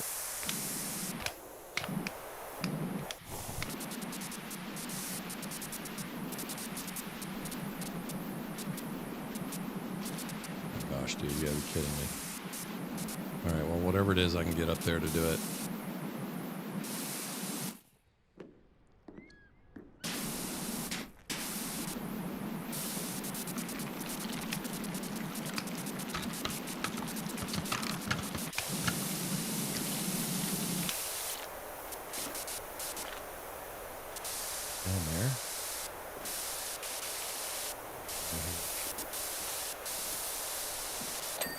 Got it. Billboard rear panel.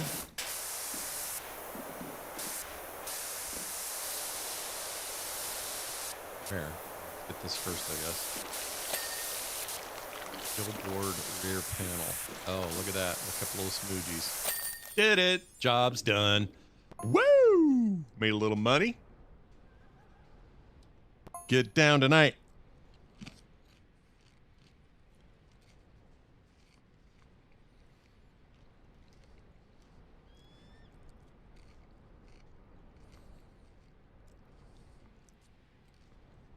All right.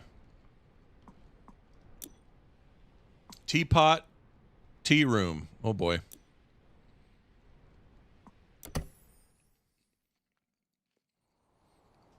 Oh boy.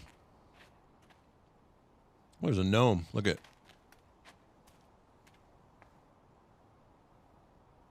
Oh, I can pick him up.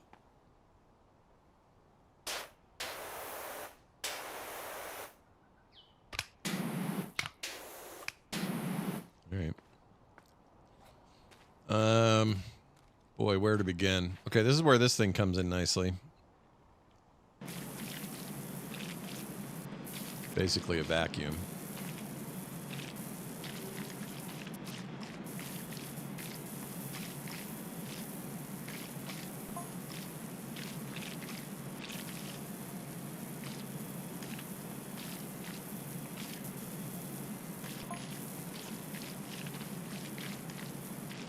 These games are so dumb. I love them. Especially good ones. This is a good one. If you're new to Chorecore and you just want to chill, this is the chillest. And also, if I had a pressure washer in real life, I would do this for free. Whoever wanted it done, I would just do it. Provide the equipment. That's all I need.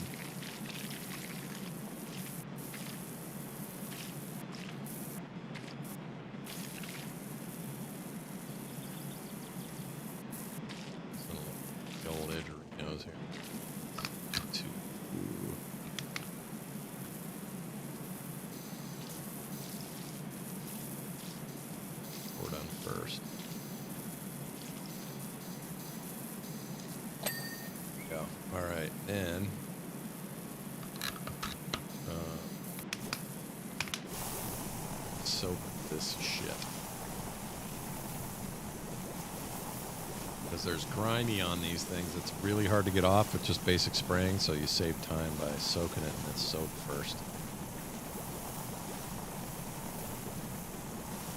The old game, you ran out of soap canisters constantly. It's kind of sucked. I quit using soap as a result. I'm sure they got that feedback because this game, basically, there's a timer if you use too much soap, but you essentially can't run out.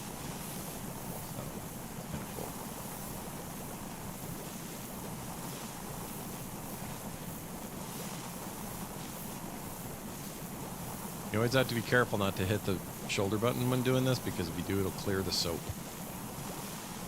I have to pay attention. All right.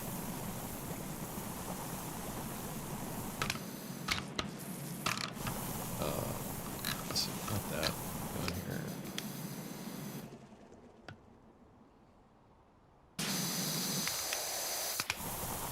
No.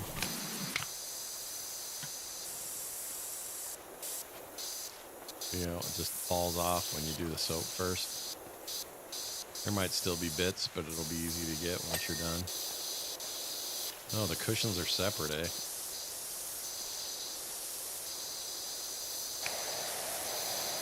Try me in there.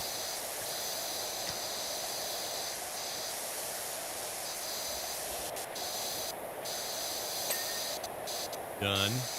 While we're down here, we may as well get this little feller here.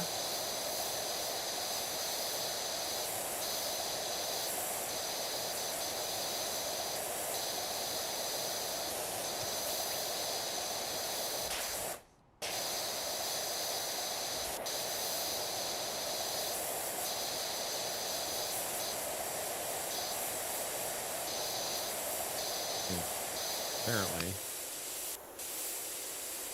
entire cable.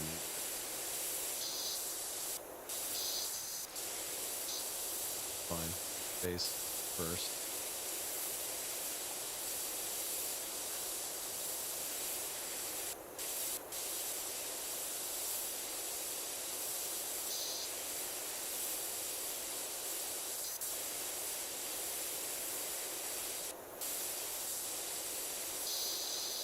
What am I missing? Got it. How we doing? $237. Can we afford?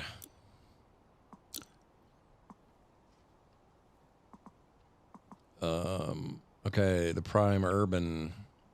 Is that the one we were using? No, it's this one. Okay, just extenders and nozzles.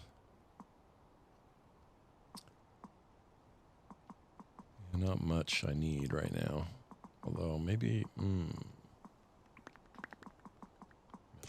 not going to do that yet.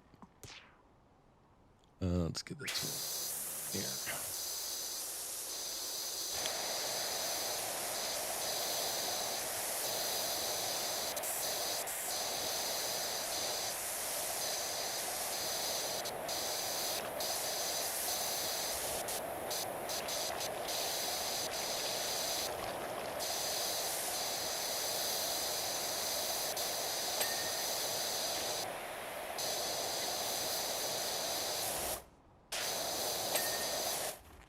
Okay. Looking good, Hollywood.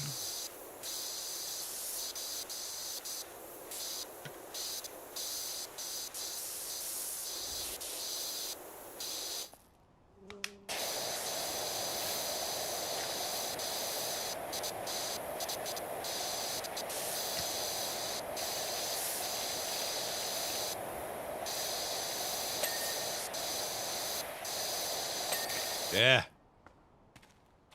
Well, at least we can have a nice breakfast. Oh, there's two of these? Shit. Anyway, the hard part is going to be this guy because last time I did a house like this, it unlocked something and a bunch of stuff moved. That's one thing that's different. Oh, we got this guy. Okay, cool. We also have ladders if needed. We can do one of these jobbies if we need to. So we got some options, but that might do it for now because I gotta get back to work.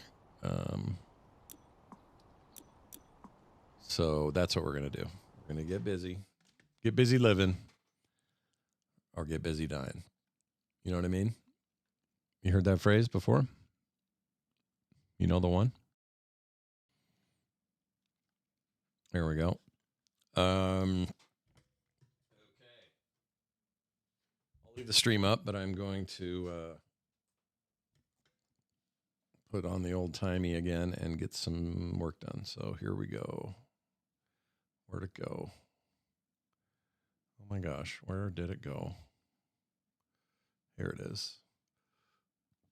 Which the eye hath not seen, nor the ear hath heard, neither hath it entered into the heart of man what things God hath prepared for them that love him. Same as that up, Joe. Hitchhike man. Yeah.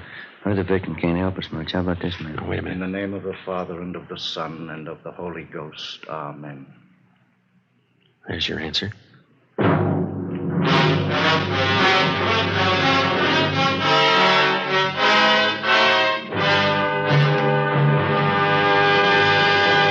You are listening to Dragnet, the case history of a police investigation presented in the public interest by Fatima Cigarettes. if you smoke a long cigarette, it will be in your interest to listen to a typical case history of a Fatima smoker. It's the case of Miss Shirley Gelman, trained nurse in the city of Los Angeles, California, and this is her actual signed statement.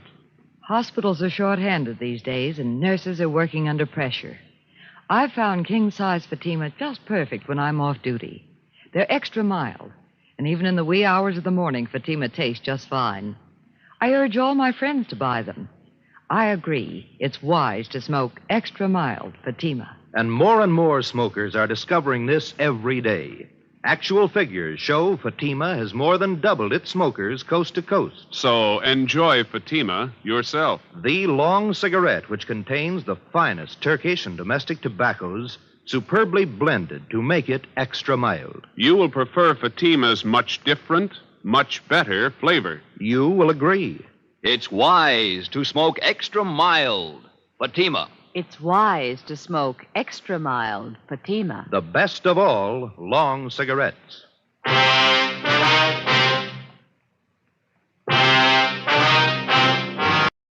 Okay. By the way, those cigarettes were founded in the 1800s and discontinued in the 1870s. No, I'm sorry. 1870s, discontinued in the 1980s.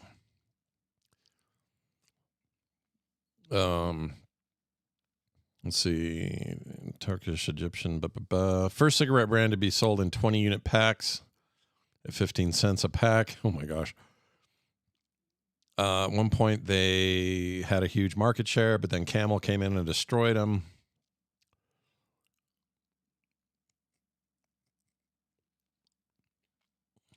There's some really great old magazine ads. Look at this thing.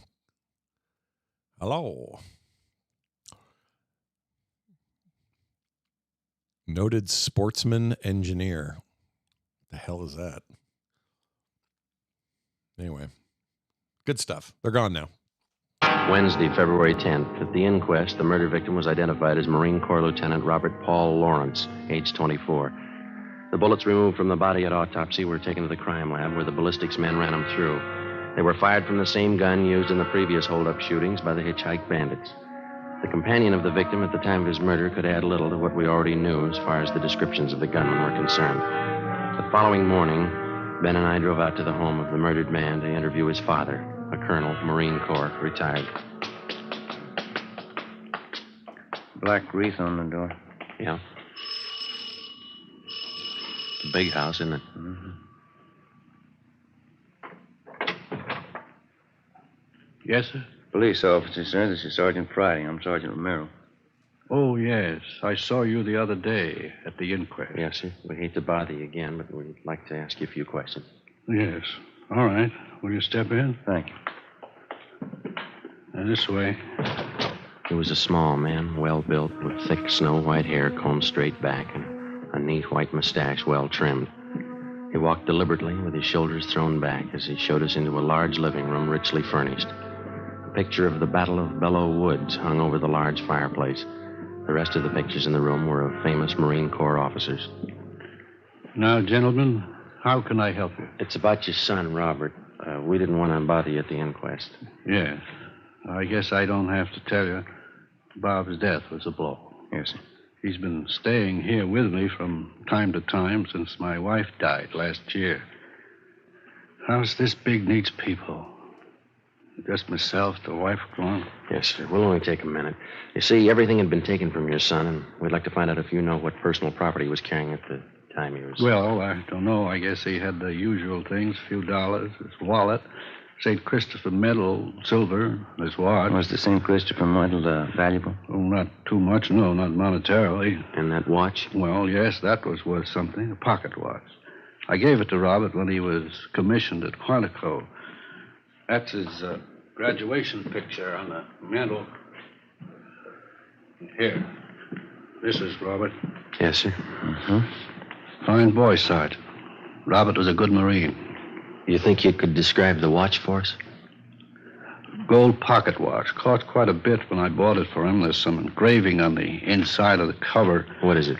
Says, from an old Marine to a young one. Signed, Dad. Mm-hmm. Anything else about it, sir? Very fine jeweler friend of mine made the watch. It has small chimes inside. When you push the lever on the side, it chimes the hour and nearest quarter hour. Very clever. Yes, sir, I see. And as far as you know, then, those are all the valuables he had with him. Yes. All right, Colonel Lawrence.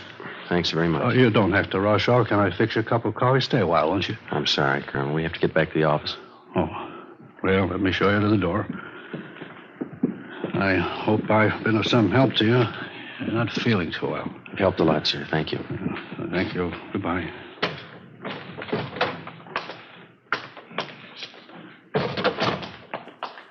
Nice home. Yeah.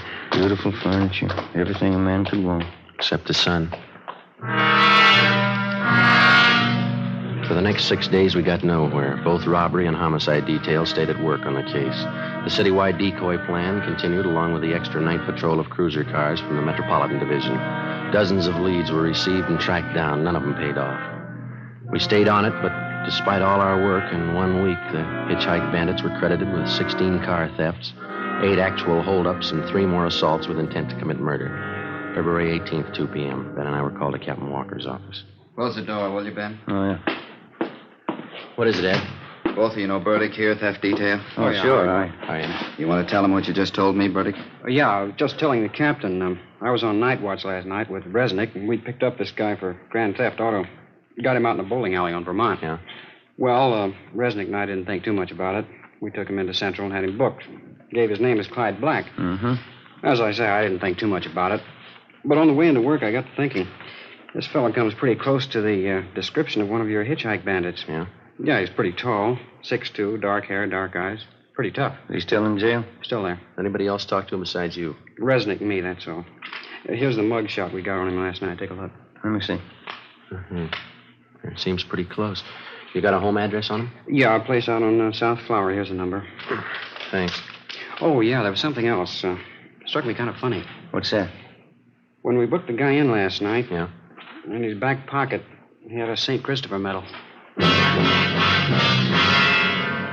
Ben, Ed, Burdick, and I drove out to the address on South Flower Street, which the prisoner Clyde Black had listed as his home address. It was a rooming house, and the landlord remembered Black, but he hadn't lived there for 2 months.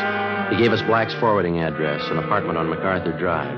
There, the manager told us he hadn't lived in the building for at least a month. He had moved and left no forwarding address. We put tracers through on him with DMV, our business office, and with local merchants in the neighborhoods where he had lived. By 6:30 p.m., we had an answer. An apartment on Pico Boulevard, just east of Alvarado. At 7 o'clock, we were on our way up in the elevator to the 3rd floor of the apartment house.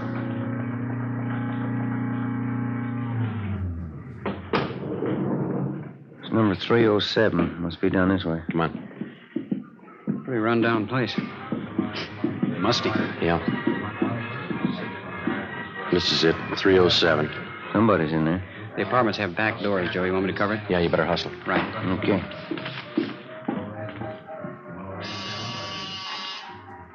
Stop talking.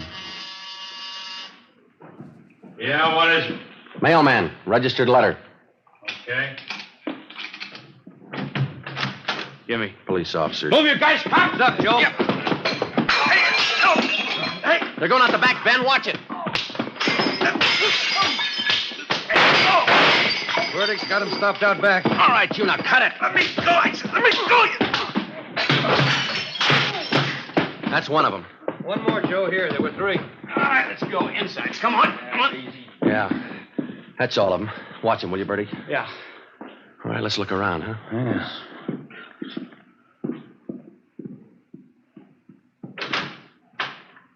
Take a look.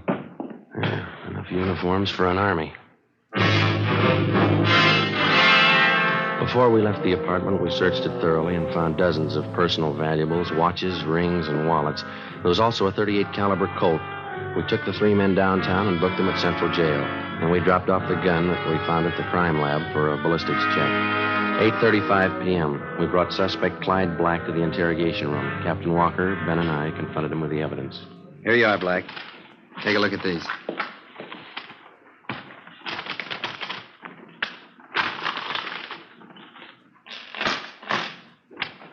Well, they're not mine. We know that. Never saw them before. Watches, jewelry, wallets, they were found in your apartment, all of them. They were. Take a close look. Auto theft, that's all you got me on. Yeah. I won them. I won the stuff in a crap game. You must be lucky. Crap game, I tell you. That's how I got it, in a crap game. Why not do it easy, Black? Let's call a stenographer and get it over with. How much evidence do you want? I didn't do it. I get it. Interrogation room Friday. Yeah. All of them? Fine. Thank you. The gun, Black. They checked it. I didn't do it. Your gun killed that Marine. Your prints are all over it. It was one of the other guys, Max. Max, it was him. Him and Johnny. You ready to dictate a statement? Put them on the file. Why me? You talk to Max. Talk to Johnny. Ed, hand me that, will you? Yeah. Here. Thanks. We got this watch out of your apartment, too, Black. Where'd you get this? Which? This one right here, the pocket watch. I don't know. Don't tell us you won it in a crap game. It's not mine. I never saw it before. It's a beautiful watch. It's engraving on the inside cover. Yeah, look here. From an old Marine to a young one. It's not mine. Let me show you how it works. Push this lever here, see, on the side?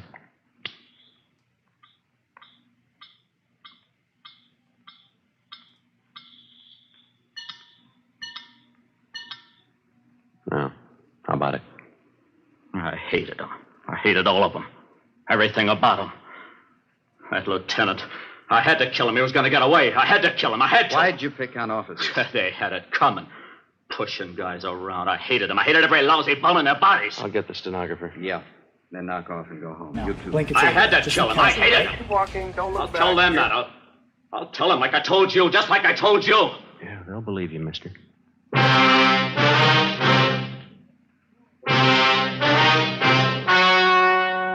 The story you have just heard was true. Only the names were changed to protect the innocent. On June 17th, trial was held in Superior Court, Department 87, City and County of Los Angeles, State of California. In a moment, the results of that trial. It's amazing how many long cigarette smokers are changing to Fatima. Here is the actual report. From coast to coast, king-size Fatima has more than doubled its smokers. Yes, more and more smokers every day are discovering that Fatima is the best of all long cigarettes. Long cigarette smokers find Fatima has a much different, much better flavor and aroma. Long cigarette smokers find that Fatima is extra mild because it's the long cigarette which contains the finest Turkish and domestic tobaccos superbly blended to make it extra mild. So enjoy extra mild Fatima, best of all long cigarettes. It's wise to smoke extra mild Fatima. It's wise to smoke extra mild Fatima.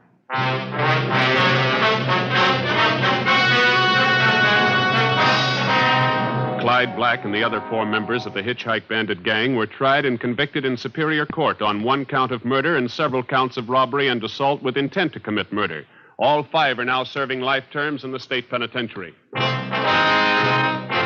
You have just heard Dragnet, a series of authentic cases from official files. Technical advice for Dragnet comes from the Office of Chief of Police W.A. Wharton, Los Angeles Police Department. Fatima Cigarettes, the best of all long cigarettes, has brought you Dragnet from Los Angeles. You're tuned for the stars on NBC.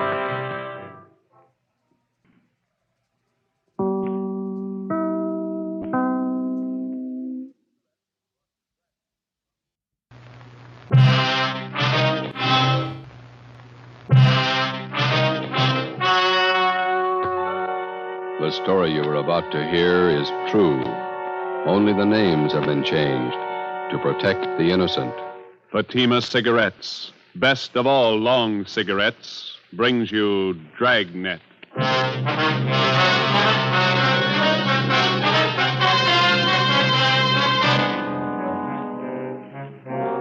You're a detective sergeant.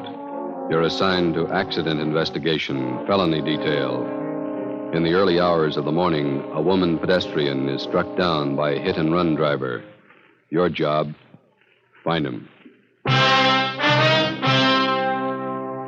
If you want a long cigarette, smoke the best of all long cigarettes. Smoke king-size Fatima. Fatima is the long cigarette which contains the finest Turkish and domestic tobaccos superbly blended to make Fatima extra mild. And that's why Fatima has a much different, much better flavor and aroma than any other long cigarette. That's why Fatima has more than doubled its smokers coast to coast. So enjoy Fatima, the best of all long cigarettes. It's wise to smoke extra mild Fatima. It's wise to smoke extra mild Fatima.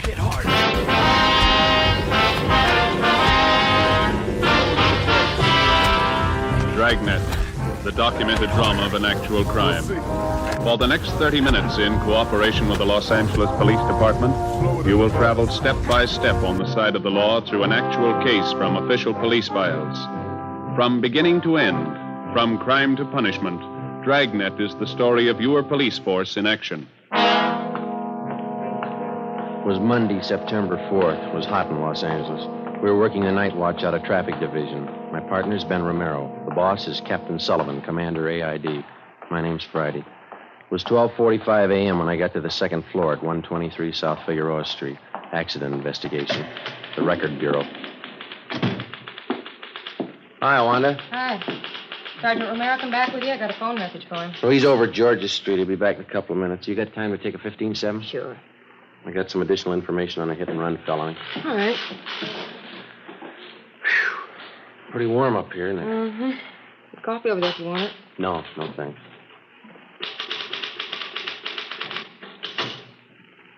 All right, officer's memo. Subject?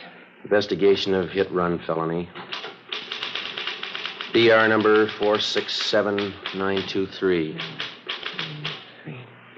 Location, 7th and Carondelet Streets. It's Carondelet. Mm-hmm. September 3rd, 11:15 p.m. Division reporting, AID. Division of occurrence? Central. Hmm? Central.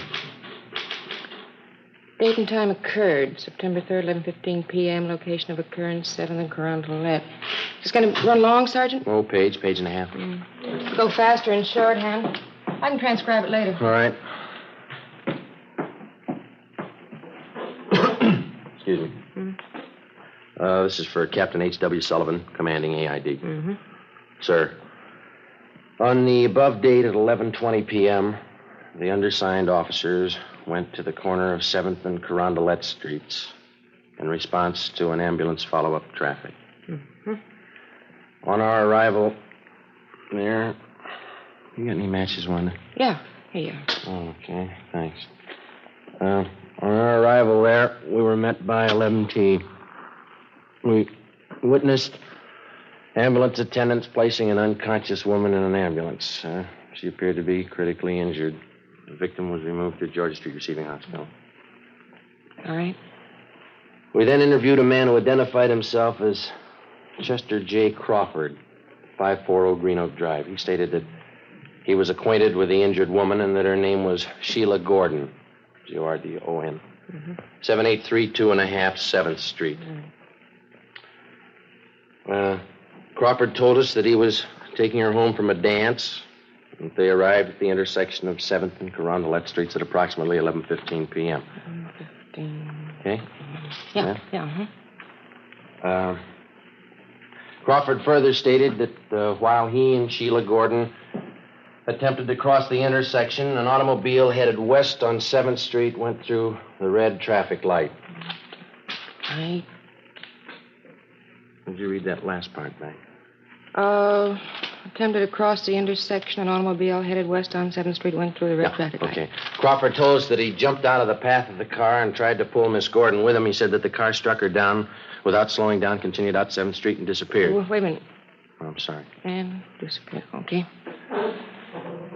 Crawford stated the hit-and-run car was either a Dodge or a Plymouth, that it could have been either last year's model or this year's. He described the car... Is this too fast, boy? That's all right. He described the car as either light blue in color or bluish green. Said that he failed to get the entire license number, but that the last three numbers on the rear plate were either 804 or 304. 804 or 304. That's right. Okay. Fine. Crawford said he made an attempt to follow the hit-run car, but that he was unable to obtain transportation. Mm-hmm. He stated he then ran to a phone at the Corsev Bar and Grill. Spell that? What? Corsev. Oh, Corsev. That's at 7th and Carondelet, and called the police. And the undersigned officers then obtained Crawford's full name, address, phone number, and proceeded to question residents in the neighborhood, and were unable to locate any other witnesses besides Crawford. Okay. Hi. How'd you do? Oh, I saw her. That's about all. Doctor says we won't be able to talk to her for at least a couple of days, maybe not at all. What's your chances? 50-50 if she's heavy on luck. 3 broken ribs, brain concussion, internal injury. What'd Lee Jones have to say? Is that all the report, Sergeant? Oh, yeah, Wanda. We'll have the rest for you a little later. Thanks. Okay. I'll type this much up as soon as I can. Thanks. Sure. What'd Lee Jones have to say? Nothing. He and Pinker went over the area for an hour. No broken glass from headlights at the PI. No tire impressions worth anything. No physical evidence. Where does it leave us? With a half-dead girl and no suspects. What do you think, Joe? I don't know. It's a sour one. Any kickback on the teletype yet? No? That guy she was with, Crawford, not too much help. Looked a little nearsighted to me. He saw well enough to get out of the way of that car. You got the notes. How much did he give us? Let me see. I got it here in the book. The car was either a Dodge or a Plymouth, late model. Color, either light blue or blue-green. The last three numbers on the license plate were 804 or 304. It's a big field to pick from. That's the only lead we own. You can call it that, yeah. Well, I guess we better talk to DMV, get the dope on all cars fitting that description that Crawford gave us. It's going to be a hard trip. At least 3,000 cars to track down. Probably closer to 4. What do we do for help? We can ask the captain in the morning. I'll get him. Okay. Racket Bureau, Romero. Yeah, Yeah, we'll bring him right over. Yeah, bye. Lee Jones again. Yeah? Says he wants the clothes Sheila Gordon was wearing at the time of the accident. He figures when she got hit, her clothes must have left fabric marks on the front of the car. It might work. There's only one trouble. What's that? You can paint off fabric marks. Well, it's a long list. Let's take it from the top. Yeah. Find the car.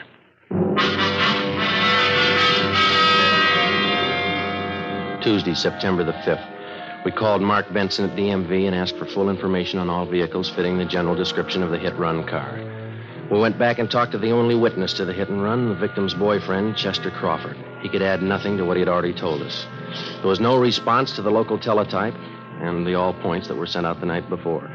Garages, auto repair, and paint shops throughout the city were also alerted. Meantime, at General Hospital, the victim, Sheila Gordon, was still close to death. The search for the hit-run car went on. 2 days passed. Thursday, September 7th. The information we requested from DMV was being checked out and compiled. Ben and I met with Captain Sullivan. That's the last of them, Skipper. All the cars in this area that fit the general description of the one we're after. You just get it? Yeah. How many cars did they list? 4,620. Even more than you expected, eh? Yeah. No chance at all of narrowing it down? None that we can see, no. Terrific order. Well, we tried to figure it from every angle. Now we can do it 2 ways. Yeah? We keep the alert on for the hit-run car around the divisions, all the garages in town, the auto repair shops. In other words, we can wait it out. Maybe we'll get the guy, maybe not. Yeah? Or we can check out every one of the cars on this list and the registered owners. Well, the first way isn't going to do the job. We know that. 4,600 cars. How much help will you need? About 30, 40 men. How long? A couple of weeks, maybe more. All right. I think I can get them from Metro Division. When do you want to start? First thing tomorrow. Okay, I'll set it up. All right, Skipper. Thank you. Excuse me, Joe. There's a lady out here to see you. Okay, thanks. We'll check you in the morning, Skipper. Right. That's her over there. Thank you. My name's Friday, ma'am. This is Sergeant Romero. How do you do? I'm Dora Lytell, Sergeant. I'm Sheila Gordon's landlady, the girl in the accident. Yes, ma'am. Well, Mr. Crawford, he was with Sheila that night. He told me about you, and he said he thought you might be able to help. How do you mean? Well, it's a long story. You see, when Sheila Gordon first came to live at my rooming house, she was a good girl like the rest.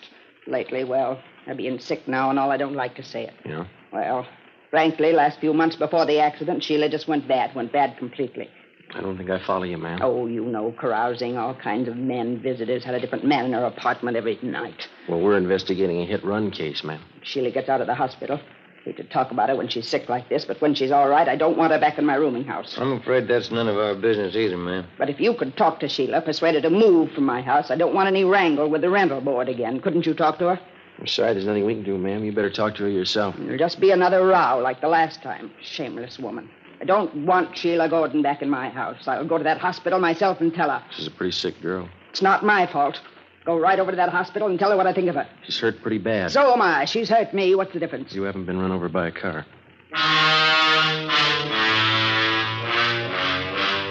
Next morning, Sergeants Reed and McLennan, Ben and myself joined the 40 men from Metropolitan Division who had started checking out the first of the 4,620 suspected cars.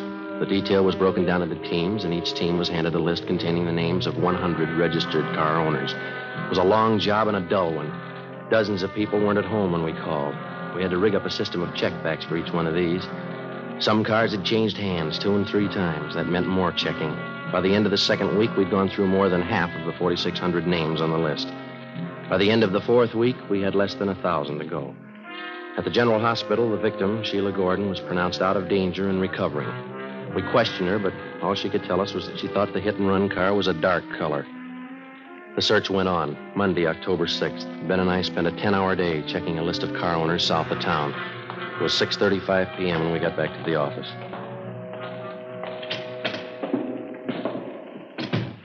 Hi. Hi, Reed. How'd you do today? Fair. Looks like we got one. What do you mean? Guy's name is Ralph Angelo. Let's see.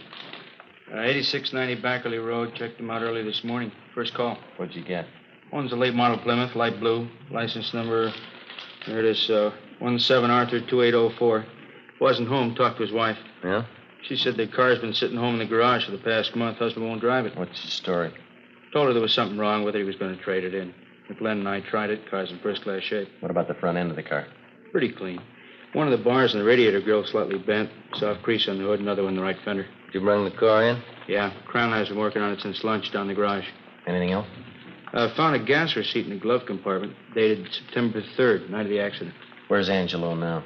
Santa Barbara, business trip. Due home tonight about 10. McLennan and I'll pick him up then. See what he's got to say. That sounds good. How many possibilities does that make, Joe? Well, let me see. Out of 3,700 we've checked, about 4 good ones. I'll get that. Accident investigation, Friday. Hi, Joe. This is Lee Jones. Yeah, Lee.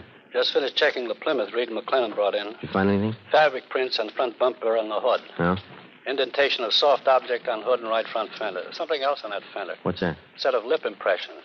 What's it mean? We found the car. Only one job left. Yeah? Find the driver.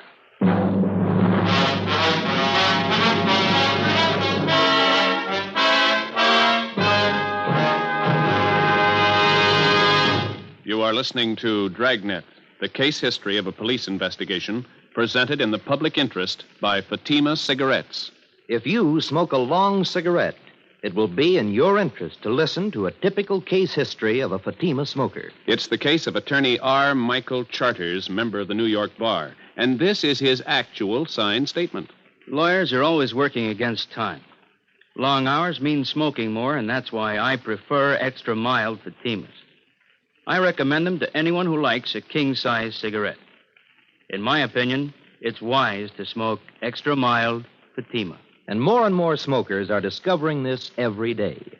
Actual figures show Fatima has more than doubled its smokers coast to coast. So enjoy Fatima yourself. The long cigarette, which contains the finest Turkish and domestic tobaccos, superbly blended to make it extra mild. You will prefer Fatima's much different, much better flavor. You will agree.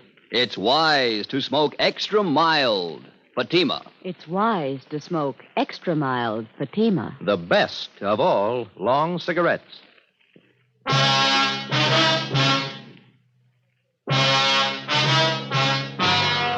Monday, October 6th, 10 p.m. Suspect Ralph Angelo was picked up at his home by investigating officers and brought downtown to the interrogation room. Sergeants Reed and McLennan, Ben and myself questioned him for 3 hours. At 1:30 a.m., we took Angelo to the county jail where he was booked on suspicion of 501 vehicle code, hit-and-run felony. The next morning, we obtained a warrant from the district attorney's office, and later that day, Ralph Angelo was arraigned in Municipal Court Division 7. The date was set for his preliminary hearing in municipal court. Sheila Gordon recovered from her injuries and was released from the general hospital. On October 10th, the preliminary hearing was held. Sheila Gordon was on the stand most of the morning. After the noon recess, I was called to testify. Raise your right hand. You solemnly swear that the testimony you're about to give pending in this case be the truth, the whole truth, nothing but the truth, so help you God. I do. State your name. Joe Friday. Be seated.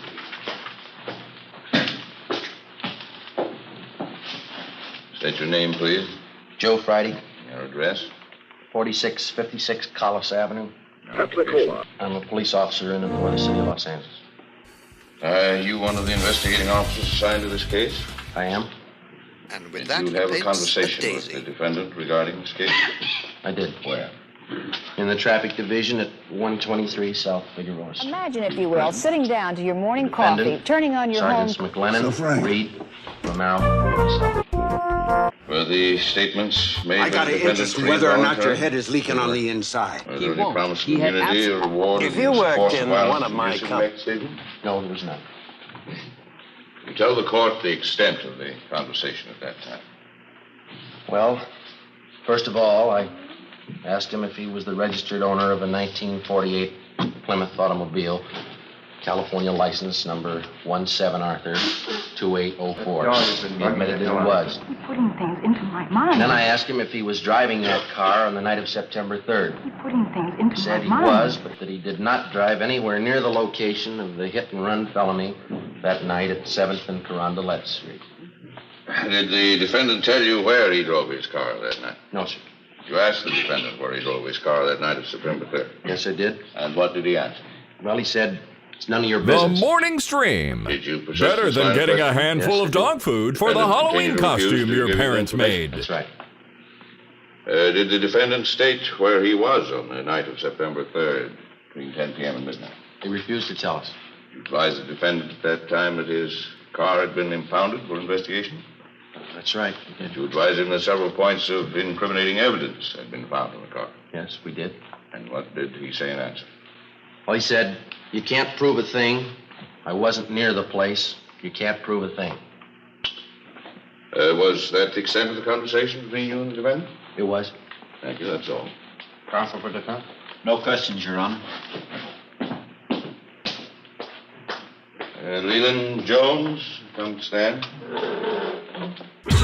The morning stream. Raise your right hand. You solemnly swear the testimony you're about to give pending this case be the truth, the whole truth, nothing but The the truth, morning so help you stream. God. State your name. Lee Jones. Food for the Halloween.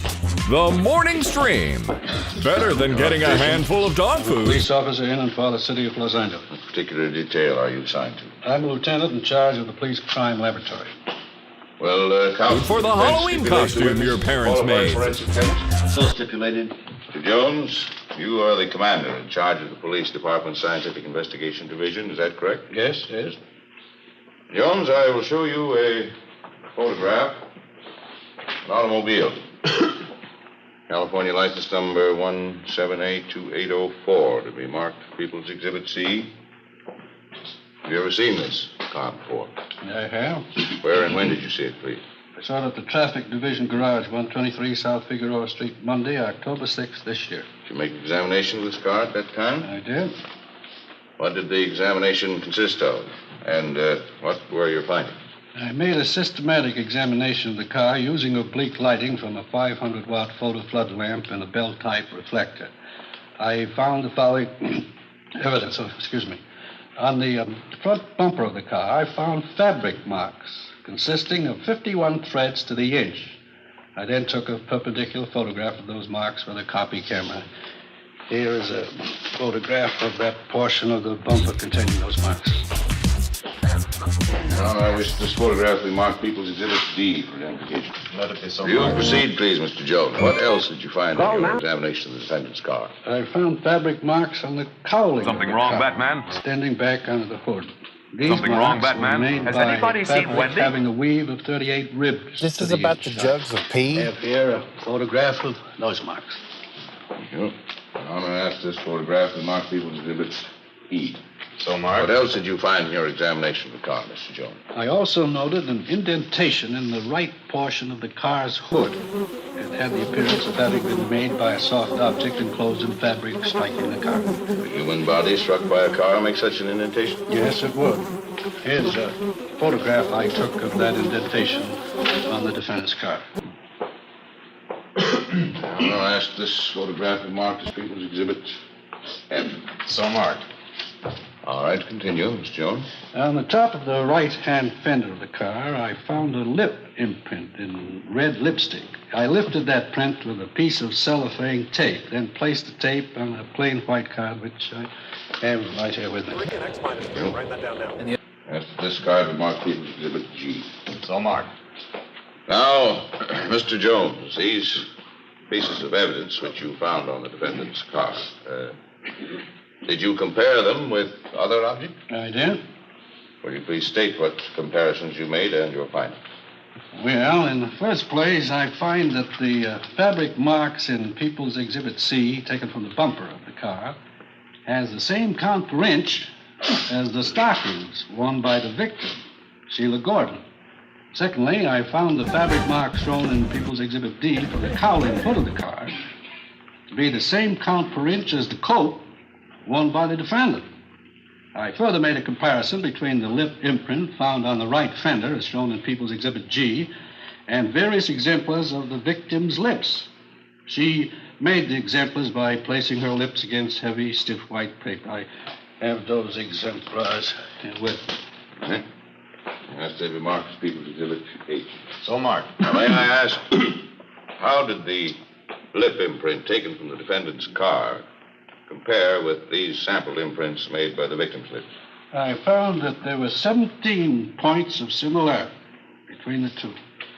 These points of similarity consist of various small lines or wrinkles which match identically, as may be seen in the photographs. Jones, do you have an opinion as to the origin of the lip imprint on the defendant's car as shown in People's Exhibit G? I do. What is that opinion? It's my opinion that the lip imprint on the defendant's car, as shown in Exhibit G, was made by the lips of the victim, Sheila Gordon.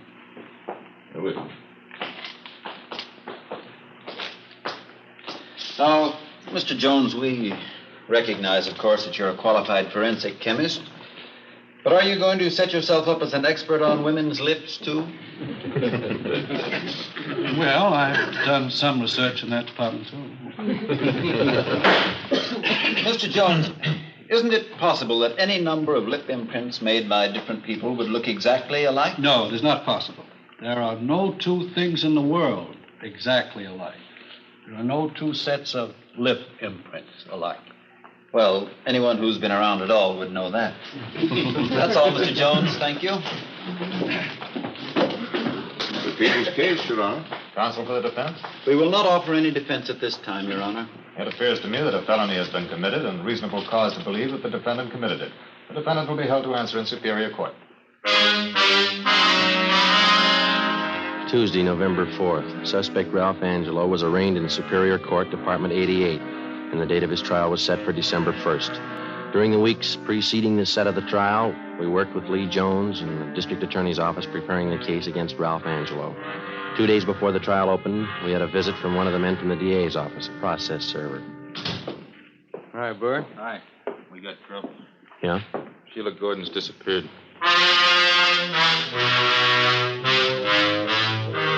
Wednesday, December 1st, Ralph Angelo's trial opened and Sheila Gordon was called to the stand. She failed to appear. We checked her few known friends in the city. They couldn't help. She had disappeared from her new address and taken everything with her. A bench warrant was issued by Superior Court for Sheila Gordon. The deputy district attorney succeeded in having the court grant a delay in order to find the missing girl, in this case, the complaining witness. Meantime, we got out a local broadcast and an APB. We got missing persons detail to help out in the search. Still no sign. Ralph Angelo's lawyer asked the court for a dismissal of the hit-and-run felony case because of Sheila Gordon's failure to appear. On December the 8th, the court ruled on the motion. Regarding the motion by the defense for dismissal of hit-and-run felony charges against Ralph C. Angelo, because of the prosecution's failure to produce the complaining witness, to wit, Sheila R. Gordon, the court feels it would not serve the interests of justice to continue the case. Case dismissed. The search for Sheila Gordon went on. Behind us, we had logged 3 solid months of police work, checking and running down more than 4,000 cars. Hours of labor in the crime lab. More hours pounding the pavement, questioning people, checking, rechecking. Without a trial and a conviction, it didn't mean a thing.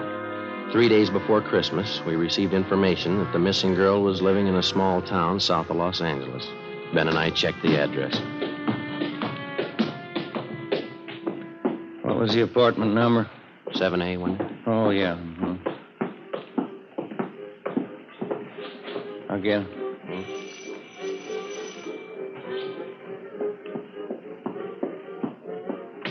Yeah? Oh, you two. Come in. Come in. Sit down. Make yourself at home. I'm sorry the place is such a mess. A little party earlier tonight. It's messed up. What about the trial? Why didn't she show? Come on, sit down. See, I'll tell you what. I'll freshen up a little, put on some makeup. What about the trial? I didn't have anything against the guy. Didn't mean to run me down. You wouldn't happen to have a drink on you, would you? You know better than that. Why didn't you show up at the trial? I told you I didn't have anything against the guy. What was it, a payoff? Look, why don't we go out and get something, then we can come back and have a party? How much did he give you? $50. He was awful nice. You agreed not to show in court. I didn't have anything against the guy, that's all. Better get your coat. Why? That's what the court wants to know. You're taking me in. Why? Is there any law against forgiving? Yeah, when you get paid for it.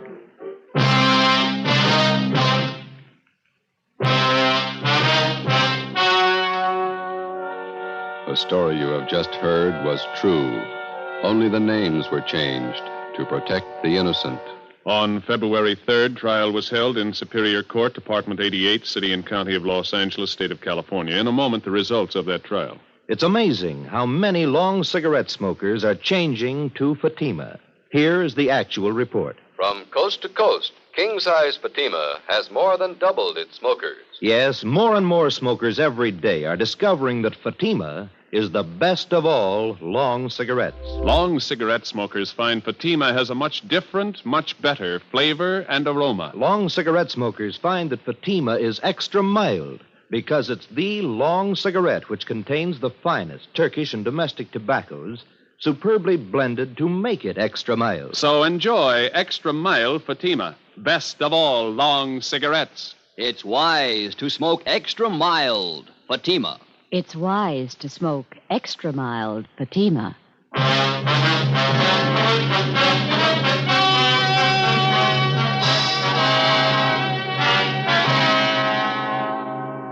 Sheila Gordon was returned to Los Angeles, and a new date was set for the trial of Ralph Angelo. Subsequently, he was tried and found guilty as charged. Angelo was also tried, along with Sheila Gordon, for compounding a felony. They were both convicted and received the sentence as prescribed by law. They are now serving their terms in the state penitentiary. You have just heard Dragnet, a series of authentic cases from official files. Technical advice for Dragnet comes from the Office of Chief of Police W.A. Wharton, Los Angeles Police Department. Fatima Cigarettes, the best of all long cigarettes, has brought you Dragnet from Los Angeles. The Halls of Ivy is especially pleasant listening tomorrow on NBC.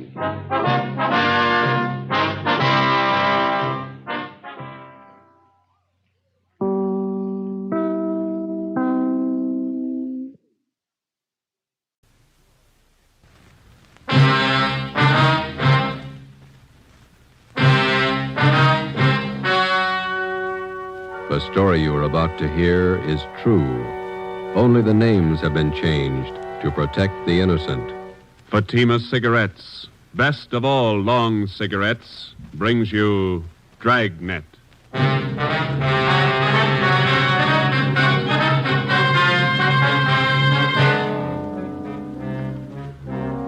You're a detective sergeant. You're assigned to Bunko Fugitive Detail.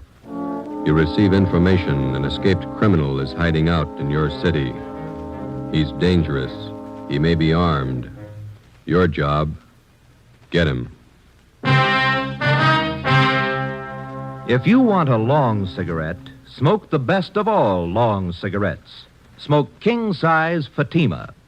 Fatima is the long cigarette which contains the finest Turkish and domestic tobaccos superbly blended to make Fatima extra mild. And that's why Fatima has a much different, much better flavor and aroma than any other long cigarette.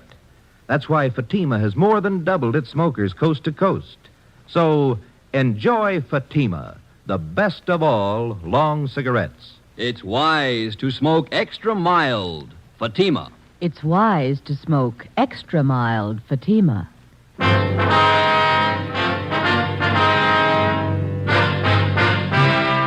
Dragnet, the documented drama of an actual crime. For the next 30 minutes, in cooperation with the Los Angeles Police Department, you will travel step by step on the side of the law through an actual case from official police files. From beginning to end, from crime to punishment, Dragnet is the story of your police force in action. It was Thursday, April 27th. It was warm in Los Angeles. We were working a night watch out of Bunko Fugitive Detail. My partner's Ben Romero. The boss is Blaine Steed, captain of Bunko Fugitive. My name's Friday. I was on the way back from communications, and it was 6:45 p.m. when I got to room 38, squad room. Hi. How are you? How about some dinner? Well, we got one to check out first. Here's the teletype. Skipper just brought it in. Thanks. From San Rafael, huh? Pick up and hold for this department one Alfred Garvey. Wanted for suspicion, forgery, robbery. This man poses as a fingerprint expert from San Rafael Police Department. Here's his mug pulled from the Record Bureau. Mm-hmm. We're informed Garvey is registered at the Fair Deal Hotel, your city. Where's that? Over near First and Broadway. Yeah. Please advise us on his arrest, and officers will arrive with warrant signed Chief Police Frank Kelly, San Rafael, California. Shouldn't take long to pick him up. All right, we can eat later, I guess. Hi. Hi, Max. What are you doing around? I thought you took off on vacation. I am. Just came back to pick up some stuff in my locker. Soft touch. Sure. Listen, the wife's got the car there. Are you guys going anywhere near North Main and Daly? Yeah, we're going to leave right now. Oh, okay. Let me grab my coat. All right. You live out near Highland Park, don't you, Mac? Yeah. Wife took the kids shopping in the car this afternoon. Had to get them shoes for our vacation. Kids sure scuff up the toes in a hurry. All right, you all set? Let's go. Where you going on your vacation? Big Bear. Gonna stay the whole 3 weeks. The in-laws own a cabin up there. They even pay the utilities for us. It's pretty nice. Only one trouble. What's that? They're coming with us. Oh.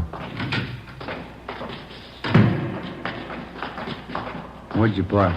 In the captain's stall. All right. You're Mrs. Storrs. All right, in the back. Okay.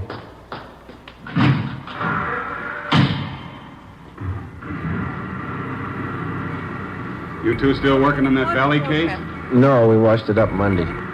What's this one? Teletype from San Rafael. What some guy picked up. Here's a mugshot. Who's Richards going to work with while he's gone, Mac? I don't know. What's the crowd up ahead? Oh, yeah. Shriners Convention. I forgot they were having a parade tonight. You better stay over to one side. I think we can get through all right.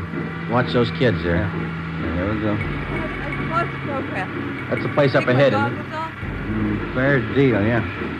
We got to stop by this hotel a minute, Max. You want to wait here? I'll come in. Hello.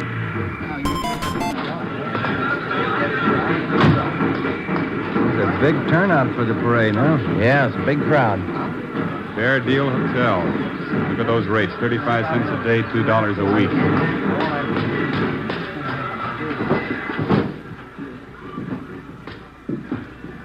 Yes, sir. Can I help you? Police officers, would you look at this picture, please? All right. Maybe registered as Alfred Garvey.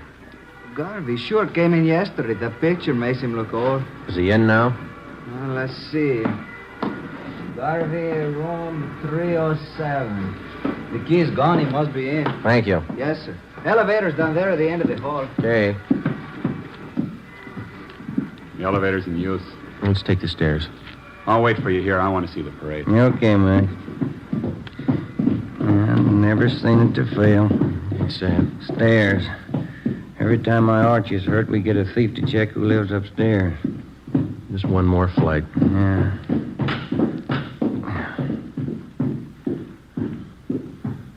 305, 307.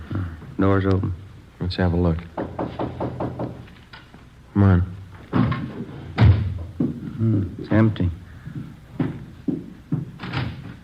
Nothing in the closet, huh? Yeah, pretty fast checkout. It came from downstairs. The lobby. Come on. Yep. Come on, hurry up. Guys, stop him! Stop that guy, police! Police! It's Maxwell. Max, are you all right? He went out the door, blue suit. It was Garvey. He shot your friend. Call an ambulance. He ran out the door. He shot your friend. Come on, Ben. Call that ambulance, will you? Hey, you. Did you see a man come out of this hotel? What'd you say? Did you just see a man come out of this hotel? That one? I don't know. All right, Ben, you go that way. I'll check up this way. Yeah, right. What does matter? Watch where you're going, huh? Did you see a man running up this way just now, about my height, blue suit? Huh?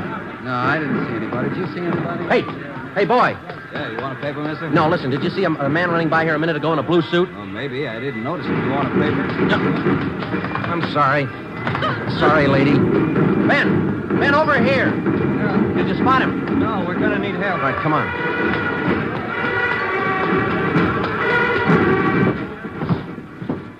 I called the ambulance. You better help your friend. He's bleeding. I don't know what to do. Ben, get a hold of communications. Get some help out here. Right. The guy came down in the elevator.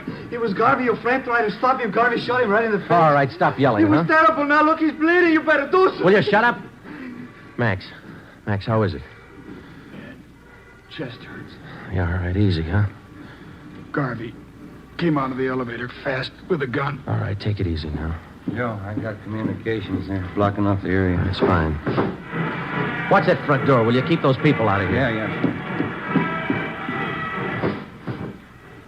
Chest. I'll be here in a minute, boy. Call the wife, Eleanor. Ambulance is here. Yeah. He looks bad. Well, he's not going to get any worse. He's dead.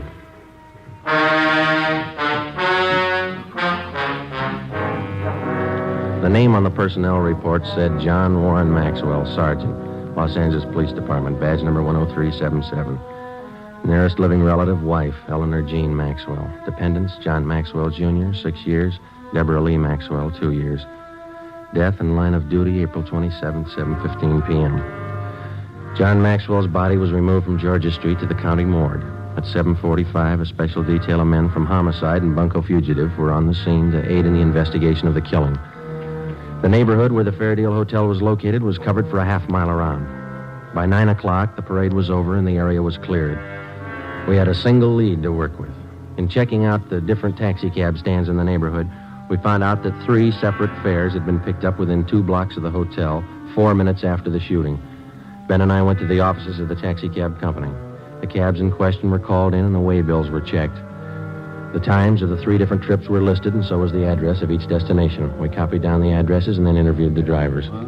We're going to give each one of you half a dozen pictures. Like to see if you can identify any of them as passengers you picked up tonight near the Fair Deal Hotel. All right, here you go. There you are. 4, 5, 6. Check them carefully, please. Here are yours right here. Take a good look at each one of them. Yeah, okay, thanks. Now, fellas, take your time. Look them all over real good before you make up your mind. Yeah, here's the one, Sergeant. No mistake. Let me see. Where'd you pick up this man? About a block from the hotel. I drove him to a place on 14th Street. Same address on the waybill. Ben? Yeah? Alfred Garvey. Ben and I, along with Ricketts and Chandler from Homicide, drove out to the 14th Street address, another small transient hotel. The clerk on duty identified Garvey from his mugshot. He said the suspect had called at the hotel at about 7:45 that night and asked to see one of the guests, Mrs. Lorraine Thomas. The clerk said he told Garvey Mrs. Thomas was out, that she hadn't been there for 4 days. Ricketts and Chandler went on stakeout in the lobby of the hotel, and Ben and I went up to the second floor to stake out Mrs. Thomas's room. Friday, 11:25 a.m. Lorraine Thomas returned to the hotel and was taken into custody. We took her to Homicide and questioned her for more than an hour. She admitted that she was acquainted with Garvey, but that's all. 1 o'clock. We went to Clifton's cafeteria for lunch. Here, take this tray. Thanks. Silverware? Get here a little earlier, you wouldn't get it. Look at that line running clear out to the street. You were the first one he ran to after the shooting. Oh, Garvey doesn't have many friends in Los Angeles. Maybe that's why he looked me up. I'll have the mixed green salad, too. Kind of worked this Garvey do, do you know? He told me he was in the Merchant Marines. Coleslaw. Some of that potato salad, please. Do you know what he does in the Merchant Marine? He told me he's steward. French dressing, please. Do you know any of his friends in town? No, I don't. Rye bread. Can I have an extra butter, please? French roll. What kind do you want, Ben? Yeah, give me some of those biscuits. Thank you. Does Garvey usually stay at the Fair Deal Hotel when he's in town? I don't know. That split pea soup sure looks good, doesn't it? We told you that the police up north were looking for him. Yeah, I know you did. Like I told you, I've been out with him a few times. That's all I know about him. He must have introduced you to some of his friends. I'll have the prime ribs there, rare. That piece there. How about it? Did you ever meet any of his friends? Yeah, one or two. No gravy. Meatloaf, brown gravy. Remember any of the names of his friends? I just met him, that's all. I don't remember. Let me have a roast turkey. Go kind of heavy on that dressing, will you? Did you ever go out with any of them? No. Why do you think Garvey went to your hotel after the shooting? I don't know. Maybe he figured you'd hide him. I don't know why you should. He killed a man and headed straight for your place. Doesn't make you look too good. I can't help that. I like some of those string beans, please. Miss Thomas, you know it's going to go hard on you if you're holding back information on Garvey. I'm not. Why don't you take some of that summer squash, Joe? It's good for you. Well, I can't eat that much. When'd you first meet Garvey? About 3 years ago, up in St. Helena. You might as well keep your nose clean. How do you mean? We're going to reach you, Miss Thomas. You might as well tell us all you know. Look, if Garvey's killing people, I don't want to have any more to do with him. We do. Now, where is he? I told you I don't know. Squash, please. You said you had a little boy, didn't you, Miss Thomas? Do we have to talk about it now? I thought we were going to have lunch. How old's your little boy? He's 7 years old. Where is he now? He's in school up in San Francisco. Isn't his line going awful slow? It's lunchtime. You know that cop that Garvey killed last night? Mashed potatoes, country gravy. Did you hear what I said? Yes, I know he killed a cop. He had a little boy, too. There's nothing I can do. No potatoes, thanks. Yeah, there's something you can do, Miss Thomas. You can tell us where Garvey is. If I knew, I'd tell you. French fries, please. You're kidding us, Miss Thomas, but we're not going to kid you. You know a lot more about this than you're telling us. Maybe I do, but I'm scared. Who are you afraid of? Look, why can't you count me out of this? I don't want any part of it. You're in all the way. The only way you're going to get out is to tell us what you know. He'll kill me. Suppose something happens to me, nobody's going to worry about my kid. You don't have to worry. He's not going to find out. No dessert, please. They'll both kill me. Both? Who's the other one? Oh, what's the use? Trouble, no matter what you try to do, nothing but trouble. Garvey's working with somebody, is that it? His name's Jack Fleming. Yeah? They made me promise to cover for him. Give him a place to hide out whenever the heat was on. Then you know where they are. No, I don't, and that's the truth. Why do they need a place to hide out? You said Garvey killed a cop. What about Fleming? Hey, Joe, you better move along. Oh, I'm sorry. What about Fleming? We're going to pull some jobs. All right, we can skip the dessert. Come on. I'll take a check for all of them. Let's go. What kind of jobs? Where? Hold up. Tomorrow night. Three Kings Liquor Store out in Wilshire. Let's sit down. They're both the same, Garvey and Fleming. They can't hold a gun without using it. Here's the table. Oh, you dropped your tray. I'll get you some more. Don't bother. I'm not hungry anymore.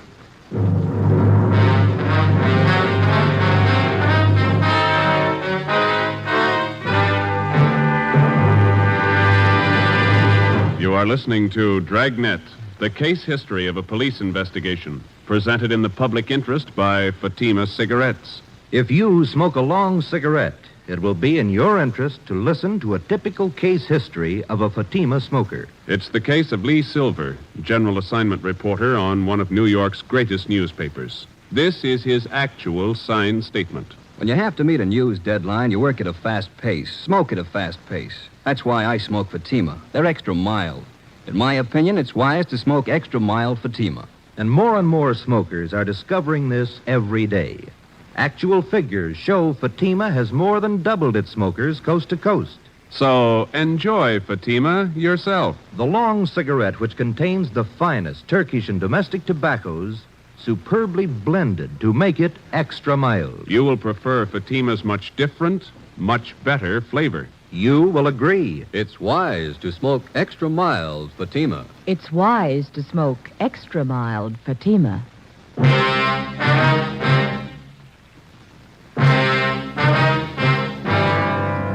Saturday, April 29th.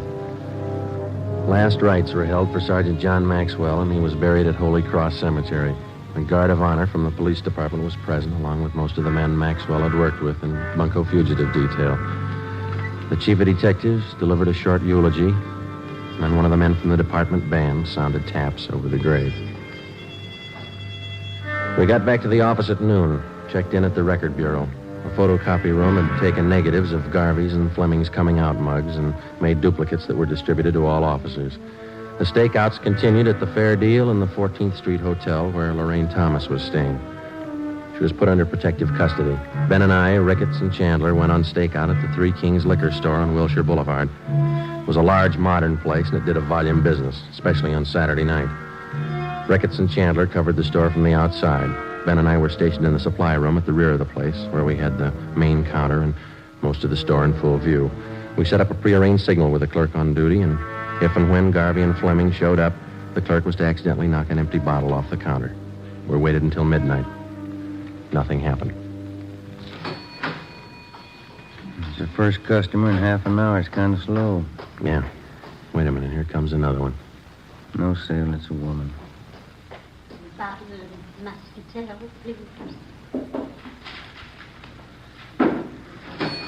clerk sure got the jitters. Well, I'll put in with him. Well, I could go for a hamburger. What did you eat dinner?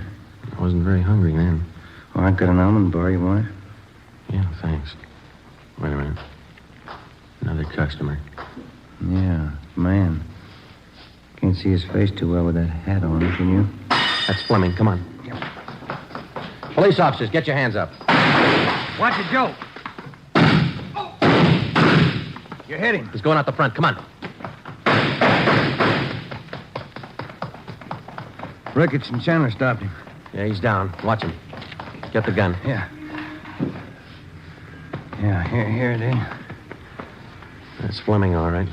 Ricketts, call an ambulance. What's the score? Looks like one in the shoulder and legs, too. What about Garvey? I don't know. What do you think? Fleming stopped all the slugs. Yeah? Let's ask him.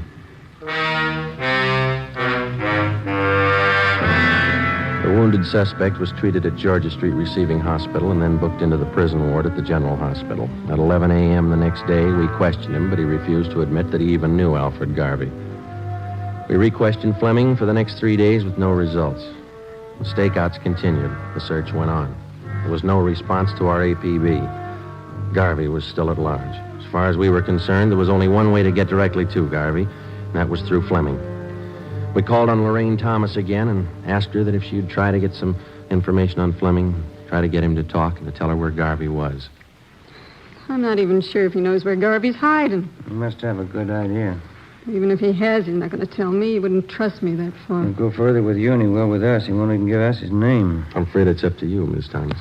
Why can't you let me out of this? Hey, look, figure it this way. You knew about Fleming and Garvey. You knew they were in town. You knew what they were up to. You didn't break your back to save that dead cop's life. Garvey shot him. I didn't. You knew he was a killer. You knew he had a gun. What do you want me to do? Get close to Fleming. Visit him every day till he talks. But he doesn't trust me. I told you. Then get him to trust you, will you? Do favors for him. He wants to contact friends to raise money for a lawyer. Help him do that. Run errands. Do anything for him within reason. Suppose he finds out about the holdup. That I told you about it. He's got a long stretch ahead of him. He won't bother you. They'll kill me if they find out. They wouldn't wait a minute. They won't find out. All right. Won't be my fault. Al did the shooting. He killed the cop. Let him square it up. He'll square it with the court. There's only one trouble. Yeah? Maxwell's wife and kids. How does Al square it with them? On the morning of May 8th, suspect Jack Fleming was removed from his private room and wheeled down to the X-ray lab on the pretext of treatment. While he was absent, a dictaphone was placed in his room by a sound crew from the crime lab. Fleming was then returned. That afternoon, while Ben and I listened in on earphones in the next room, Lorraine Thomas paid her first visit to Fleming. We had briefed her on how to proceed in getting the suspect to talk, in particular, to reveal Garvey's hideout. It was a slow process.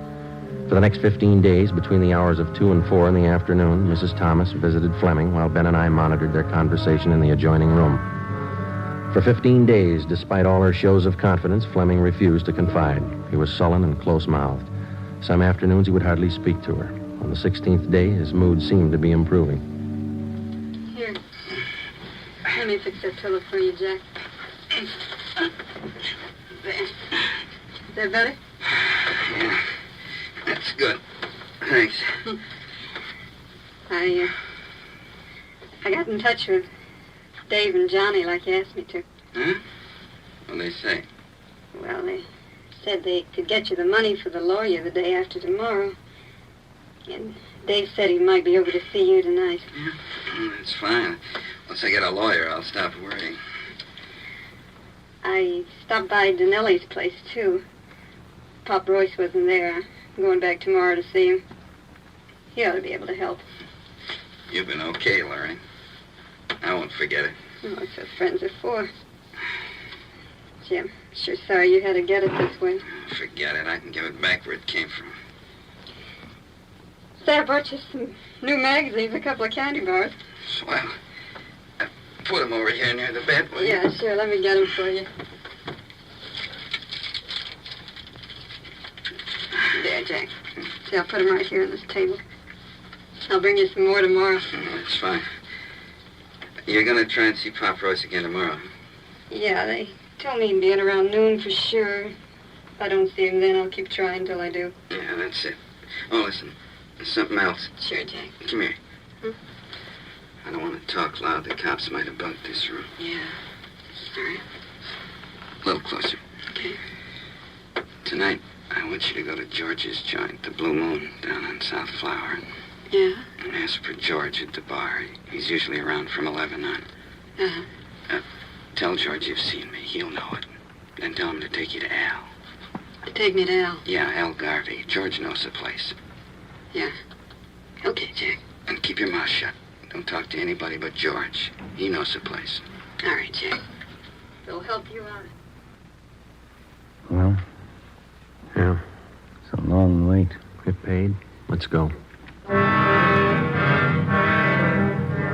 10:45 p.m. A detail of 3 cars followed Lorraine Thomas to the Blue Moon Tavern on South Flower Street. We parked down the block and watched her go in.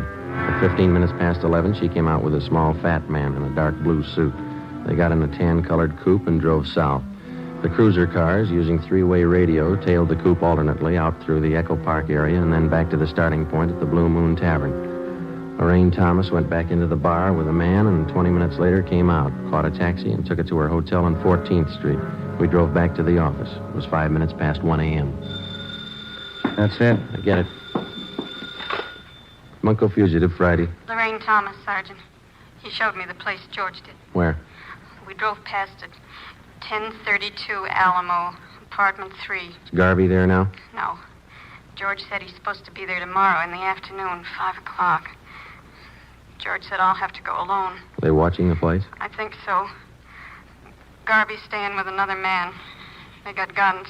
You know where Garvey is now? George wouldn't tell me. We can't afford to tip our hand. How do we know Garvey will be there at 5 o'clock tomorrow? That's just it. We don't. May 9th, 3 p.m. An immediate stakeout was placed at the suspected hideout. A detail of 20 plainclothesmen began filtering into the neighborhood in the vicinity of 1032 Alamo Street. The 3-story apartment house at that address was checked thoroughly and then covered on all sides. Apartment 3 on the first floor was checked out, too. It was registered to a Thomas King, whom the manager identified as Alfred Garvey from his mugshot. To avoid pedestrian casualties, we toured the immediate vicinity between 3 and 4:30 that afternoon, advising residents and storekeepers to clear the street and stay inside. At 4:35 p.m., the men in the detail took up their assigned positions. We waited. Hold that light, will you, Jim? Yeah. Thanks. Awful lot of trouble for that punk Garvey. Be more trouble if he doesn't show. No such luck. Tan coupe coming down the street behind us. Same one we tailed last night. A girl driving. There's 2 guys with her. Yeah, Garvey's one of them. They're pulling up. Ready? Oh, wait a minute. All right, let's go.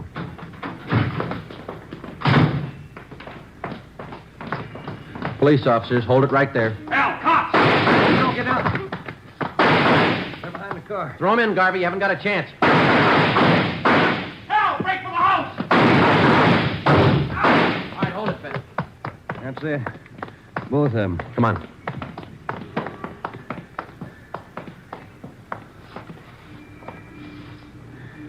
Both dead. Garvey, the other guy. Rotten case. Rotten business.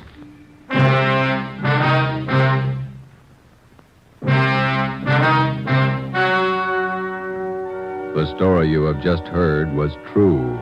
Only the names were changed to protect the innocent. On August 2nd, trial was held in Superior Court, Department 93, City and County of Los Angeles, State of California. In a moment, the results of that trial. It's amazing how many long cigarette smokers are changing to Fatima. Here is the actual report. From coast to coast, king-size Fatima has more than doubled its smokers. Yes, more and more smokers every day are discovering that Fatima is the best of all long cigarettes. Long cigarette smokers find Fatima has a much different, much better flavor and aroma. Long cigarette smokers find that Fatima is extra mild because it's the long cigarette which contains the finest Turkish and domestic tobaccos superbly blended to make it extra mild. So enjoy extra mild Fatima. Best of all long cigarettes. It's wise to smoke extra mild Fatima. It's wise to smoke extra mild Fatima.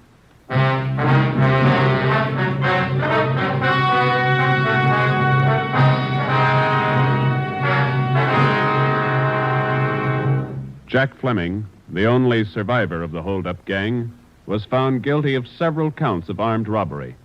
Garvey's accomplices who aided him in hiding out were tried and convicted of being accessories. They are serving prison terms as prescribed by law.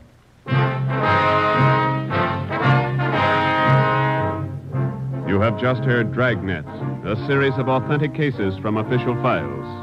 Technical advice for Dragnet comes from the Office of Chief of Police W.A. Wharton, Los Angeles Police Department. Fatima Cigarettes, the best of all long cigarettes, has brought you Dragnet from Los Angeles.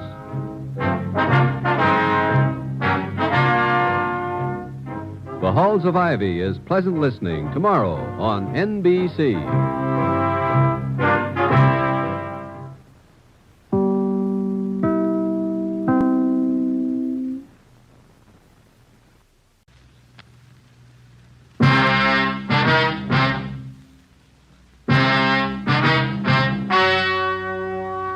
The story you are about to hear is true.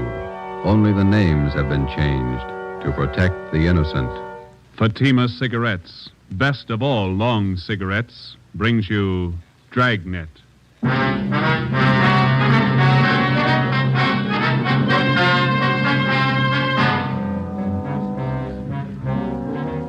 You're a detective sergeant. You're assigned to homicide detail. For 2 months, a depraved criminal has been at work in your city. Men and women have been robbed, brutally attacked. Your job, get him.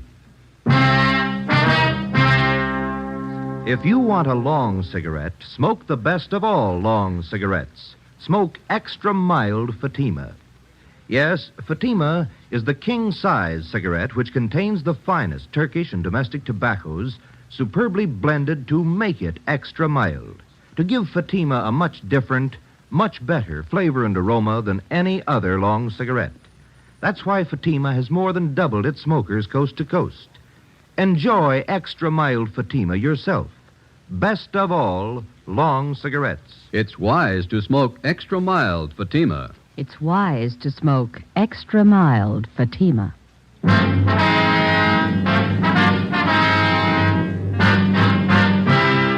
Dragnet, the documented drama of an actual crime. For the next 30 minutes, in cooperation with the Los Angeles Police Department, you will travel step by step on the side of the law through an actual case from official police files. From beginning to end, from crime to punishment, Dragnet is the story of your police force in action. It was Wednesday, March 7th. It was cloudy in Los Angeles. We were working the night watch out of homicide. My partner's Ben Romero. The boss is Thad Brown, chief of detectives. My name's Friday. I was on the way home from the office, and it was 2:25 a.m. when I got to Collis Avenue, number 4656. Joseph? Is that you? Yeah, Ma. Did I wake you?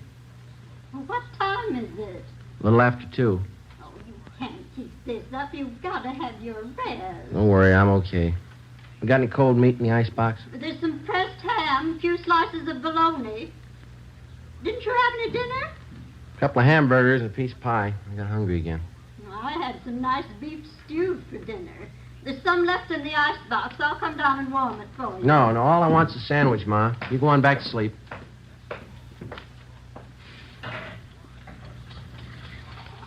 You can't live on pie and sandwiches and keep up your strength. Working all hours, first thing you know, you'll be getting sick. You need your food and you need your rest. Nobody cares when you're sick. You didn't have to get up, Ma. All I want's a sandwich. I can fix it. You better have a bowl full of stew. Here, it'll take a minute to warm it up. Nice new potatoes in it. Some of those onions you like, too. White Bermudas. Okay, not too much now. I'll get the milk. It's 2:30 in the morning. What kept you so late again? Another stakeout. The same job. Is that the murder in Highland Park? No, Ma, the badge bandit. The one that poses as a policeman. Oh, that one. We certainly ought to do something about him. Yeah, well, we're trying to. We can't find him. Now, there was a piece in the paper about it tonight. They say it's just terrible the way he beats up people and robs them. Yeah. Badge bandit. The way he treats women ought to be ashamed. They ought to put him away. Yeah. You got some more rye bread? Mm-hmm. Are you going to have tomorrow off, Joseph? Thanks. No. The captain says we work straight through till we get the guy. Oh. I thought you were going to have tomorrow off. Mm-hmm. Oh, you ought to tell the captain. You need your rest. You can't go on like this working all hours. You'll be coming down sick one of these days. 15 robberies, 15 assaults, all in 2 months. Somebody's got to stop him. Stew ready? Oh, yeah, I think so. Well, can't they warn the people? They wouldn't be getting robbed and beaten up if they weren't parked in those lonely places. Spooning, so silly. Yeah. I'm afraid we can't do anything about that, Ma. It's a public place. They got a right to park if they want. Yeah, I suppose. Let me have your plate. Okay, here. No, hold it. That's fine. Another spoonful. You can't work if you don't eat. It is good stew. Yeah, sure it is. Butcher down at ShopRite's nice. His stewing beef's just wonderful. Mm-hmm, yeah. Ben work late with you? Yeah, his wife's sore, too. He hasn't been home much since we started on this. It's a tough one. Oh, my. Well, times certainly have changed since I was a girl. All this robbing, beating up. Crazy people. Yeah. Any mail today? No, there's a couple of bills. Well, you set the alarm. I got to check back in at 8 in the morning. 8 o'clock? Why so early? Badge bandit got 2 more victims tonight. They were college kids. Oh. Doctor says he didn't think we should talk to him tonight, so we'll have to see him tomorrow morning at the hospital. Were they badly injured? Well, pretty bad. The boy took a terrible beating. The girl was attacked, same as the others. Oh, my. Well, it's very good, Ma. I better get to bed. Yes, well, your face looks so thin. You need all the rest you can get. I'll get it. Now, who can that be? It's almost 3 in the morning. Hello? This is Lorman down homicide, Joe. Sorry to bother you. Yeah, Lorman. What is it? Captain wants you and Romero to meet him at Hollywood and Laurel right away. What's the matter now? Attack and hold up in Laurel Canyon 20 minutes ago. Yeah? Got the area blocked off. Figure they got the man trapped. The victims get a look at the guy? Same description, the badge bandit. I left the house, went over and picked up Ben. We drove out to the edge of the Santa Monica Mountains where Hollywood Boulevard ends and Laurel Canyon begins. We headed back into the canyon to the blockaded area. Captain Steed from Homicide was there waiting for us.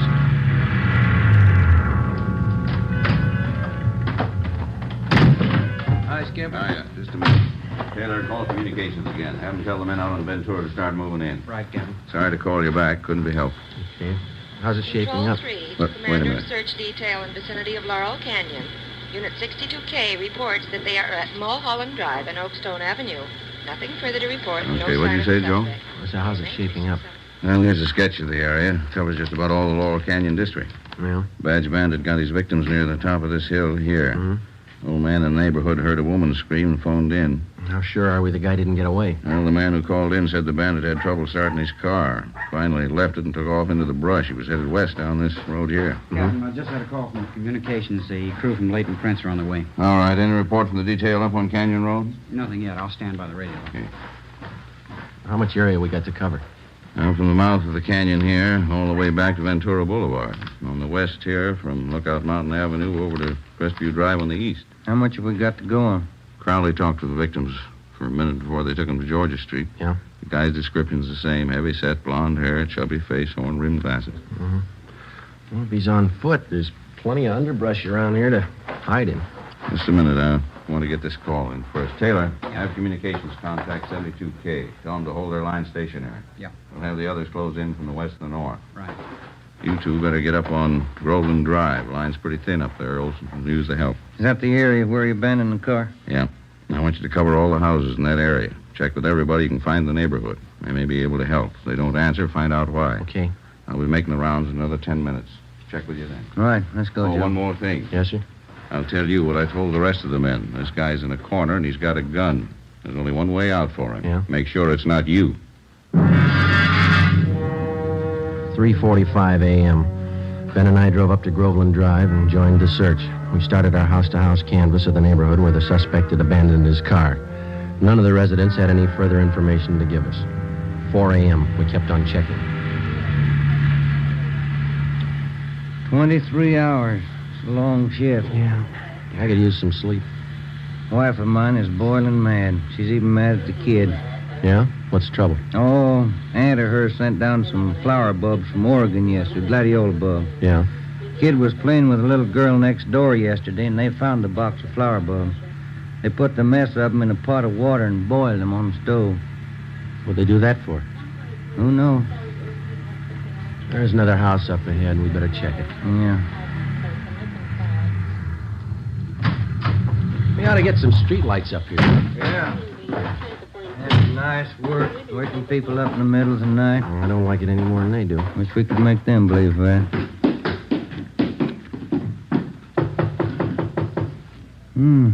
Nice neighborhood up here. Wonder what the price is on these lots. Well, it shouldn't be too high. They say real estate's coming down. Yeah, what is it? Police officers. Sorry to disturb you. We'd like to talk to you a minute. Oh, all right. Let me get the door open. What's been going on in the neighborhood tonight? Some kind of trouble? Cars racing up and down the hill? What's the trouble? Have you noticed any strangers in the neighborhood last hour? No, I just got to bed 20 minutes ago. I work out at Paramount. We're shooting nights. What's all the commotion anyway? We're looking for a suspect. He's supposed to be around this area. Well, I haven't seen anybody. I thought I heard somebody out by the garage a few minutes ago. Went out and looked around, but I didn't see anything. Did you check to see if your car is still in the garage? No, I left it in the driveway. No, sir. There's no car in your driveway. Sure there is. Let me show you. Hey, it's gone. Can we use your phone? Yeah. Yeah, but I saw it just a few minutes ago. The car was right there in the driveway. You think that guy took my car? Yes, sir. It's a pretty good bet. You got your license number handy there? I don't remember it. I got it on a card in my wallet. Give me communication. Can you give us a description of your car? It's a Plymouth sedan, black, two-door sedan with... Search detail, Laurel Canyon. I got some new information for all units in the detail. Here's the license number. Thank you. Will you broadcast this information to all units in the search detail? What was the make and model of your car? 46 black Plymouth, a two-door sedan. 1946 black Plymouth, two-door sedan, license number, let me see. 7 X-ray 2569. This car's just been stolen from 10211 Groveland Drive. Any identifying marks on the car? Well, I left my keys in it. No, sir. I mean, any special markings on the car? Maybe a dent in one of the fenders? Well, Yeah, George, hold on. We're getting it. The right headlight went out on me last night. I haven't had it fixed yet. The right headlight on the car's out. Notify all units in the search detail that we believe suspect is now in possession of this car. Right, thank you. Let's go. Must have happened in the last 15 minutes. I heard that noise and I went out to check. The car was there then. Well, here's our card. We'll be checking with you later. Yeah, I sure hope you find it. I don't know how I can get to work tomorrow without my car. Yeah, we'll notify you. Yeah, gee, I sure hope you find it. Thanks for your help. Come on, Ben.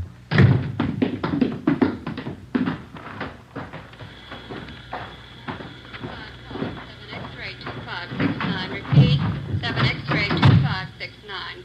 Car has just been stolen from 10211 Groveland Drive. The right headlight is out. Oh, we got it. Believed suspect is now in possession of this car. KMA 367. I don't think he could have gotten that car through the blockade yet, you. Better start searching the side roads, huh? Yeah. There's one. Leading off to the left, up ahead. Okay, let's try it. Wait a minute. There's a car coming down the hill toward us. Joe is making time. Joe, only one headlight on the car. He's coming right at us. Turn around, quick. There's no room. Get over to the inside. I can't, it's too late. Ben, turn. Hang on, we're going over.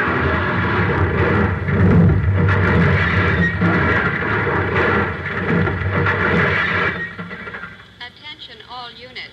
Special attention all units in search detail in the vicinity of Laurel Canyon. 80K reports theft Ben? of a 1946 You all right? Plymouth two-door sedan. Ben. License in the 5 column. An ambulance was called, and Ben and I were taken to Georgia Street Receiving Hospital. There I received emergency treatment for multiple cuts and bruises and a sprained left shoulder. Ben didn't do so well. He had a possible concussion, 2 broken ribs, and a half a dozen severe cuts about the face and arms. We were then taken to the P&F ward. The next afternoon, we had a visit from Captain Steed and Chief of Detectives Thad Brown. Friday, how you feeling? Pretty good, Chief. I saw Romero across the hall. You came out better than he did. Yeah, that's what I hear. You resting any? Oh, much better. No danger involved. Needs rest, that's about all. How long? Oh, he'll be here 2 weeks, according to the doctor. What about you? A couple of days. Too bad, Joe. Badge bandit? Yeah. Looks like you two got banged up for nothing. Oh? After he rammed your car, he ditched the black Plymouth, and then we figure he hit with the underbrush. Yeah? Somehow, while we were hauling you and Ben out of that wreck, he slipped through the line. Any fingerprints on the car? None we could use. It's rotten luck. I guess it was his night, huh? We're getting more men from Metro Division to help out. Mm-hmm. And we're doubling the number of decoys around the city. Policewomen, huh? And we'll have each of them planted in a parked car along with an officer in every area the badge bandit's been working. All he has to do is grab at the bait once. Yeah, if he goes for it. He'll have plenty of time to choose. We work the same setup every night till we reach him. It's a big operation. Might have to run it for weeks unless he quits. Well, there's only one way a guy like that ever quits. Yeah. When we stop him. Saturday, March 10th, 2 p.m. I was released from the P&F ward and went home. Ben stayed on at the hospital. He had at least another 10 days to go before release. Sunday, I spent at home. Monday afternoon, I checked back in at the office, and Captain Steed put me on decoy duty for that week, along with policewoman Dorothy River. We were assigned to cover an isolated parking area near Mulholland Drive and Beverly Glen. It was a nice view, but the duty was slow. No sign of the badge bandit. Policewoman River and I waited it out from late evening to early morning, from Monday through Thursday. Friday night came. Same thing. We waited. How's Ben? You see him today? Yeah, he's doing fine. Be out next week. Grouchy, I guess. Oh, sure. You want a cigarette? Thank you. You can sure tell it's Friday night. Yeah. Thanks. College kids are out in force. Mm-hmm. What time you got? 1:45. Long nights. Yeah. Slow. You cold? No, are you? Just a little. It's chilly up here in the early morning. What's that? Car full of kids just pulling out. Are the cars gone too? Yeah. We're the only ones left. These stakeouts getting your nerves. So look, if you're cold, you can have my coat. It doesn't bother me. No, it's all right, Joe. Thanks. It's a beautiful view from up here, isn't it? All the lights. Yeah. You like to dance, Joe? What? I said, do you like to dance? Oh, once in a while, I guess. I'm not too good. Why? Well, our club's having its big annual dance 2 weeks from Saturday. Yeah? Might get a kick out of it. It's formal. Well, it leaves me out. I don't own a tux. You could rent one. It'd be fun. Nah, afraid I don't look good in a tux. I never met a man who thought he did. Why don't you try it? I might be working. Well, I mean, if you're not working, why don't you come? You going? Well, I was planning on Got a date? it. No, not yet. I have hopes. There's a car pulling in. Let's see. Yeah, parked over in back of us. I can only make out one person in the car. Yeah, looks like a man. I can't be sure. All right, come on over closer. We might as well look the part, huh? All right. He's getting out of the car. Is he coming this way? Walking over to the side of the road. He's got a flashlight. Looking around. He's built like the badge bandit. Short, heavy set. Yeah, he's turning around. He's got his flashlight on us. He's coming up on your side of the car. All right, take it easy. You know what to do. Come on, out of that car. Police officer. All right, hold on. Got a gun, Joe. Yeah. Come on, I said out of the car, both of you. All right. All right, drop the gun. Drop it.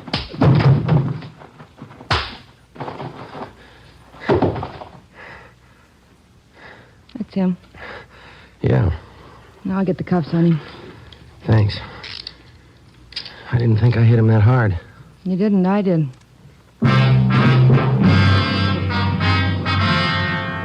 Policewoman Dorothy River and I took the suspect to Hollywood Division, where he was booked on suspicion of robbery. He gave his name as Charles Leon Kirby, age 46.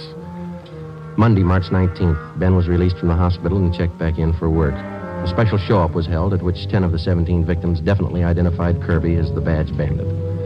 The suspect had finally been apprehended.